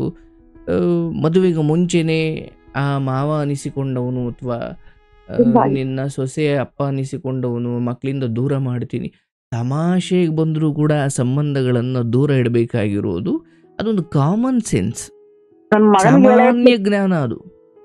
ಅಂತ ನಂಗೆ ಅವ್ರ ಕಣ ನಿಮ್ ಮಾವ ಅಂತ ನನ್ ಮಗನಿಗೆ ಹೇಳೋದಕ್ಕೆ, ನನ್ ಮಗ ನೀನ್ ಮದುವೆ ಮಾಡಕಲ್ಲ, ನೀನು ಅವ್ರೇನೋ ತಮಾಷೆ ನೋಡಂತ ಅದನ್ನೇ ಸೀರಿಯಸ್ ಮಾಡ್ಕೊಂಡಿದ್ಯಾ, ನನ್ ಮನೆ ಬಿಟ್ಟು ಹೋಗ್ತೀನಿ, ಅದು ಯಾರಿಗೆ ಮಾಡ್ಕೊತೀನಿ ಮಾಡ್ಕೊಂತ ಇವನು ಆ ತರ ಎದ್ಬಿಟ್ಟ. ನೋಡಿ ನೋಡಿ ನೋಡಿ, ಇಲ್ಲಿ ಅಲ್ಲಿ ಅಷ್ಟೊತ್ತಿಗಾಗಲೇ ಅದು ತನ್ನ ಕೆಲಸ ಮಾಡ್ಲಿಕ್ಕೆ ಶುರು ಮಾಡಿದೆ. ಈಗ ಹಳೇದ್ರ ಬಗ್ಗೆ ನಾವು ಚರ್ಚೆ ಮಾಡೋದು ಬೇಡವಾ? ನಾನು ಹೇಳೋದು ಇಲ್ಲಿ ಗಂಡ ಅಂತ ಕೆಟ್ಟವನಾಗಿ ಬೇಜವಾಬ್ದಾರಿ ಮನುಷ್ಯನಾದಾಗ ಒಬ್ಬ ತಾಯಿಯಾಗಿ ನೀನು ಏನೇನು ಮಾಡ್ಬೋದು, ಅದಕ್ಕೂ ನೀನು ಅದ್ಭುತವಾಗಿ ಮಾಡಿದೀಯ. ಮಕ್ಕಳಿಗೆ ಅನ್ನ ತಂದು ಕೊಡೋದ್ರಿಂದ ಹಿಡಿದು ಅವರನ್ನು ಹಸುವಿನಿಂದ ಪಾರು ಮಾಡಿ ಅವರಿಗೆ ಅನ್ನ ಹುಟ್ಟಿಸಿ ಕೊಟ್ಟು ಅವರ ಹೊಟ್ಟೆ ತುಂಬಿಸೋದ್ರಿಂದ ಹಿಡಿದು ಶಿಕ್ಷಣ ಕೊಡೋದ್ರಿಂದ ಹಿಡಿದು ಅವ್ರಿಗೆ ಕೆಲಸ ಕೊಡಿಸೋದ್ರಿಂದ ಹಿಡಿದು ಎಲ್ಲವನ್ನು ಮಾಡಿದೆ, ಎಲ್ಲೂ ತಪ್ಪಾಗಿಲ್ಲ. ಆದರೆ ಈ ಜಗತ್ತಲ್ಲಿ ಹಾಗೆಯವ, ನಾವು 3 ವಿಚಾರವನ್ನು ಕೈಗೆ ತಗೊಂಡು 3ಕ್ಕೂ ಅಷ್ಟೇ ಪ್ರೀತಿಯಿಂದ ಸಮಯ ಕೊಟ್ಟು ಮಾಡಿದ್ರೆ ಆ 3 ಕೈಗೆ ಸಿಗ್ತವೆ ಅಂತ ಏನಿಲ್ಲ. ಕಡೆಗೆ 2 ಸಿಕ್ಕಿದ್ರೆ ನಾವು ಖುಷಿ ಪಡಬೇಕು. ಇವತ್ತು ನಾನು ನೋಡಿದ್ದೀನಿ ಎದ್ರಿ ಇರೋ ಇದ್ದೊಬ್ಬ ಮಗ ಹಂಗಾಗ್ಬಿಟ್ರೆ ಆ ತಾಯಿ ದುಃಖ ಇದೆಯಲ್ಲ, ಅದು ಬಹಳ ದೊಡ್ಡದು, ನಿನಗಿಂತ ದೊಡ್ಡದು. 2 ಮಕ್ಕಳಲ್ಲಿ ಒಬ್ಬರು ಏನೋ ಅಷ್ಟೋ ಇಷ್ಟು ನೋಡ್ಕೊಳ್ತಾನೆ, ಇನ್ನೊಬ್ಬಂತೂ ರಾಕ್ಷಸ ಆಗ್ಬಿಟ್ಟಿದ್ದಾನಿಂದಾಗ ಅಯ್ಯೋ ಒಬ್ಬನಾದ್ರೂ ಆದ್ನಲ್ಲಪ್ಪ ಅಂತ ಖುಷಿ ಪಡೋ ಕಲಿಯುಗ ಇದು. ಗೊತ್ತಿಲ್ಲ ಸ್ವಾಮಿ, ನನ್ಗೆ ಏನು ಕೈ ಕಾಲು ಹೊಡ್ದಂಗ ಆಗ್ಬಿಟ್ಟದೆ. ಅರ್ಥ ಮಾಡ್ಕೊ, ಏನು ಇಲ್ಲ, ಎಲ್ಲಾರ ಮನೆಯಲ್ಲೂ ಆಗ್ತಾ ಇರೋದು ನಿನ್ನ ಮನೆಯಲ್ಲೂ ಆಗ್ತಾ ಇದೆ. ನಾನು ಏನ್ ತಪ್ಪು ಮಾಡಿದೆ ಹೇಳ್ತಾನೆ, ನಿಮ್ಮ ಅಪ್ಪ ಆ ತರ ಬಿಟ್ಬಿಟ್ಟು ಹೋದ ಚಿಕ್ಕ ಪುಟ್ಟ ವಯಸ್ಸಲ್ಲಿ, ನಾನಾಗೆ ಏನಾರು ಬಿಟ್ಟು ಹೋಗಿದೆ ಆ ತರ. ನೀನ್ ಇಲ್ಲಿದ್ದೆ ಇವತ್ತು, ನಿನಗೊಂದು ಬೆಲೆ, ಒಂದು ನೆಲೆ, ಒಂದು ಗೌರವ ಅಂತ ನಾನು ತಂದು ಕೊಟ್ಟಿದ್ಕಲ್ವ ನಿಮ್ಮ ಮಾವ ಹುಡಿಕ ಬಂದು ಏನ್ ಕೊಟ್ಟಿದ್ದು. ಅಂದ್ರೆ ನೀನು ಬಿಟ್ಟೋಗಿ ಆಗ್ಲಯ್ಯ, ನಿನ್ನ ಸಾಕು ಅಂತ ಹೇಳಿದ್ರು. ಏನು ಕೋಟಿ ಗಟ್ಟಲೆ ಸಂಪಾದನೆ ಮಾಡಿ ಕೊಟ್ಟಿರಲ್ಲ ಹಂಗೆ ಹೇಳ್ತಾ ಇದೆಯಲ್ಲ, ಇರಕ್ಕೊಂದು ಮನೆನ ಕಟ್ಟಿಲ್ಲ ನೀನು ಅಂತ ಕೇಳ್ತಾನೆ. ಇವಾಗ ಬರ್ತೈತೆ ಅವ್ನ ಬಾಯಿಲ ಮಾತುಗಳು. ನಮ್ಮ ಮನೆ ಅಲ್ಲ ನೀನು ಕೇಳಿಸ್ಕೊ, ನಾನು ಇಷ್ಟು ಮಾತ್ರ ಹೇಳುವಲ್ಲಿ, ನೀನ್ ನೆಮ್ಮದಿಯಾಗಿರ್ಬೇಕಂದ್ರೆ ನಿನ್ನ ಎಲ್ಲಾ ಭಾವನೆಗಳನ್ನ ಅವನ ಮುಂದೆ ಒದರೋದನ್ನ ಬಿಡು. ನೀನ್ ಏನೇ ಒದ್ರಿದ್ರು ಅವನಿಂದ ಇನ್ನಷ್ಟು ಕಠೋರ ಪದಗಳು ಆಚೆ ಬರ್ತವೆ, ಅದರಿಂದ ನಿನಗೇ ದುಃಖ. ಬಾಯಿ ಮುಚ್ಕೊಂಡಿರು. ನೀವ್ ಯಾಕಿದನ್ನು ಅನುಭವಿಸ್ತಿದ್ದೀರಾ ಅಂತ ಹುಡುಕ್ತಾ ಹೋದ್ರೆ ಎಲ್ಲೋ ಒಂದು ಸಮಯದಲ್ಲಿ ಮಕ್ಕಳನ್ನ ಸಾಕುವ ಸಮಯದಲ್ಲಿ ಅವರನ್ನ ಒಳ್ಳೆ ಶಿಕ್ಷಣವಂತರನ್ನಾಗಿ ಮಾಡಬೇಕು, ಅವರಿಗೆ ಸಂಸ್ಕಾರ ಕೊಡಬೇಕು. ಈ ನಿಟ್ಟಿನಲ್ಲಿ ಅವ್ರಿಗೆ ಕೊಡಬೇಕಾದ ಎಲ್ಲವನ್ನೂ ನೀನು ಕೊಟ್ಟೆ. ಆದರೆ ಅವನಿಗೆ ಬಹಳ ಸಂಗಾತಿಯನ್ನ ತರುವ ನಿಟ್ಟಿನಲ್ಲಿ, ಅಂದರೆ ಒಬ್ಬ ಮಗನಾಗಿ ಇಲ್ಲಪ್ಪ ನನ್ನ ತಾಯಿಗೆ ಹಿಂಗೆ ಅನ್ನೋದಾದರೆ ಮದುವೆಗೆ ಮುಂಚೆ, ಅಥವಾ ನನ್ನ ತಾಯಿ ಹತ್ರ ಫೋನಲ್ಲಿ ಈ ರೀತಿ ತಮಾಷೆಗಾದರೂ ಮಾತಾಡೋದಾದರೆ ಅಂಥ ಸಂಬಂಧ ನನಗೆ ಬೇಕಿಲ್ಲ ಅನ್ನೋ ಸ್ವಂತ ಪ್ರಬುದ್ಧತೆಯಿಂದ ಅದರಿಂದ ಹೊರಗಡೆ ಬರೋ ಮಗನನ್ನು ನೀನು ಎತ್ತಿಲ್ಲ. ಎರಡನೇದು, ಅಯ್ಯೋ ನಮ್ಮ ತಾಯಿಗೆ ಹಿಂಗೆ ಅನ್ನಂತೆ ಮತ್ತು ನಮ್ಮ ತಾಯಿಗೆ ಬೇಜಾರಾಗಿದೆ, ಅವಳು ಹೇಳ್ತಿದ್ದಾಳೆ ಇದರಿಂದ ಹೊರಗಡೆ ಬರೋಣ ಅಂತ. ಸರಿ, ನಮ್ಮ ತಾಯಿ ಮಾತನ್ನು ಕೇಳಿ ಆಚೆ ಬರೋಣ ಅಂದ್ರೆ ಸ್ವಯಂ ಅವನಿಗೂ ಒಂದು ಬುದ್ಧಿ ಇಲ್ಲ, ಮತ್ತು ಯಾರನ್ನೂ ಹೇಳಿದ್ದನ್ನು ಅವನು ಕೇಳೋದಿಲ್ಲ. ಇಂಥ ಮಗನನ್ನು ಹೆತ್ತಿದ್ದೇ ಆಯ್ತಲ್ಲ. ಮತ್ತೆ ಅದೇ ಆಗಿದ್ದು. ಈಗ ನನ್ನ ಚಿಕ್ಕ ಮಗ ಅದನ್ನೇ ಹೇಳ್ದ, ನಮ್ಮ ಅಪ್ಪನಿಗೂ ಇವನಿಗೂ ಏನು ವ್ಯತ್ಯಾಸ ಇಲ್ಲ. ಅವ್ನ ಹೆಂಡತಿ ಮಕ್ಕಳು ಬಿದ್ದಿ ಬಿಟ್ಟೋದ, ಅವ್ನ ತಾಯಿ ತಮ್ಮನ ಬಿದ್ದಿದಾಗ್ತಾ ನಿನ್ ಕೆಲಸ ಮುಗಿದ್ಮೇಲೆ.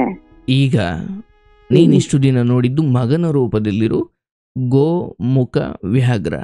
ಮುಖ ಮಾತ್ರ ಗೋವಿನದ್ದು, ಒಳಗಡೆ ಅದು ಕಿತ್ತು ತಿನ್ನುವ ಸಿಂಹನದ್ದು. ಈಗ ನಾನು ಹೇಳೋದು, ಇಂಥ ಪರಿಸ್ಥಿತಿಯಲ್ಲಿ ನೀವು ಕೋಳಿ ಸಾಕೋರನ್ನ, ನಾಟಿ ಕೋಳಿ ಸಾಕೋರನ್ನ ನೋಡಿ, ಒಂದು ಕೋಳಿ 20 ಮೊಟ್ಟೆ ಇಡ್ತು ಅಂದ್ಕೊಳ್ಳೋಣ. ಆ 20 ಮೊಟ್ಟೆ ಕಾವೇ ಕೂರಿಸ್ತಾರೆ, ಹೌದಲ್ಲ?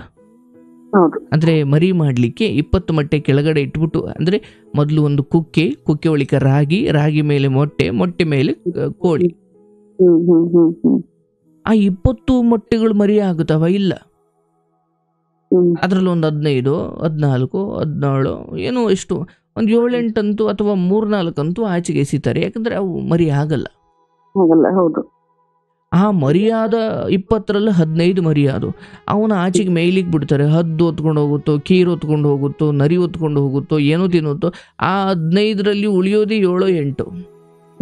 ಕಡೆಗೆ ದೊಡ್ಡವಾಗ ನಮ್ಮ ಕೈಗೆ ಸಿಗೋದು 5-6.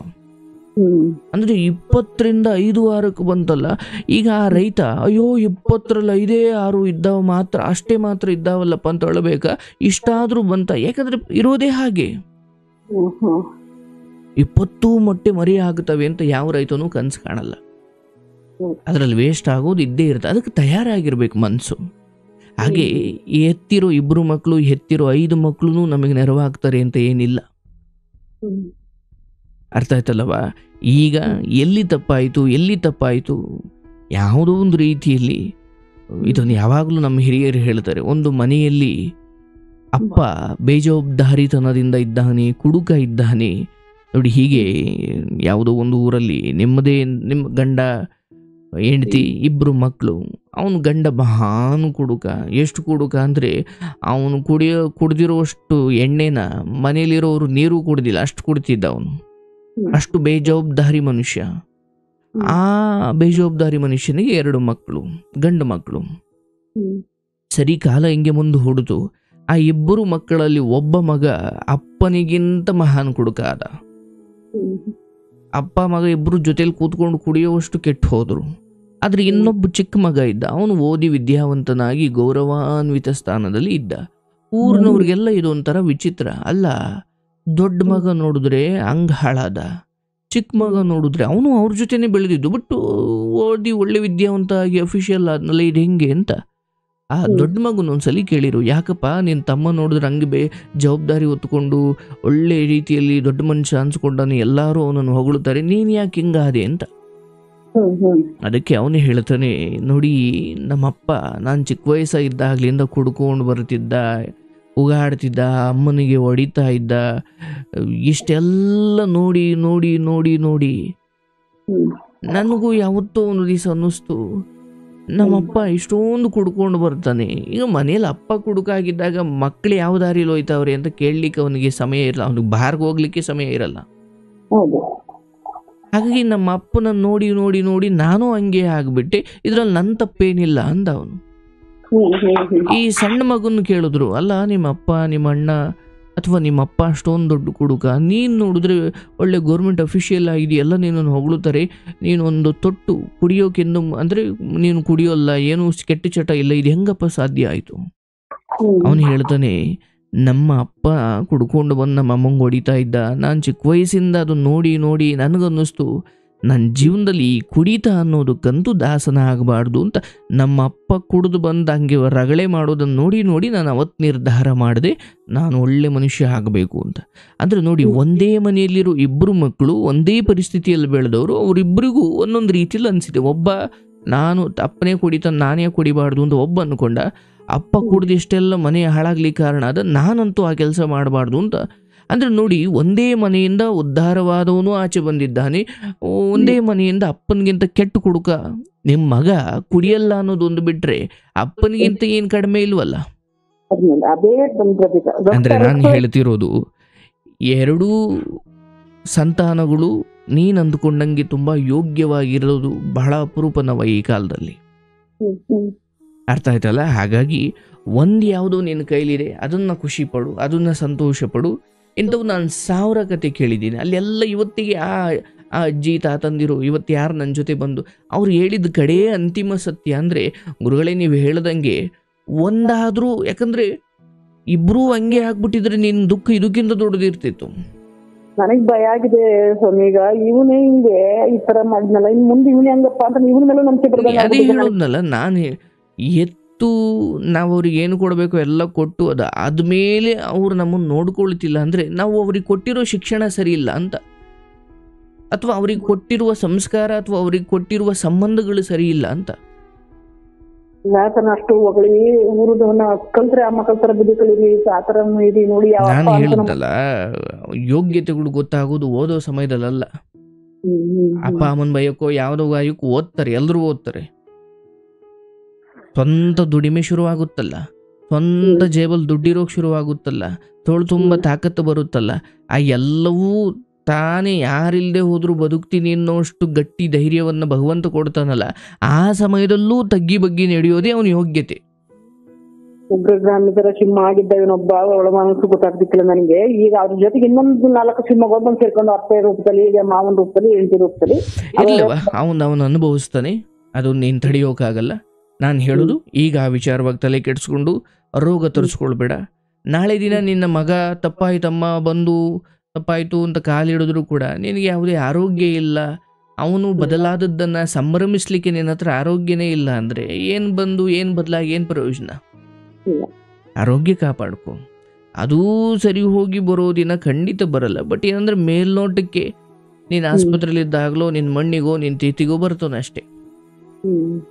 ನಾನು ಅಷ್ಟು ದೂರ ಮುಂದಕ್ಕೆ ಹೋಗಿ ಯಾಕೆ ಹೇಳ್ತಿದ್ದೀನಿ ಅಂದರೆ, ಅದು ಒಂದಷ್ಟು ಸ್ವಯಂ ಆತನು ಎಷ್ಟೋ ಒಳ್ಳೆ ಮನುಷ್ಯನಾಗಿದ್ದರೂ ಕೂಡ ಅವನು ಹೊರಗಿನವರ ಮಾತನ್ನು ಕೇಳೋದಿಕ್ಕೆ ಶುರು ಮಾಡಿದ್ದಾನೆ. ಅವರು ಒಂದು ನಿಮ್ಮ ಅಂದರೆ ನಿಮ್ಮ ಸೊಸೆ ಅಂದರೆ ಅವನ ಹೆಂಡತಿ, ಅವ್ರ ಅತ್ತೆ, ಅದೆಲ್ಲ ನಿರ್ವಂಶ ಆಗಿ ಯಾರೂ ಇಲ್ಲ ಅಂದಾಗ ಮೋಸ್ಟ್ಲಿ ಬದಲಾಗ್ಬೋದು ಅವನು.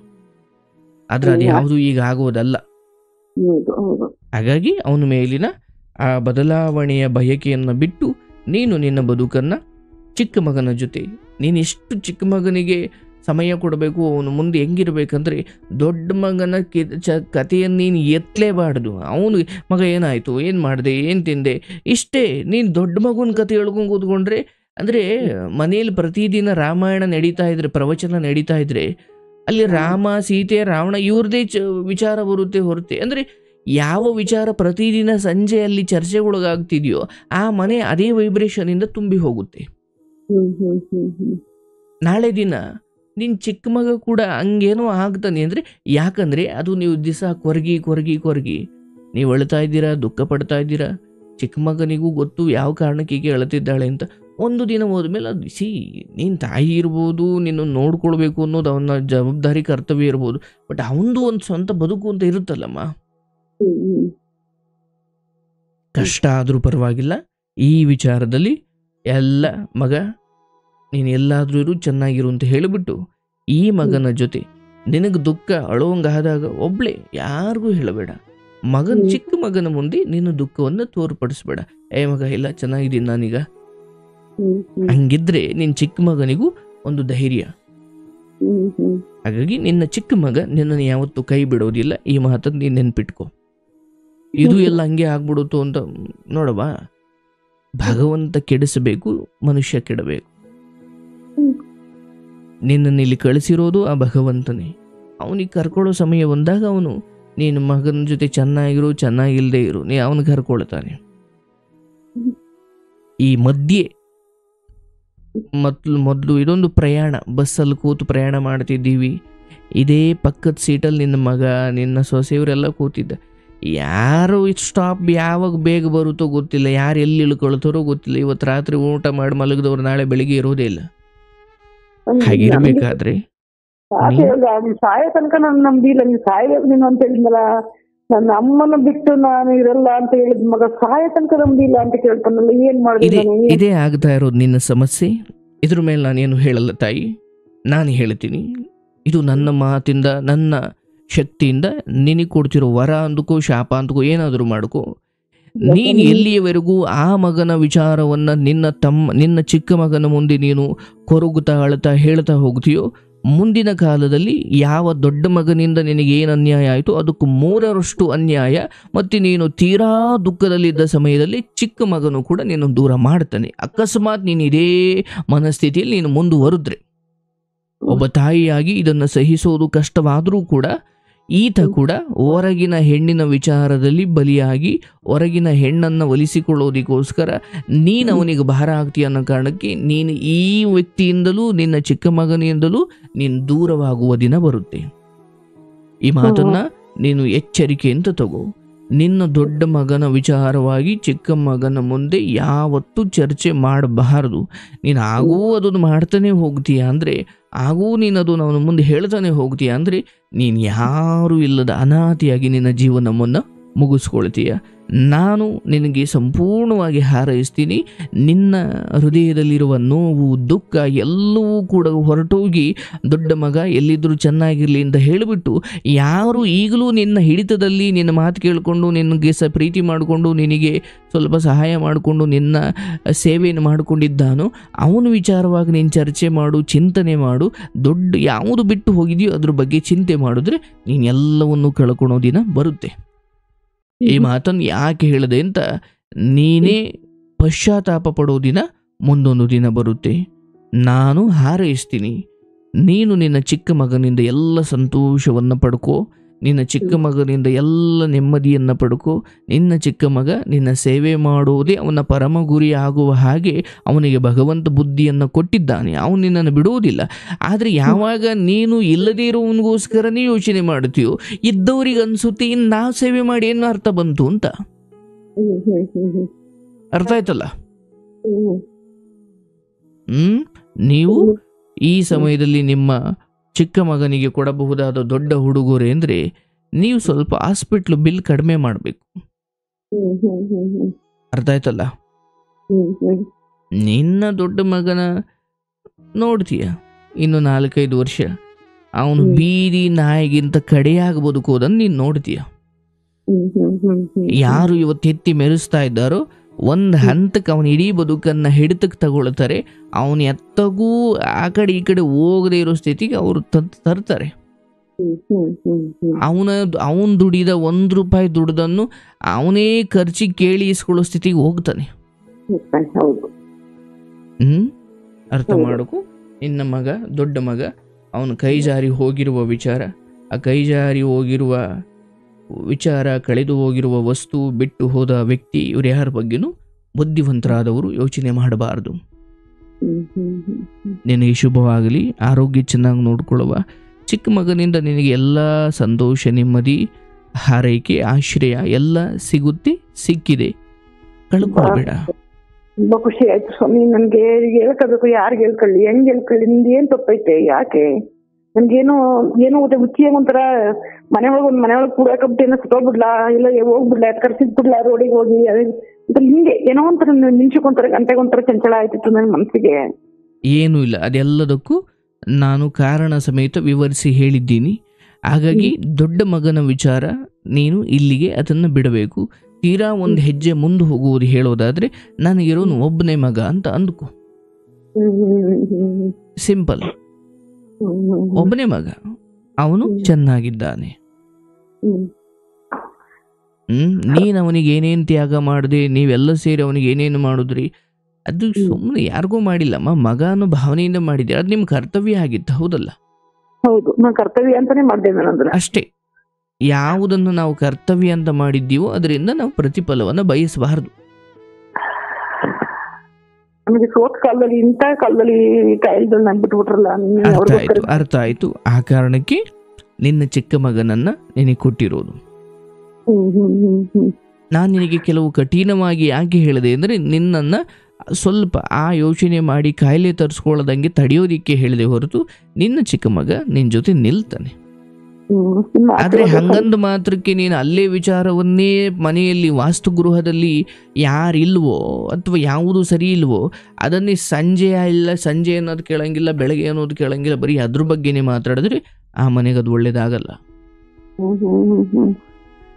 ಮನಸ್ಸು ನೋಡುವ, ನಮ್ಮ ನೀವು ಈಗ ನಿಮಗೆ ದೇಹಕ್ಕೆ ವಯಸ್ಸಾಗಿರ್ಬೋದು, ಕಾಯಿಲೆ ಇರ್ಬೋದು, ಅಂತಿಮವಾಗಿ ಇಲ್ಲಿ ನಾನು ಕೂತು ಏನಮ್ಮ ಒಳ್ಳೆ ಮಾತಾಡ್ತಿದ್ದೀನಿ, ನೀನು ಅಲ್ಲಿ ಕೂತು ಅದನ್ನು ಮಾತಾಡ್ಬೋದು, ಇಲ್ಲ ಹಳೆಯನ್ನ ಕೂತು ಕೊರಗಬಹುದು, ಇಲ್ಲ ನಾಳೆಯ ಕುರಿತು ಭಯ, ನಿನ್ನೆಯ ಕುರಿತು ಚಿಂತೆ, ಇದು ಯಾವುದನ್ನು ಮಾಡಬಾರ್ದು. ನಿನ್ನ ಹೃದಯಾಂತರಾಳದಿಂದ ಒಮ್ಮೆ ಯೋಚನೆ ಮಾಡು. ನೀನು ಯೋಚನೆ ಮಾಡಿದ್ರಿಂದ ಕೊರಗುವುದರಿಂದ ಸರಿ ಹೋಗುವಂಥದ್ದ ಇಲ್ಲ.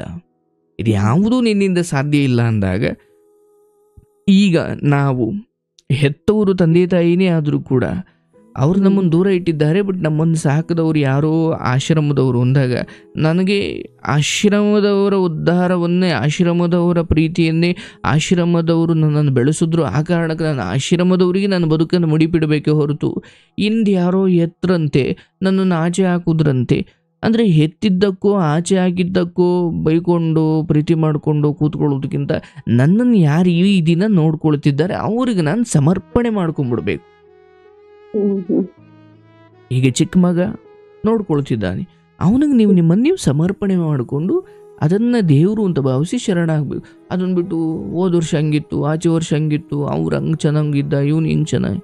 ಈಗ ಯಾರು ನಿಮ್ಮನ್ನು ಕರುಣೆಯಿಂದ ಪ್ರೀತಿಯಿಂದ ನೋಡ್ತಿದ್ದಾರೆ ಅವರ ಕುರಿತು ನಿಮ್ಮ ಆಶೀರ್ವಾದಗಳು ಹಾರೈಕೆಗಳು ಇರಬೇಕೆ ಹೊರತು ಸುಮ್ಮನೆ ಏನೇನೋ ಯಾರ್ಯಾರ್ದು ಕೂತು ಯೋಚನೆ ಮಾಡ್ಕೊಂಡು ಇರಬಾರ್ದು.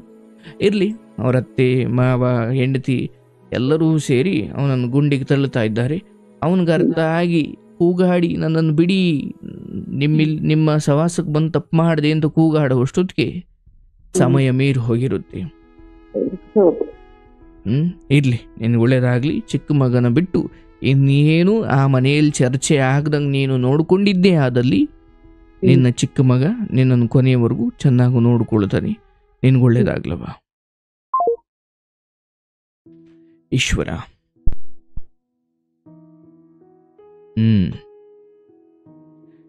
ಸರಿ, ಆಯಿತು, ಒಳ್ಳೇದಾಗಲಿ. ಪಾಪ ನೋಡಿ, ಮಕ್ಕಳನ್ನು ಸರ್ವಸ್ವ ಅಂದ್ಕೊಂಡು ಗಂಡ ಈ ರೀತಿ ಕೆಟ್ಟ ದಾರಿಯಲ್ಲಿ ಹೋಗಿ ಬೇಜವಾಬ್ದಾರಿ ಮನುಷ್ಯನಾದಾಗ ಮಕ್ಕಳಾದರೂ ನನ್ನನ್ನು ಪ್ರೀತಿಯಿಂದ ನೋಡ್ಕೊಳ್ಬೋದು, ಪ್ರೀತಿಯಿಂದ ಸಾಕ್ಬೋದು ಅಂದ್ಕೊಂಡು ಅವ್ರಿಗೆ ಎಲ್ಲವನ್ನು ಮಾಡಿ ತ್ಯಾಗ ಮಾಡಿ ಎಲ್ಲ ಶಿಕ್ಷಣವನ್ನು ಕೊಡಿಸಿ ಕಡೆಗೆ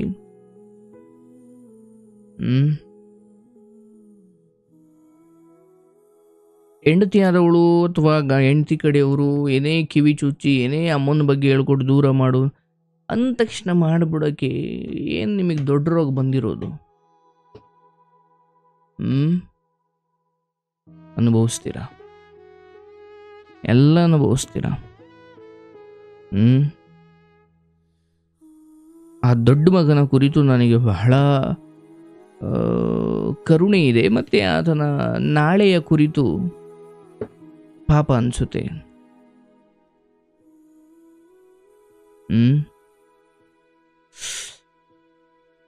ಈ ತಾಯಿಗೆ ನೋಡ್ಕೊಳ್ಳೋಕಾದ್ರೂ ಚಿಕ್ಕ ಮಗ ಇದ್ದಾನೆ.